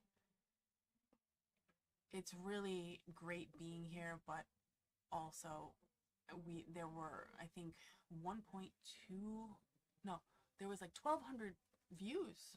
Really? Yeah. That's pretty cool. 1.2K, 1,200 views on See, the, she said the yes. video. Yes, thanks, Janelle. I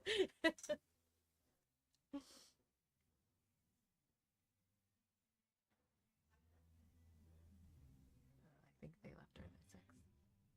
Maybe not. So they did leave her the 6, it looks like. Oh, maybe not. It's hard for us to tell from this angle. I know, the this angles are view. different. I don't not like that. Oh, I see what she was doing. She Yeah. was taking that one first because she knows the 1 will get to the 6, and now she's already looking at that breakout.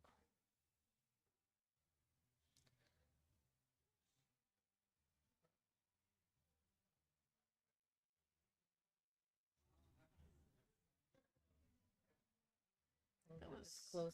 Yeah. I didn't know if she was going to run into the 6 wall.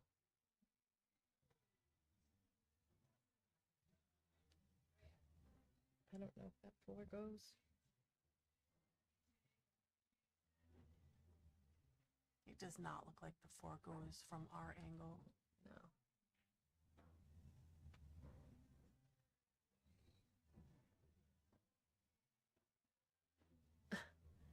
Brandy said you're at 2K views now. Woo! That's a lot. Yeah. Good for you guys. Well, yesterday it was the video that we started with was at 1.2, and this one, with it being the finals and getting down to it, a lot more people tuned in, I think. I was listening for a while, like I said, trying to watch as much as I could in between matches. So their 11 doesn't go. I wonder if she can break it out with the 9-ball.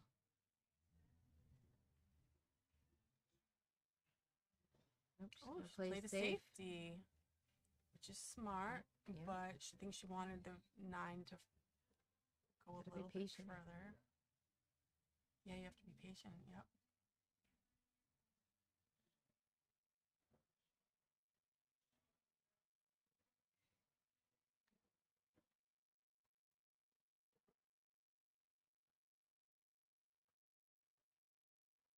We have a nice compliment from your hubby. What did he say? Said, you guys sound good. Oh, thank you. Play off each other well. Thank you. I had to drag, just like Anne-Marie yesterday, I had to drag T-Duff in the booth, so we really appreciate that. Trying to give our amazing commentator, Lance Lisciotti, a little break here. He does a great job, but it's a lot, you know? So right here, you can see, this is everyone's Fargo rate and then the robustness, so you can see how many matches they all have. Oh, nice. Is that what you guys were talking about yesterday? Yes, when we were trying to figure out the numbers. Yeah, I was trying to guess. I was actually asking JJ.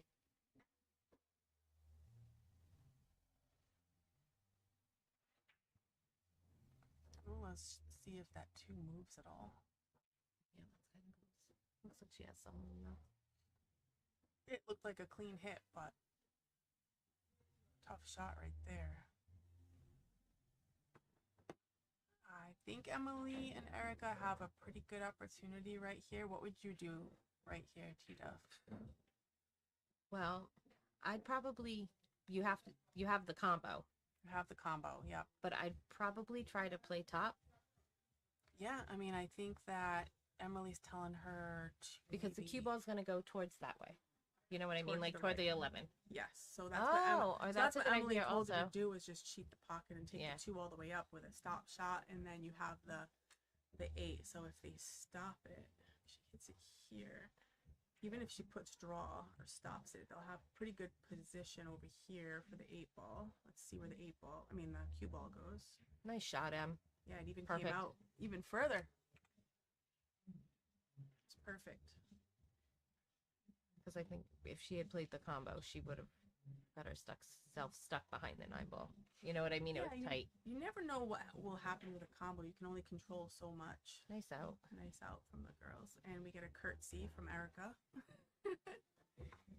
She was doing that yesterday. It's so cute. Just got the text you got.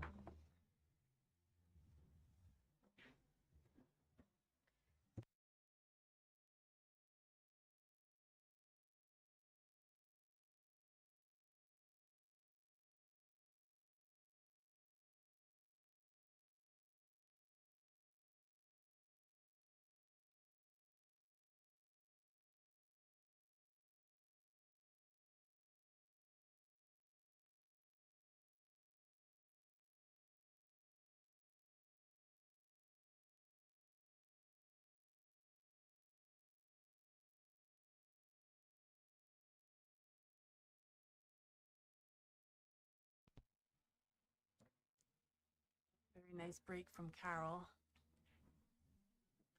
When she dropped something. She did drop something. Did you see what it was? It looks like a high ball? No, a low ball? So it is open. Yeah, it looks like a low ball.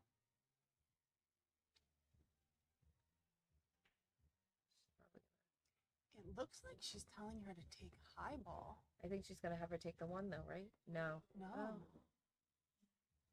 Maybe. And I guess I like high balls, but they're both kind of the same. Yeah, they both, well, I like high. I mean, but I feel like low ball was a little bit more open, but you have two rails. You have the 4 and the 2 sitting on the rail, which doesn't really matter to these girls. But no, this combo right here that Carol's looking at, or these two right here, that I think if they can figure something out with that, they could potentially run this. She's gonna cut that 10 in. She's gonna at least try to free Yep, it up. that's Free what it I up. thought. Yep. So now Because she jams knows up if one you of their address, balls. yeah, if you address that early, they could be out.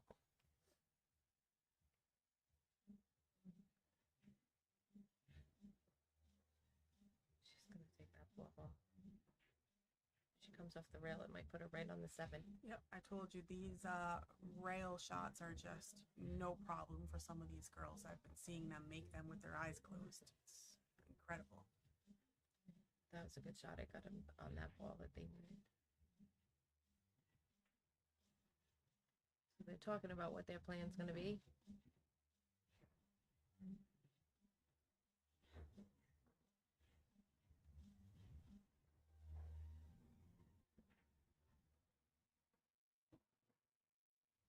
Oh, nice. Might be able to get her up the table a little bit more for that 7 ball. Is that the top? Yeah, the 7 ball, but I think what she's looking at now is the 6, trying to figure out, again, how to get that out. But I think her angle's backwards. You see what I mean? Her angle's backwards, so she can't break it out now. Right.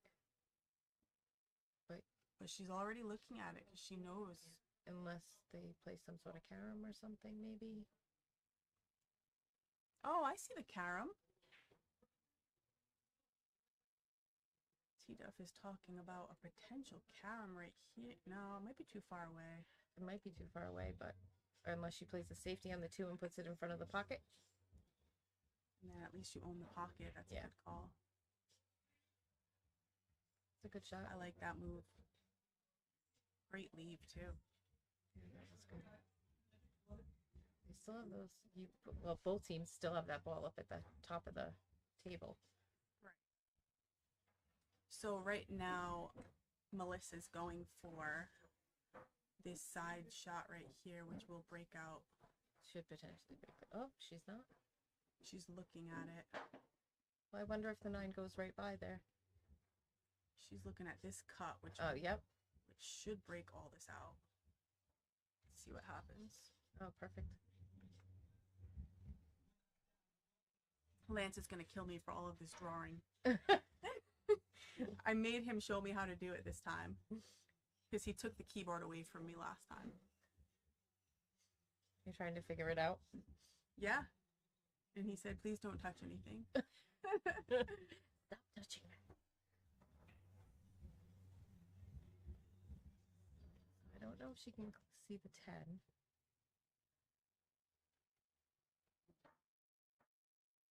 Might have to cut. Is that the 9 or the 13? Oh, maybe she can see it. Oh, she could. Yeah, it didn't look like it from our angle. Yeah, our view. That's tight. So now I do see a potential run out if Carol, all Carol has to do is hit this ball kind of soft and they'll have the 14, which will be thin. And then the 14 will take them all the way up the rail till that last ball, the last ball behind the 7. Yep, that's exactly. Well, she didn't want it to be that straight. I know that.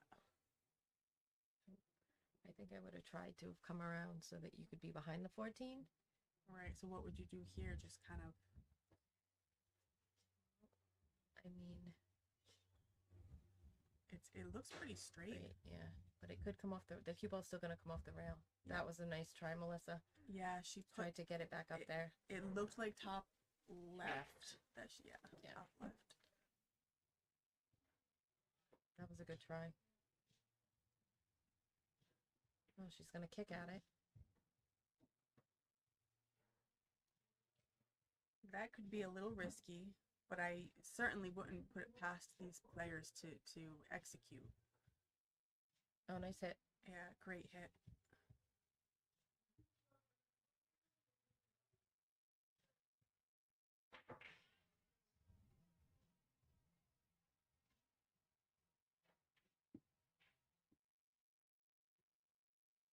Emily is now seeing a new problem that was made. It's hard to tell if the 7 can clear the opponent's stripe. So I think the 7 ball does go. Mm-hmm. But she played a safety.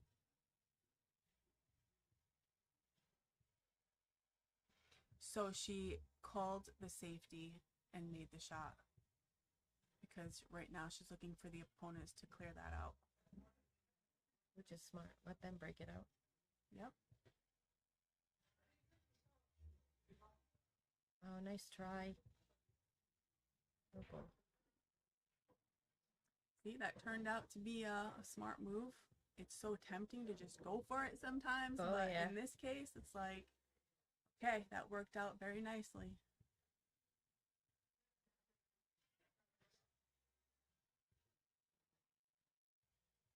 Just putting a little bit of draw. Perfect. Oh, nice.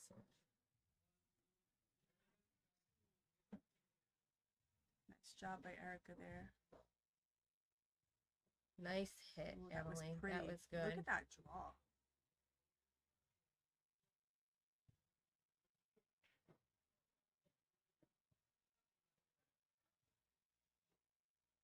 Erica looking for the bridge. I don't blame her. You know, when you're on the 8 ball, I noticed Erica was reaching a lot, but when you're on the 8 ball, she knows how important it is, and she's not underestimating any shot, as easy as it looks. Nice job, ladies. Nice job. They put another point there. So now the score is 6 for the Diamond Squad. And I think they raced to... And Let's 5, see. right? Did they race to 5? Right? Is that? I think they raced to 5, yeah, so that could be it.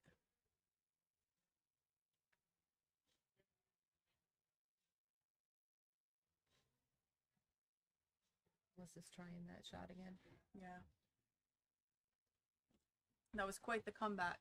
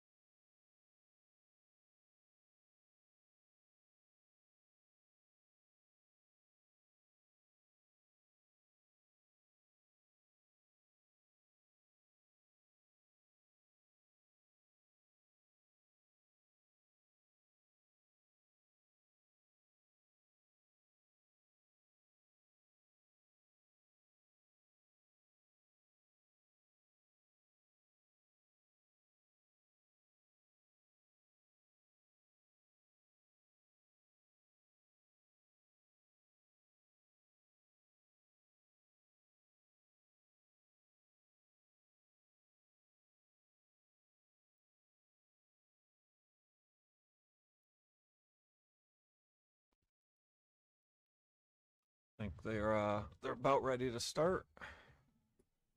We're gonna have Anne Marie coming up for Diamond Squad versus Erica Cole for Q Queens. Here we go.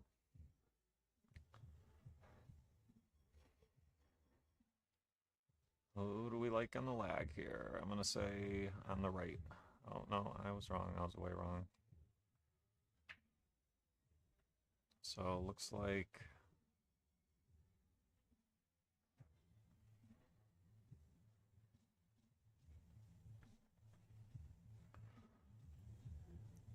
Erica won the break, or I'm sorry, won the lag. And we're going to be playing, this is going to be singles 10 ball. We're out of 8 ball now, moving on to 10 ball. And Diamond Squad is leading, has the overall team score lead of 6-4 in this race of 7 format. So as you see right here, Anne Marie versus Erica. The next match, if we get there, will be Melissa and Giovanna versus Emily and Mindy.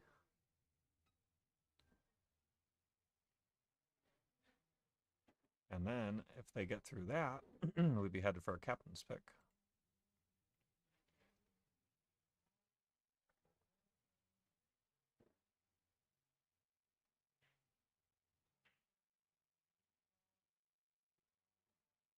Okay, Erica to break. Hit him pretty square, but did not make a ball.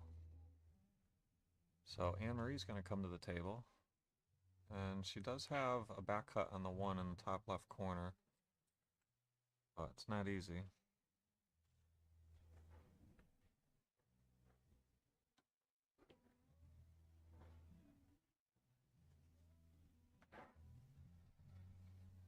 Pockets the 1. Not much here on the 2. Probably going to see a safety attempt here. They are playing call shot, call safe 10 ball.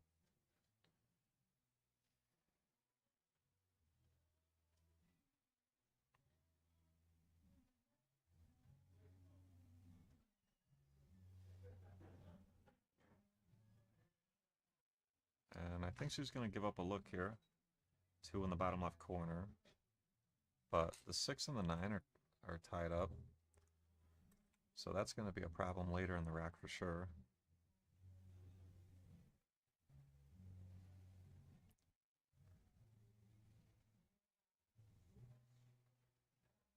Pockets the 2 ball, and it's going to have a very difficult shot on the 3 now.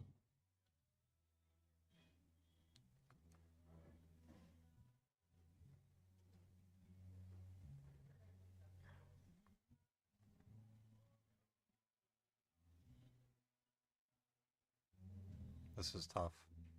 Wow, great shot. Great shot. Came all the way down table now, and now she has a pretty good look at a safety on the 5 ball here. She can basically just play the 5 that way, and then have the cue ball come down to the bottom rail, and you use the 6-9-7 cluster for protection here on the 10 ball too if you overrun it. She shorted it a little bit, but she didn't give up much. She's going to give up a hit, but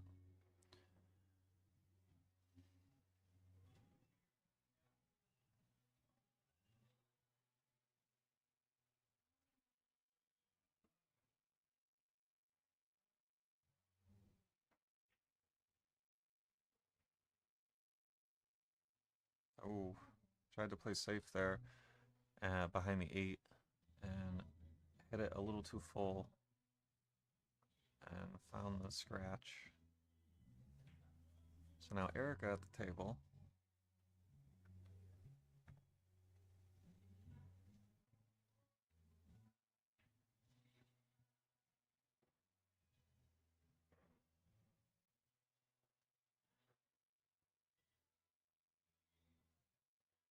She'd love to break these open a little bit, and she did get it. She did hit the 6, but they didn't really open up. So Erica's got not too much to work with here. I mean, she can maybe try to bank the 6 back and forth and let the cue ball go up. Yeah, something like that. But Yeah, she was in a tough spot. There really wasn't too much she could do there.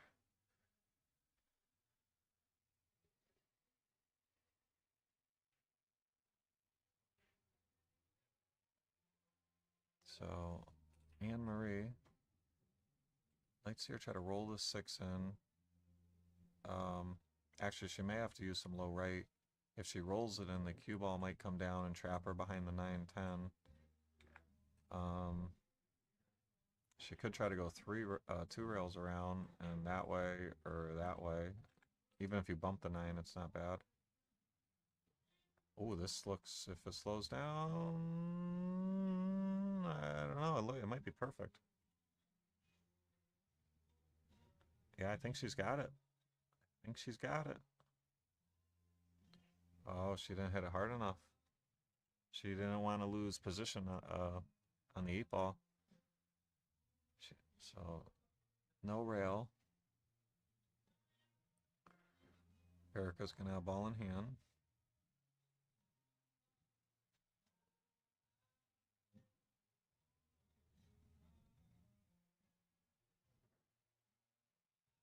So, she wanted a little angle here, and she has it. A little flat, but she's got some angle.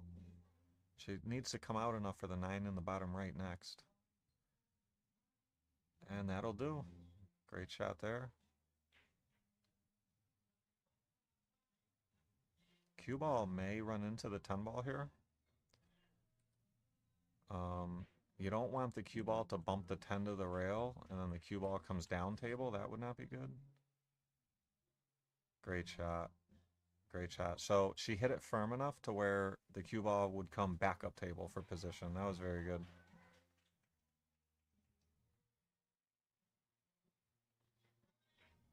And Erica on the board first, 1-0 lead.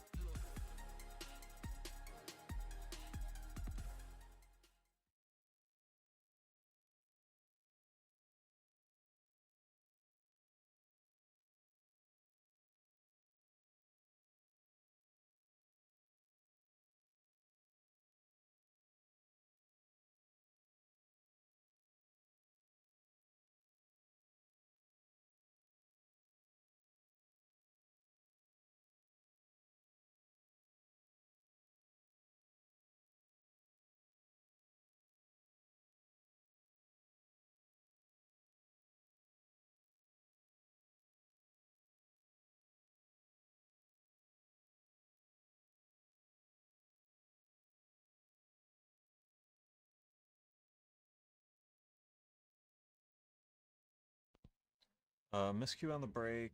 I'm assuming it's going to be a re-rack, but I'm not sure. Yeah, re-rack.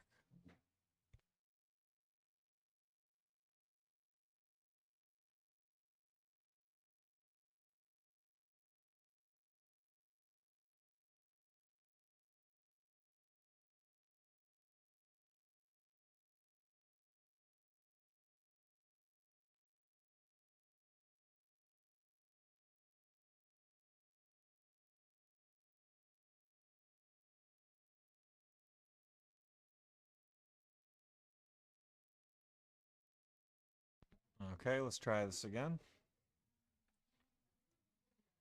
Anne Marie to break. 10 ball, trailing 1-0.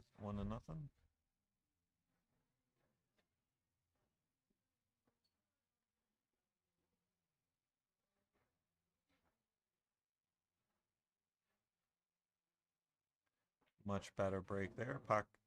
Oh, I thought the 7 was going to go on the side, but it hung up. And that's fortunate for her because she had nothing to look at on the 1 ball.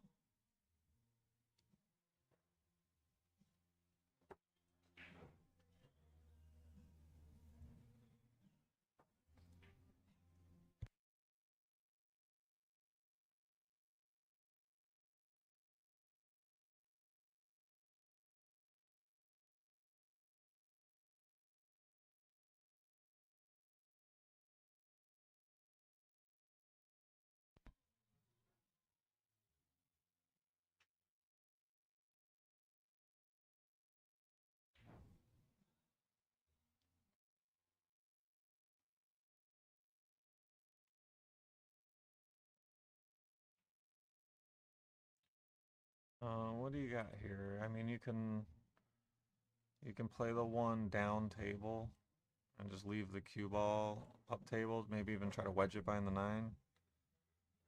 Or use the 9 as a stopper. Okay, so that's going to be opponent option.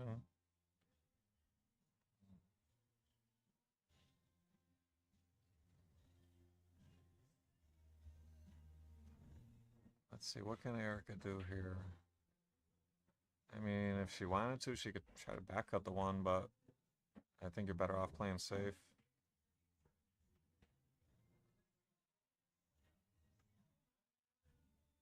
Good shot.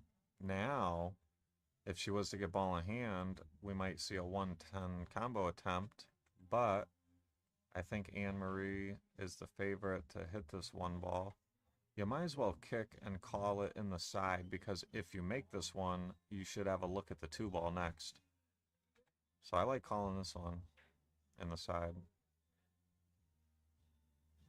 Okay, so now potential 1-10 combination, or you run the 1, the 2, the 3, and then you play the 4-10. Since you're running out balls just to play a combo, you might as well just play the combo now with ball in hand, in my opinion. You can try to run them out, but the problem with the run out is the 5-8. You know, I think you're best off trying to win the game there with the combo. But, you know, maybe she'll run them out. Or run to the 5 ball, play a good safe, get ball in hand, and then run the rack out. Nothing wrong with that either.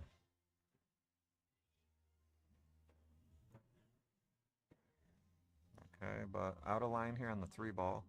She can play the 3-6 combo or carom.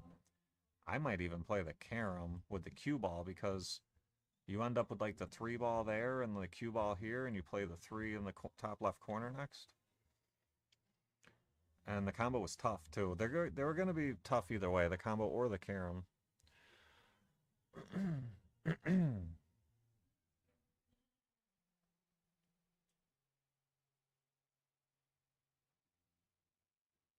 Anne-Marie she could probably pocket the 3 bottom left corner. I don't know if she can make the 6 ball. She found the middle and scratched. So Erica has ball in hand here on the 3. Oh, yeah. Oh no, wait, is she on 2? No, she's not on 2, that's right. Wait, is she? No, I don't think so. Good shot there. Great speed for the 4 ball here. She can draw or go forward to the rail and back out for the 5 in the bottom left next.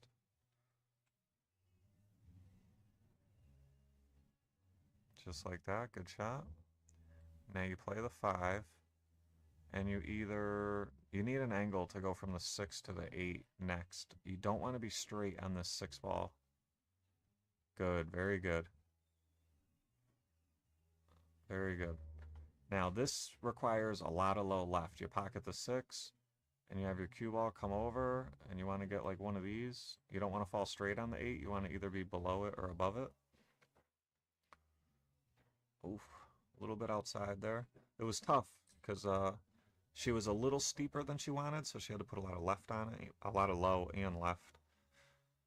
And found the side pocket. So Anne-Marie's going to have ball in hand here with the 6. I like this. This looks pretty good for her. You pocket the 6. You let your cue ball. I would come all the way probably down table here since you have ball in hand. Then you pocket the 8, and you go up table to about there. Then you pocket the 9 and the 10. You play pretty good. You just don't want to get straight on this 8 ball, and she got pretty straight. She may be able to... this is tough. You'd have to put a ton of high right on this and do one of these. And either play it short or you play it really firm to try to get to the other side. But normally the side I put on the screen is the best way to go. Depends on your angle. Yeah, she's really straight on this ball. It's going to be tough to get up table. Now what? She's calling it. She's going to try. I think she's going to try to slice it in. Very, very difficult shot.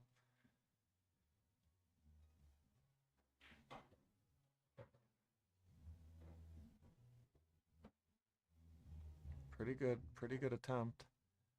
And she might, yep, this is tricky. Jacked up over the 10. And Erica, you know, it's tricky position. If you just roll the 9 in, your cue ball's, you know, going up there, which is not going to leave you a great shot on the 10. So she's going to have to hit this pretty firm. Oh, great shot. Look, wow. Unbelievable. She hit that perfect. Look, wow, that was fantastic. Jacked up, follows it, goes up and down. That was a great shot. And Erica with a 2-0 lead.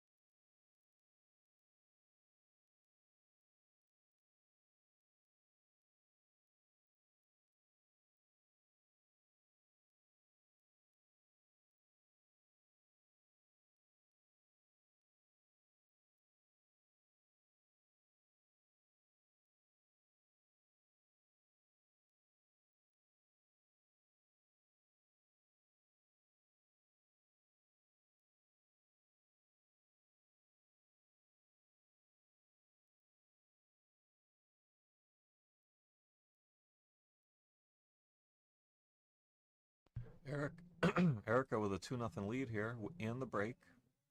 Really trying to battle back here for Q Queens. They're down 6-4. Diamond Squad is on the hill in this race to 7 format. So it's winner go home time for Q Queens. I think a dry break, yep. So Anne-Marie coming to the table. She does have a shot at the 1. Position is a little tricky here. You can slow roll it, but it makes it hard to make the 1. And then you're probably going to end up pretty thin on the 2. So you should probably like hit it very firm and try to go back and forth. But that makes, oh, she hit that really good. But yeah, it came out a little thin here on the 2 now. I don't think she can hold this one up table. She's going to have to go up and down, or maybe use some inside English and run into the 9 ball, or even maybe the 5 ball. This and the bridge, yeah, this is tough. This is tough.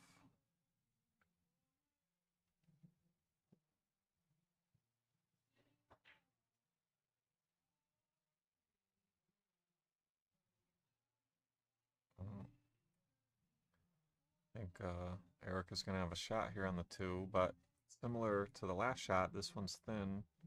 It's going to be bringing your cue ball down table away from the 3 ball.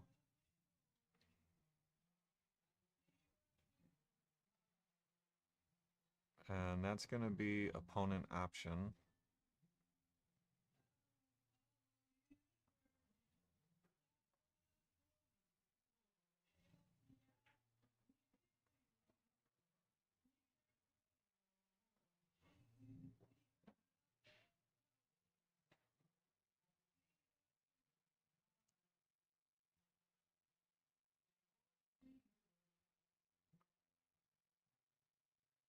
And Erica is going to have a look at the 3 here.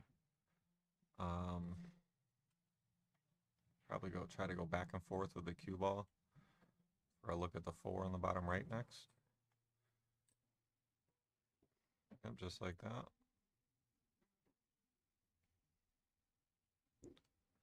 Now she may be able to roll this one in and have the cue ball go off the rail and out over here for the 5 in the side next. Yeah, that's what she was trying to do, but hit the 1 ball a little full.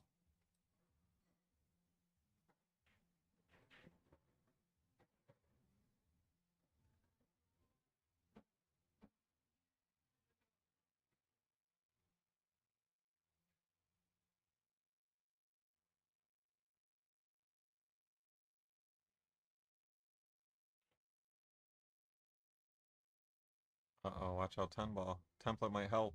Oh, yeah, see, template might have helped a little bit. Now I would move the template because the 10 does not look like it's resting on it. Or the cue ball. I think you could easily move the template here, but it doesn't bother some people.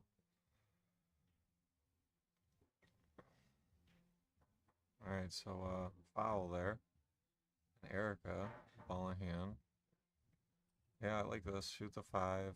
6 is right there. 7 and 8 and 9 in their respective side pockets.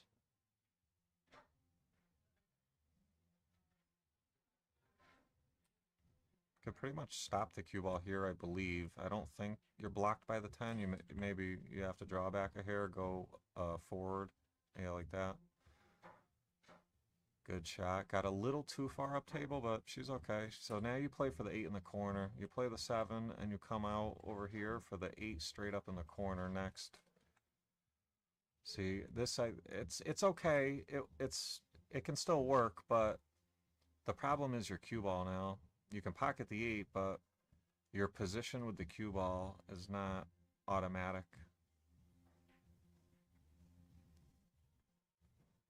Unless you hit it like that, then it's pretty automatic. That was a beautiful shot. I mean, she's basically got a stop shot to be almost straight in on the 10, or she can roll forward. She chose to roll forward. Got a little tight to the rail, but she's hitting the ball very good, so this is just what Q Queens was looking for, but it's not over yet. This 10 ball, it's tough being close to the rail like that. You can miss it. Yeah, see? That's a product of just being close to the rail. If she had been out maybe, you know, 2 inches more, that shot becomes almost automatic. But being on the rail like that, nothing's automatic. But what does Anne-Marie have? I mean, she's got a bank in the side. She's got a thin cut in the side. I think we're going to see the bank. Tough shot. Because similar to the last shot, she's close to the rail. She needs this to jump, and it's going to. That's a great leave. This is very, very tough for Erica. I think we're going to see her bank it back at her, at the pocket she's shooting from. She can bank it this way as well, but I think back at her's a little bit higher percentage. Oh, she's going to play safe. She was trying to bank that ball more to the rail here, which would keep the cue ball up table because you're hitting it fuller.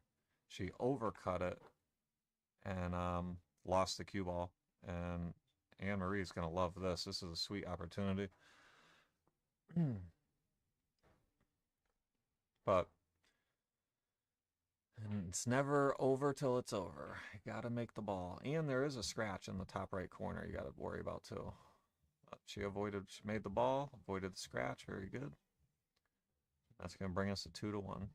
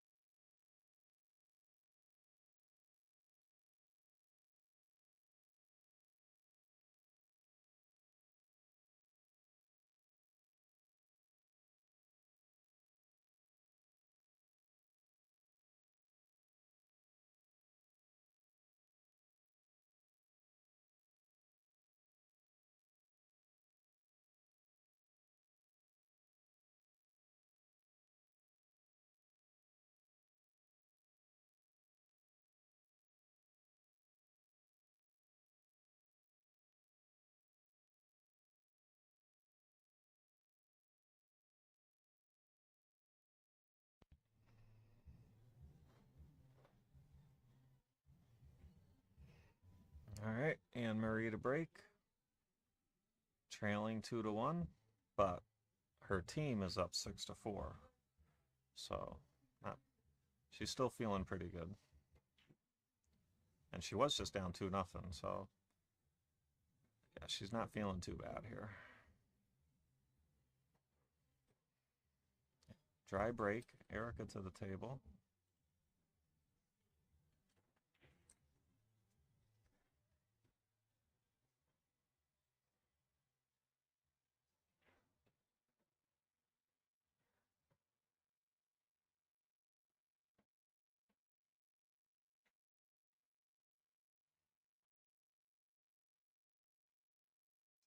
Opening push. I like it. You know, there's no value kicking at it. And the 1-4 doesn't look dead to the sides. It's a little tied up. So I like that push. And I think we're going to see Anne-Marie play safe. Bring the cue ball down table. Oh, play safe right on the 4. She tried to, but just leaked out a little bit.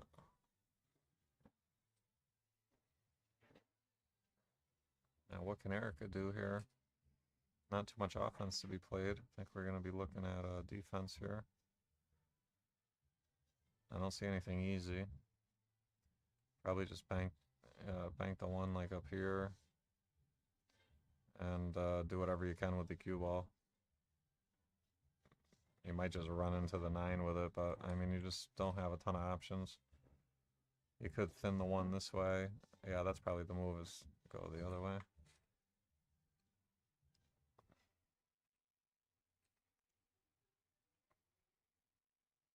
So Anne-Marie got a good look at the 1. She can come this way with right hand English, or she can come this way with inside English.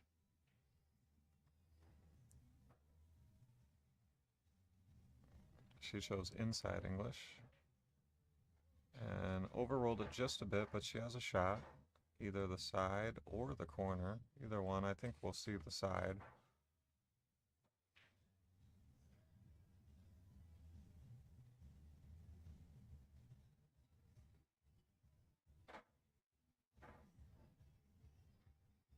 Good shot, but gonna be a little elevated over this 8 ball now.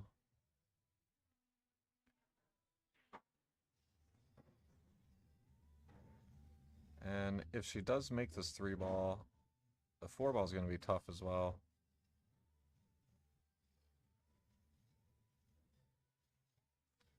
And missed the 3, but the 5-7 is now a problem. So that's okay.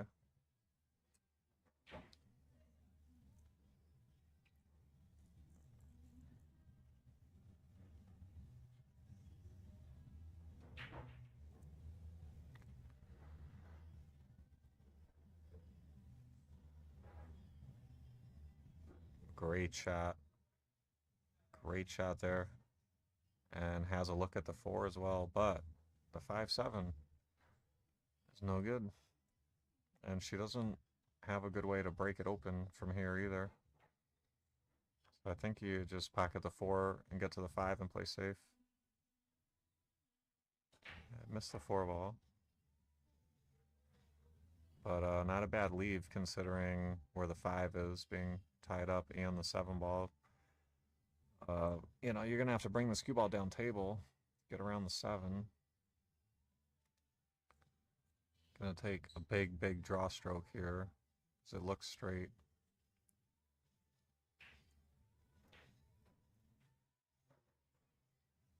Yeah, she didn't even, she said, you know what, I'm just going to push it to the top rail.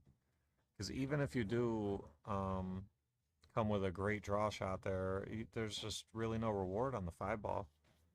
And you have a high chance of getting stuck up table and then kicking at the 5, opening up the problem, or fouling and giving ball in hand, either of which you want to do.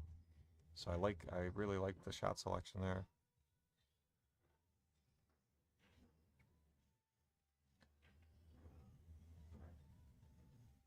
Oh, that was a little unfortunate. Now the 5's still tied up, but the 4 is in a natural spot. You pocket the 4, and you put some low right on this, and don't touch the 5, go straight into the 4, and the cue ball will deflect a little bit up table and leave you almost straight in on the 5. But a lot of players will go forward here, touching the 5, which it may push it to the pocket. See, that's the reason why you want to hit that, put a little draw on it to hit the high side of the 7 to create separation with the cue ball and the 5 ball. She does have a cut, but it's thin. But if she makes it, the cue ball should go back and forth and give her a pretty good look in the 6 in the bottom left corner next. She hit it hard enough. Oh, she scratched too. Yeah, a little outside English there. She didn't need outside English, but it does make it a little easier to cut balls really thin. It throws the object ball in the direction that you're cutting.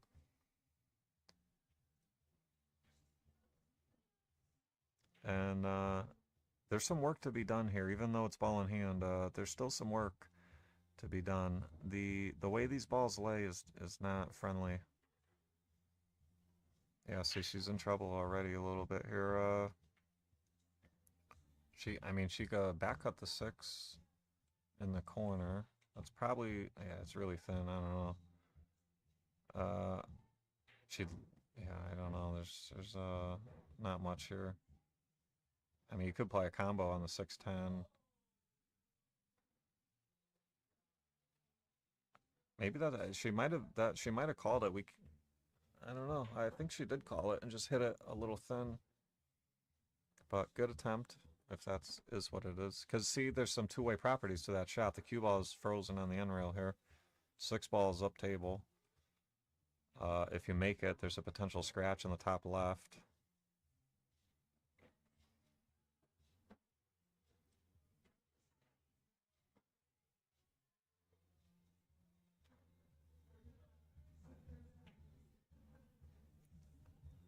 She played all safe. She wanted to hit that a little firmer and bring it to the bottom rail.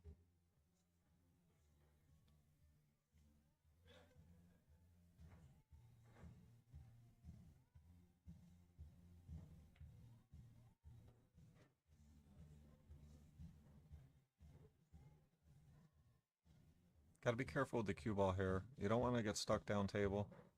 Yeah, similar to the last rack where you go up and down. But she missed the object ball this time. It was tough. Now Anne-Marie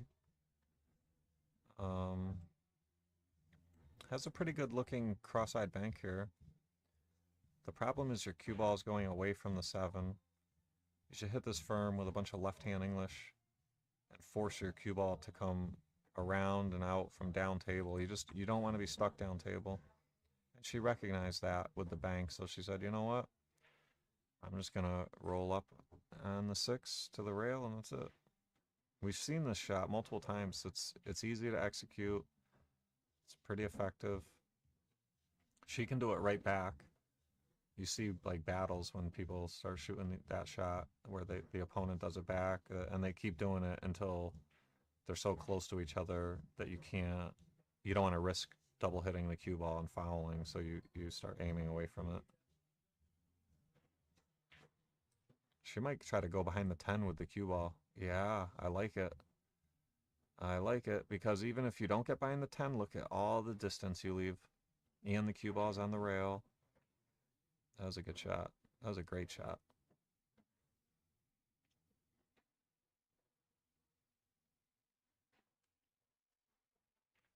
Now, I think you got to just play to make the ball. She gave it back. I think I can't tell.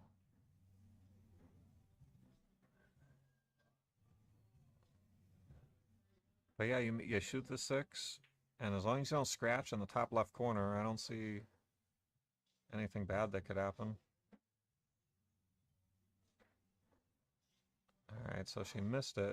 It was a very tough shot. And Anne-Marie is going to have a good look here at the 6 in the bottom left. She can shoot it here and put some inside on the cue ball and go up and down, up here for the side. The 7 on the side next. She could go this way and come down here and here. Oh, she called the 10 instead of playing safe behind the 10. I see. So it was opponent option. Got it. Got it. Thank you.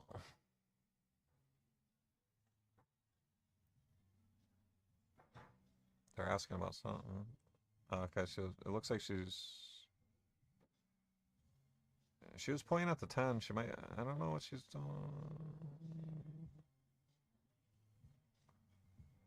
I think you're supposed to just run the 4 balls. I think you go here, and then the 7 in the corner, 8 in the corner, 10 in the corner.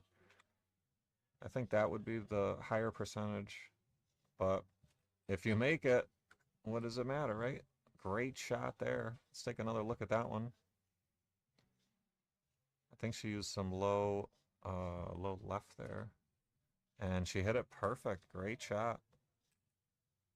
And that's going to knot it up 2-2.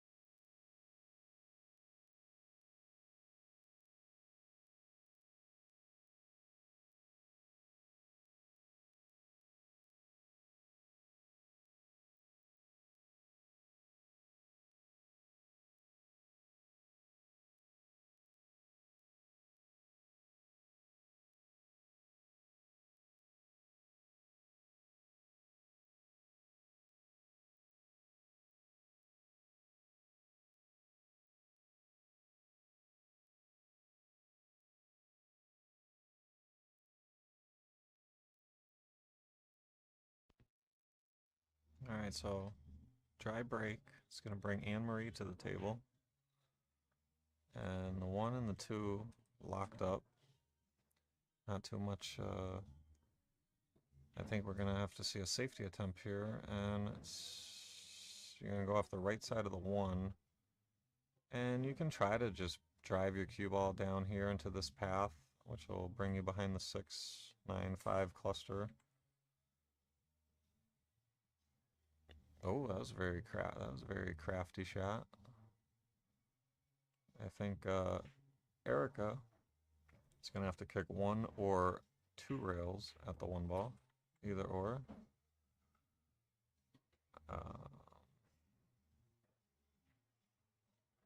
This is a pretty big ball. She's definitely the favorite to make a good hit on this ball.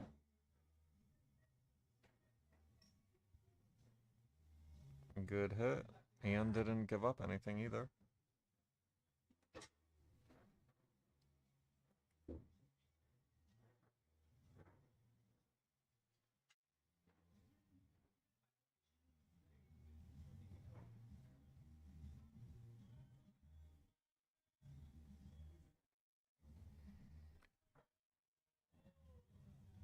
So I think we're going to see her bank the one ball down table, leave the cue ball up table, bank the one. I like that same shot, but you hit it much firmer and bring the one ball all the way down table, right? It's the same shot. Thomas, thanks for following. It's the same shot.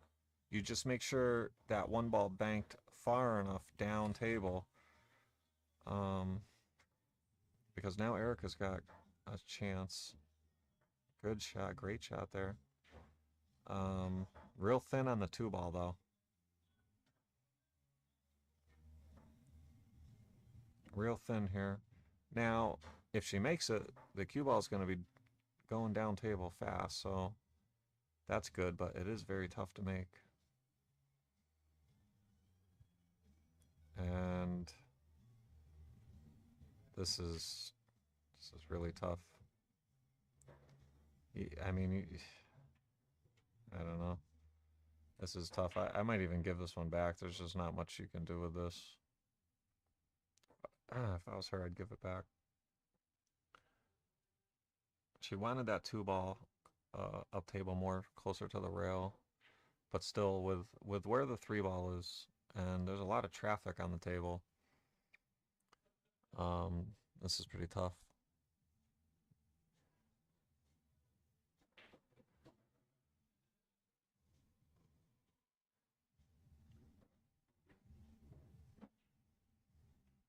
Eight ball going to come into play. Oh my. All right, so now there's a chance. Now Anne-Marie can pocket the two, and the cue ball is going to be going towards the three. It might hit the five ball. If it hits the five ball thin, it would be okay.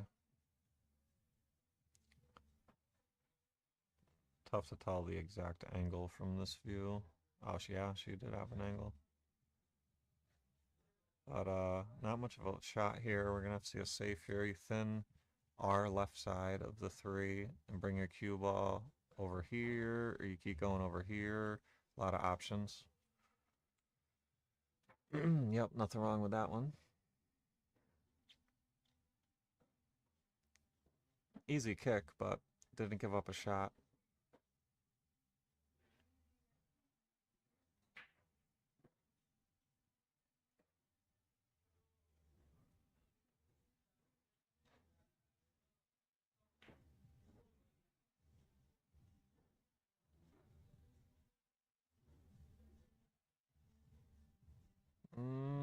I think she can pocket this three in the bottom left.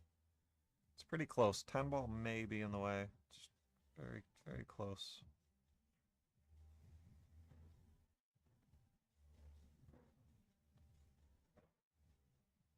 Well, she hit it going in and out. And I believe she called safe. Or she would be hanging around the table longer.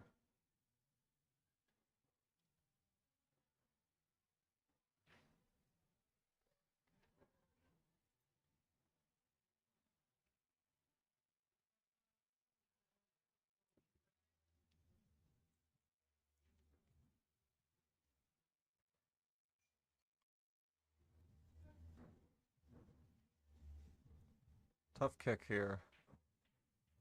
Yeah, that was tough. Now does Anne-Marie play the 3-10 with ball in hand? I think she should take a try at it. It lays pretty good.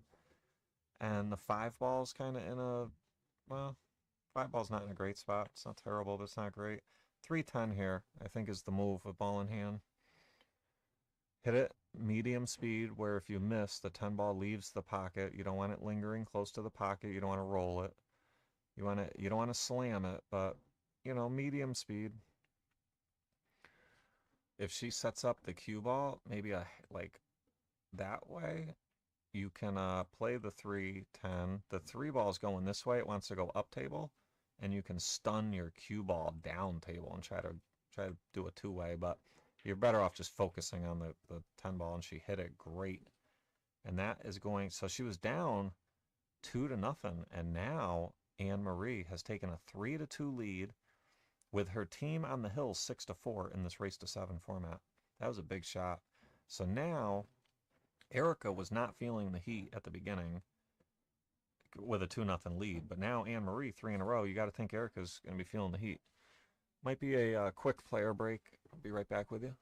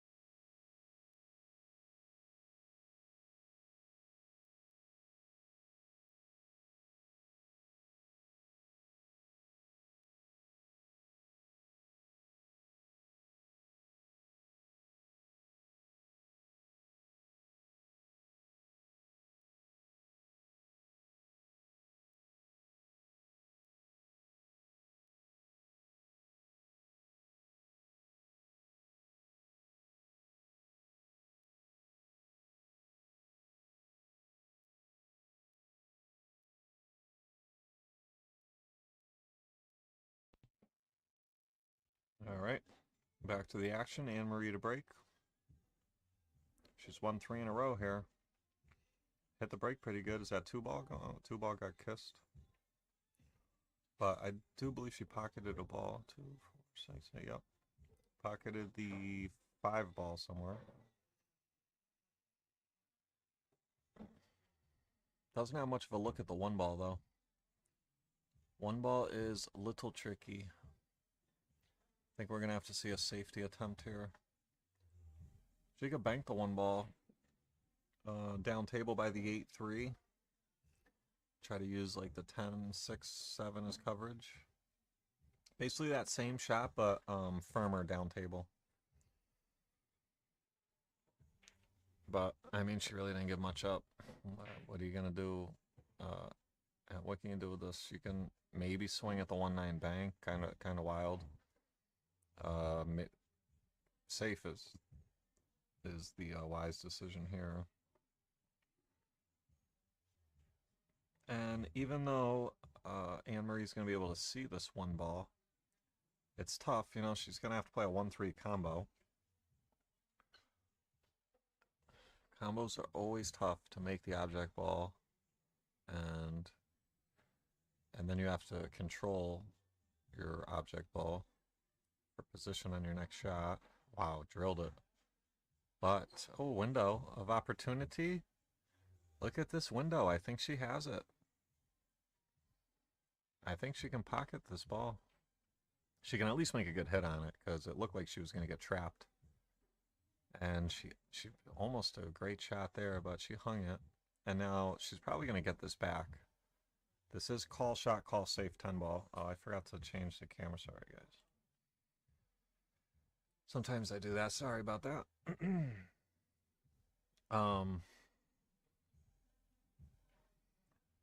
Yeah, I think we're going to see a 1-rail kick here off the top rail.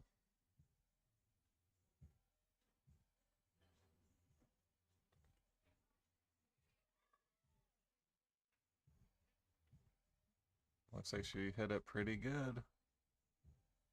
Yeah, great shot there. 2-ball, I don't know if she can make it in the corner. She would like to be able to shoot it in the top right corner. I don't know if she has enough, so she may have to choose the side.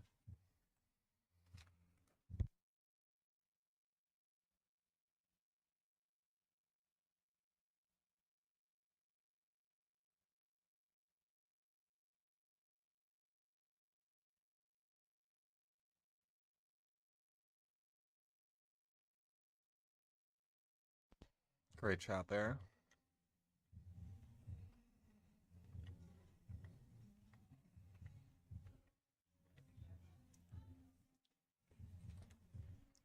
Back cut. Safety. Watch out. She's okay. So I think Anne-Marie can see a piece of the 4, but she certainly can't shoot it in the bottom right corner.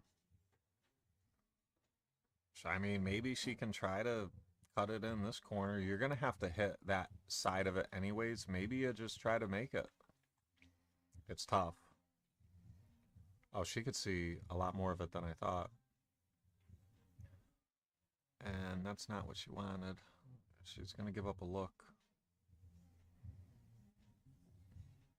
Erica could play a stop shot safe behind the 8, but it does look like the 4 goes in the bottom left corner. If it does, which she's looking at now, I'd like to see her try to run out. But if it doesn't go, the safe looks good. So it did go, and great shot there. Now she has a good look at the 6. Position might be a little tricky here. Cue ball may run into the 8. You have to be careful it doesn't thin the 8 and scratch in the bottom right corner. That is definitely a major concern here. I mean, it's pretty unlucky when it happens, but you got to be careful. Jay and Tracy Duffin, thanks for liking the stream.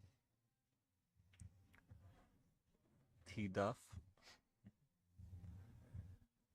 So great shot there. And look at the 8 in the bottom right. 9's hanging. And then you gotta make a pretty good shot to go from the 9 to the 10. You want to give yourself a good look in the 10, but yep, that's gonna work out pretty well. Now you gotta be careful here. When a ball's hanging in a corner, a pocket, sometimes like the cue ball comes up and you fall way short of your object ball. You really you want to hit this one thin. All right, so good shot there. And yeah, this is a pretty good look on this 10 ball. I mean, nerves are high though. Anything can be missed from here, and this is no gimme. But she's been hitting the ball pretty good. And wiped its feet a little bit. Look, you can tell she's like, oh. But she makes it, and that's gonna tie it up 3-3. Great shot.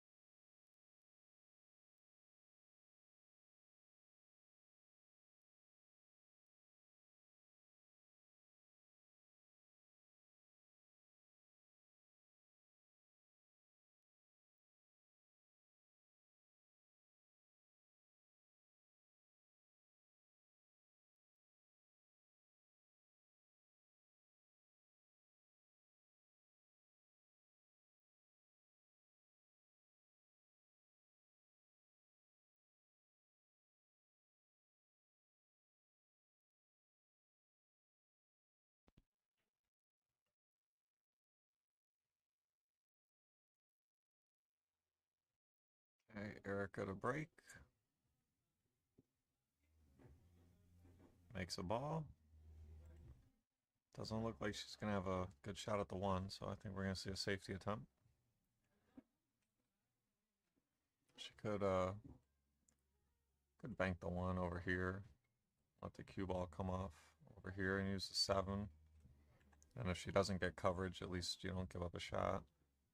She could bank the 1 ball back down like center table and leave the cue ball up table.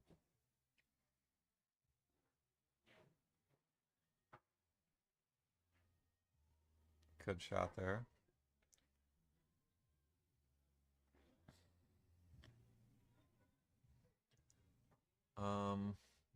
Potential jump shot, maybe. If you only have to go over the 8, it's not a terrible jump. The 10 ball might, I mean the 7 ball might also be in the way. I think she's going to get the jump cue. Yep.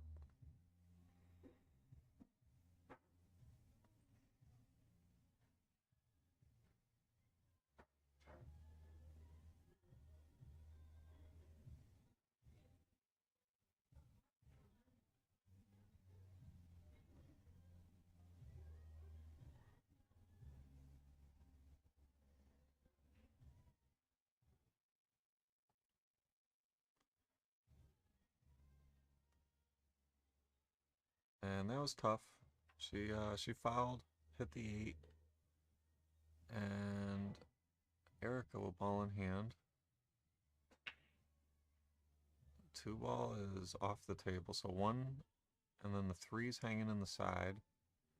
The 4 and 5 are pretty reasonable. These lay pretty decent. Oh, she might, did you? Nah, I think she's got it. This is close.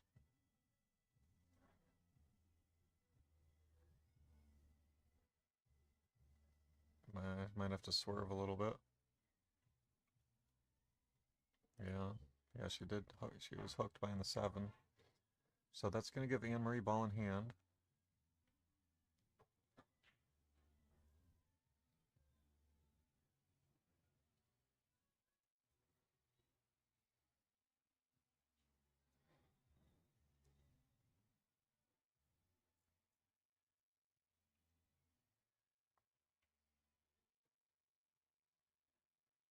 So I'd like to see Anne be about center table here with the cue ball. Yep, good, very good. So now that provided her a nice natural angle from the 4 to the 5. She's going to have to put like a little draw or low left on this, you know, just to pull the cue ball up so you don't crisscross and hit like the 9 or the 6 or something. Okay, so not enough low left. And now what? Safe or a bank? She's been pretty conservative. She does have a bank in the bottom left corner, but I think she's going to play safe. Thin this ball and maybe try to go around. You got to avoid the 10 ball though. Nick the 10. That's not bad. That's not bad. I mean, she's got a cut in the left side or a bank cross side, and neither are easy. And if she makes them, she's not guaranteed position. So pretty tricky spot here. I wouldn't mind if she played safe either. She really could do whatever she wants here. She shoots the 5 in the side. Great shot. Oh, watch out, cue ball. Ooh, I looked like it was going to hang, but it just kept going. And Anne-Marie with an opportunity. Ball in hand on the 6.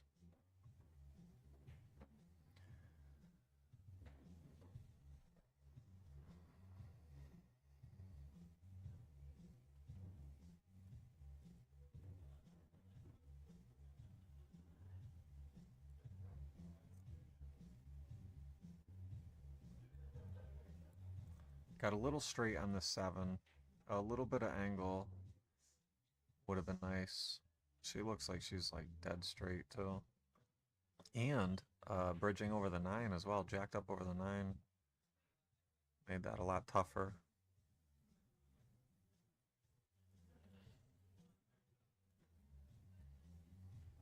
All right, Erica with a shot on the 7 in the bottom right corner here. Cue ball will probably avoid the 10, and if it does hit the 10, it'll probably thin it and still go up table. Oh, I was wrong. That is trouble. Yikes. Quick thinking. We've got that kick right there. We've got this kick right here. I don't like this kick because you're stretching and you're probably using the bridge. I'm probably doing one of these right here. I played a lot of 3-cushion billiards, so I like stuff like this. I just trust the rails a lot. This kick's not bad, but with the bridge, it's tough. Not a bad effort. One issue kicking this way as well is if you make the 8-ball with that type of speed, you know, your cue ball is going to end up, you know, probably over here somewhere. And that's really not going to provide you a good look at the 9 either. Now, at least it gives you a chance to make the 8. The way I was talking about kicking, you have no chance to make the 8. You're just calling safe and kicking at it. Alright, so Anne-Marie, ball in hand. Big opportunity here. Ball in hand on the 8. 3-3. She definitely wanted to come down table more, but her saving grace here is if she does successfully cut the 9 in, her cue ball may provide some sort of pretty good position. Cue ball may even do one of these and hit the 10, but that's okay. Probably come out with a decent look, but you got to make the 9. And she did. Great shot. I'd like to see her hit it a little softer or even harder, right? So you go softer and you land somewhere over there, or you go harder and it keeps going and it comes out, you know, somewhere around there. But this is tough, especially being on the rail makes this super tough.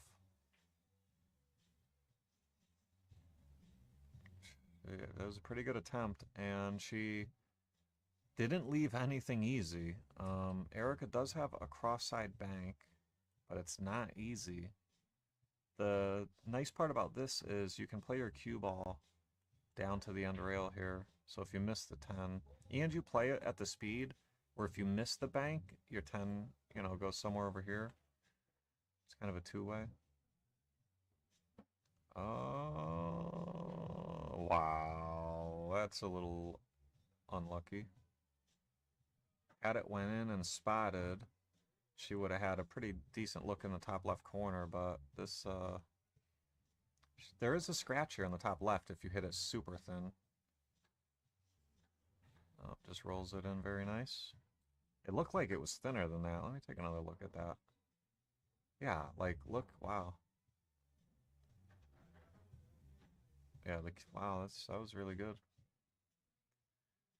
Okay, and that's going to put Anne-Marie on the hill, 4-3. They're double hill, Diamond Squad, double hill alert. They're up 6-4 in the race to 7 format, and they're up 4-3 in the set on the hill, the double hill.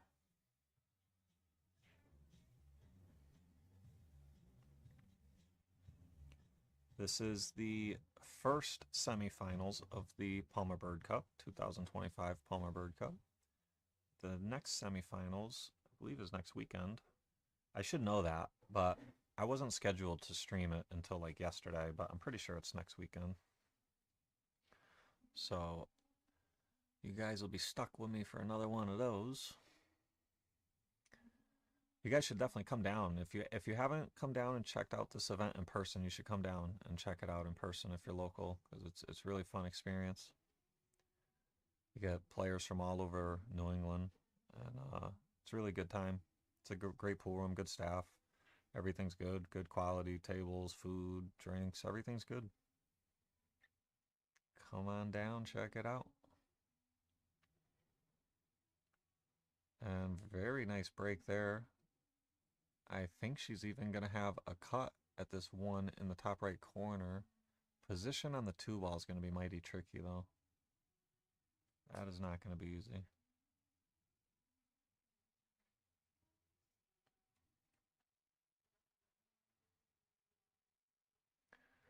How come?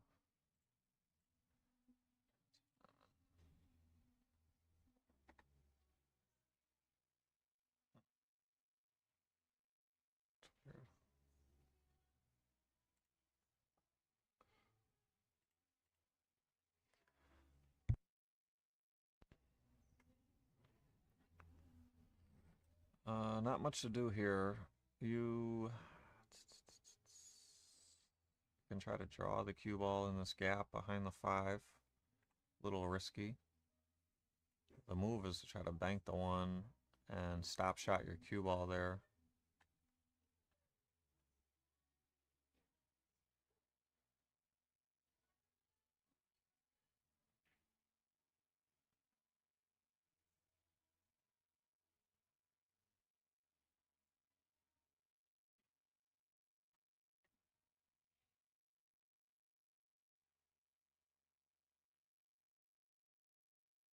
Maybe a back cut in the side. I don't think so. Very thin. Does the other view show us anything? Yeah, okay, safety attempt behind the 5. And Erica is going to have a look at the 1 in the side. 2 ball does appear like it goes to the corner next.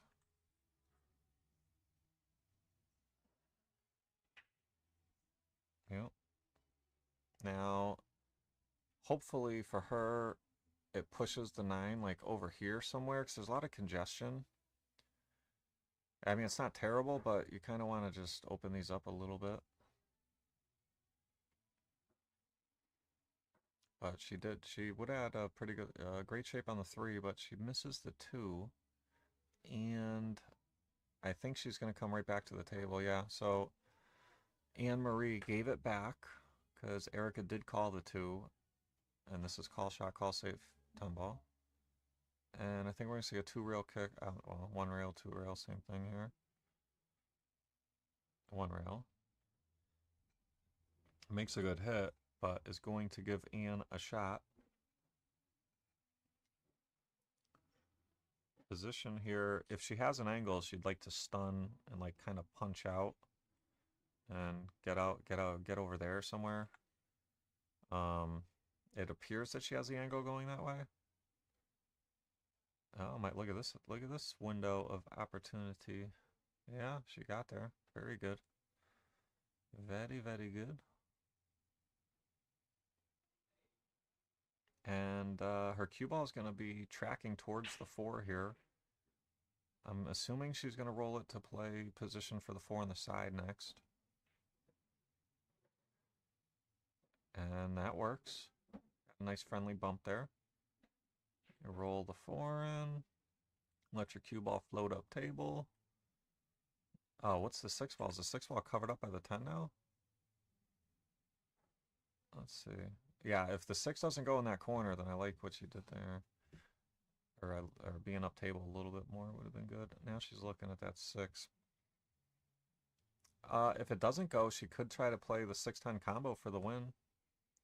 I wouldn't blame her if she tries that. It doesn't. She made a combo already this set and hit it pretty good.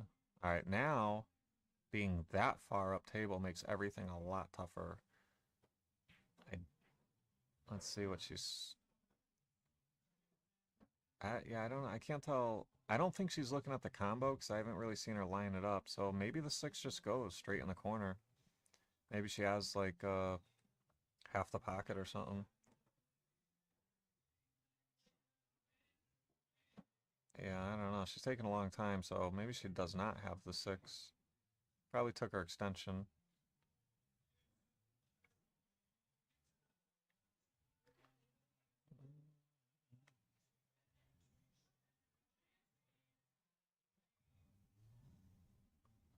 Alright, not sure what we're looking at here. I think it's going to be a safety attempt. Oh, maybe she did call the 10. That's the only downside of this call shot, call safe 10 ball is from the stream, you know, we don't know what the full intentions are. I think we should all lobby for call shot only 10 ball. And there's still going to be, you know, some questionable things every once in a while, but a little weak, but it's a pretty real thin cut in the bottom left. The bank in the bottom right is on. I think she can hold the cue ball for the 8 in the bottom right next as well, but it's tricky. Actually, I don't know. She might not be able to. She could play safe. She could go off the bottom side of the 6 and try to bring the cue ball back up here. I think she called the bank. I think I saw her call it while I was drawing. No, all safe. Oh, why did I not see that safe? Yeah, that's the safe to play. I don't know what I was looking at. Great shot there. What's beautiful about that shot is, you know, even if you left the cue ball there, you don't give up a shot because of where the 6 is, you know. Those are those are the safeties you really want to go after, because you're basically free rolling at getting them behind a ball. If you fail to get them behind a ball, they still don't they still don't have an easy shot. Look at this. Kicks it in and called it. I don't know if she has enough of the 8 to pocket it, but she could definitely see a piece to at least make good contact and place. She's got the same safe, or similar safe, where you overcut it to here and you let the cue ball go up table. I think that's what she's going to do. Oh, she could make it. She could see it. Oof. But it was tough. She could just see enough. Tried to cheat the pocket a little bit as well. All right, so Erica staying alive. She's in a tough spot here. She's down 4-3. The opposing team's on the hill. Pressure's on, you know. It's a tough, very tough spot to be in. Oh, watch out, watch out. Wow. Yeah. If she had fallen a hair short of that side, I mean, her position looked like it was going to be perfect.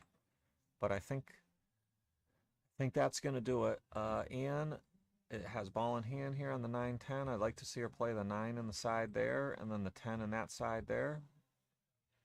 You can do whatever you want. It's just, you want your cue ball more here, so playing it in the side is easier because it's a stop shot. If you do this, you're going to follow the cue ball forward, and it's just more movement of the cue ball, that's all. Even if you go too far forward, you play the corner next. You just don't want to go way far forward. Yeah, that's okay. Play the corner. She might have even been playing position for the corner the whole time. The side might be a little steeper than it looks on camera. So Anne-Marie and Diamond Squad for the win to send them to the finals. And she gets it done. Great shot. And congratulations to Diamond Squad. They win the first half of the 2025 Palmer Byrd Cup. And you see them all celebrating a little. Oh yeah, this is probably a better view. I'd like to thank everybody who tuned in over this weekend. All the fans, the spectators, the sponsors, anybody that sent a donation, it's all greatly appreciated. Everybody who did commentary, Ryan Lynham, Frank Maletti, Leanne did, 2 matches. P. Duff, Anne-Marie did one yesterday with Leanne, that's right. Thank you all very much. You are all very appreciated. I hope you guys enjoyed the stream, and we'll see you next time.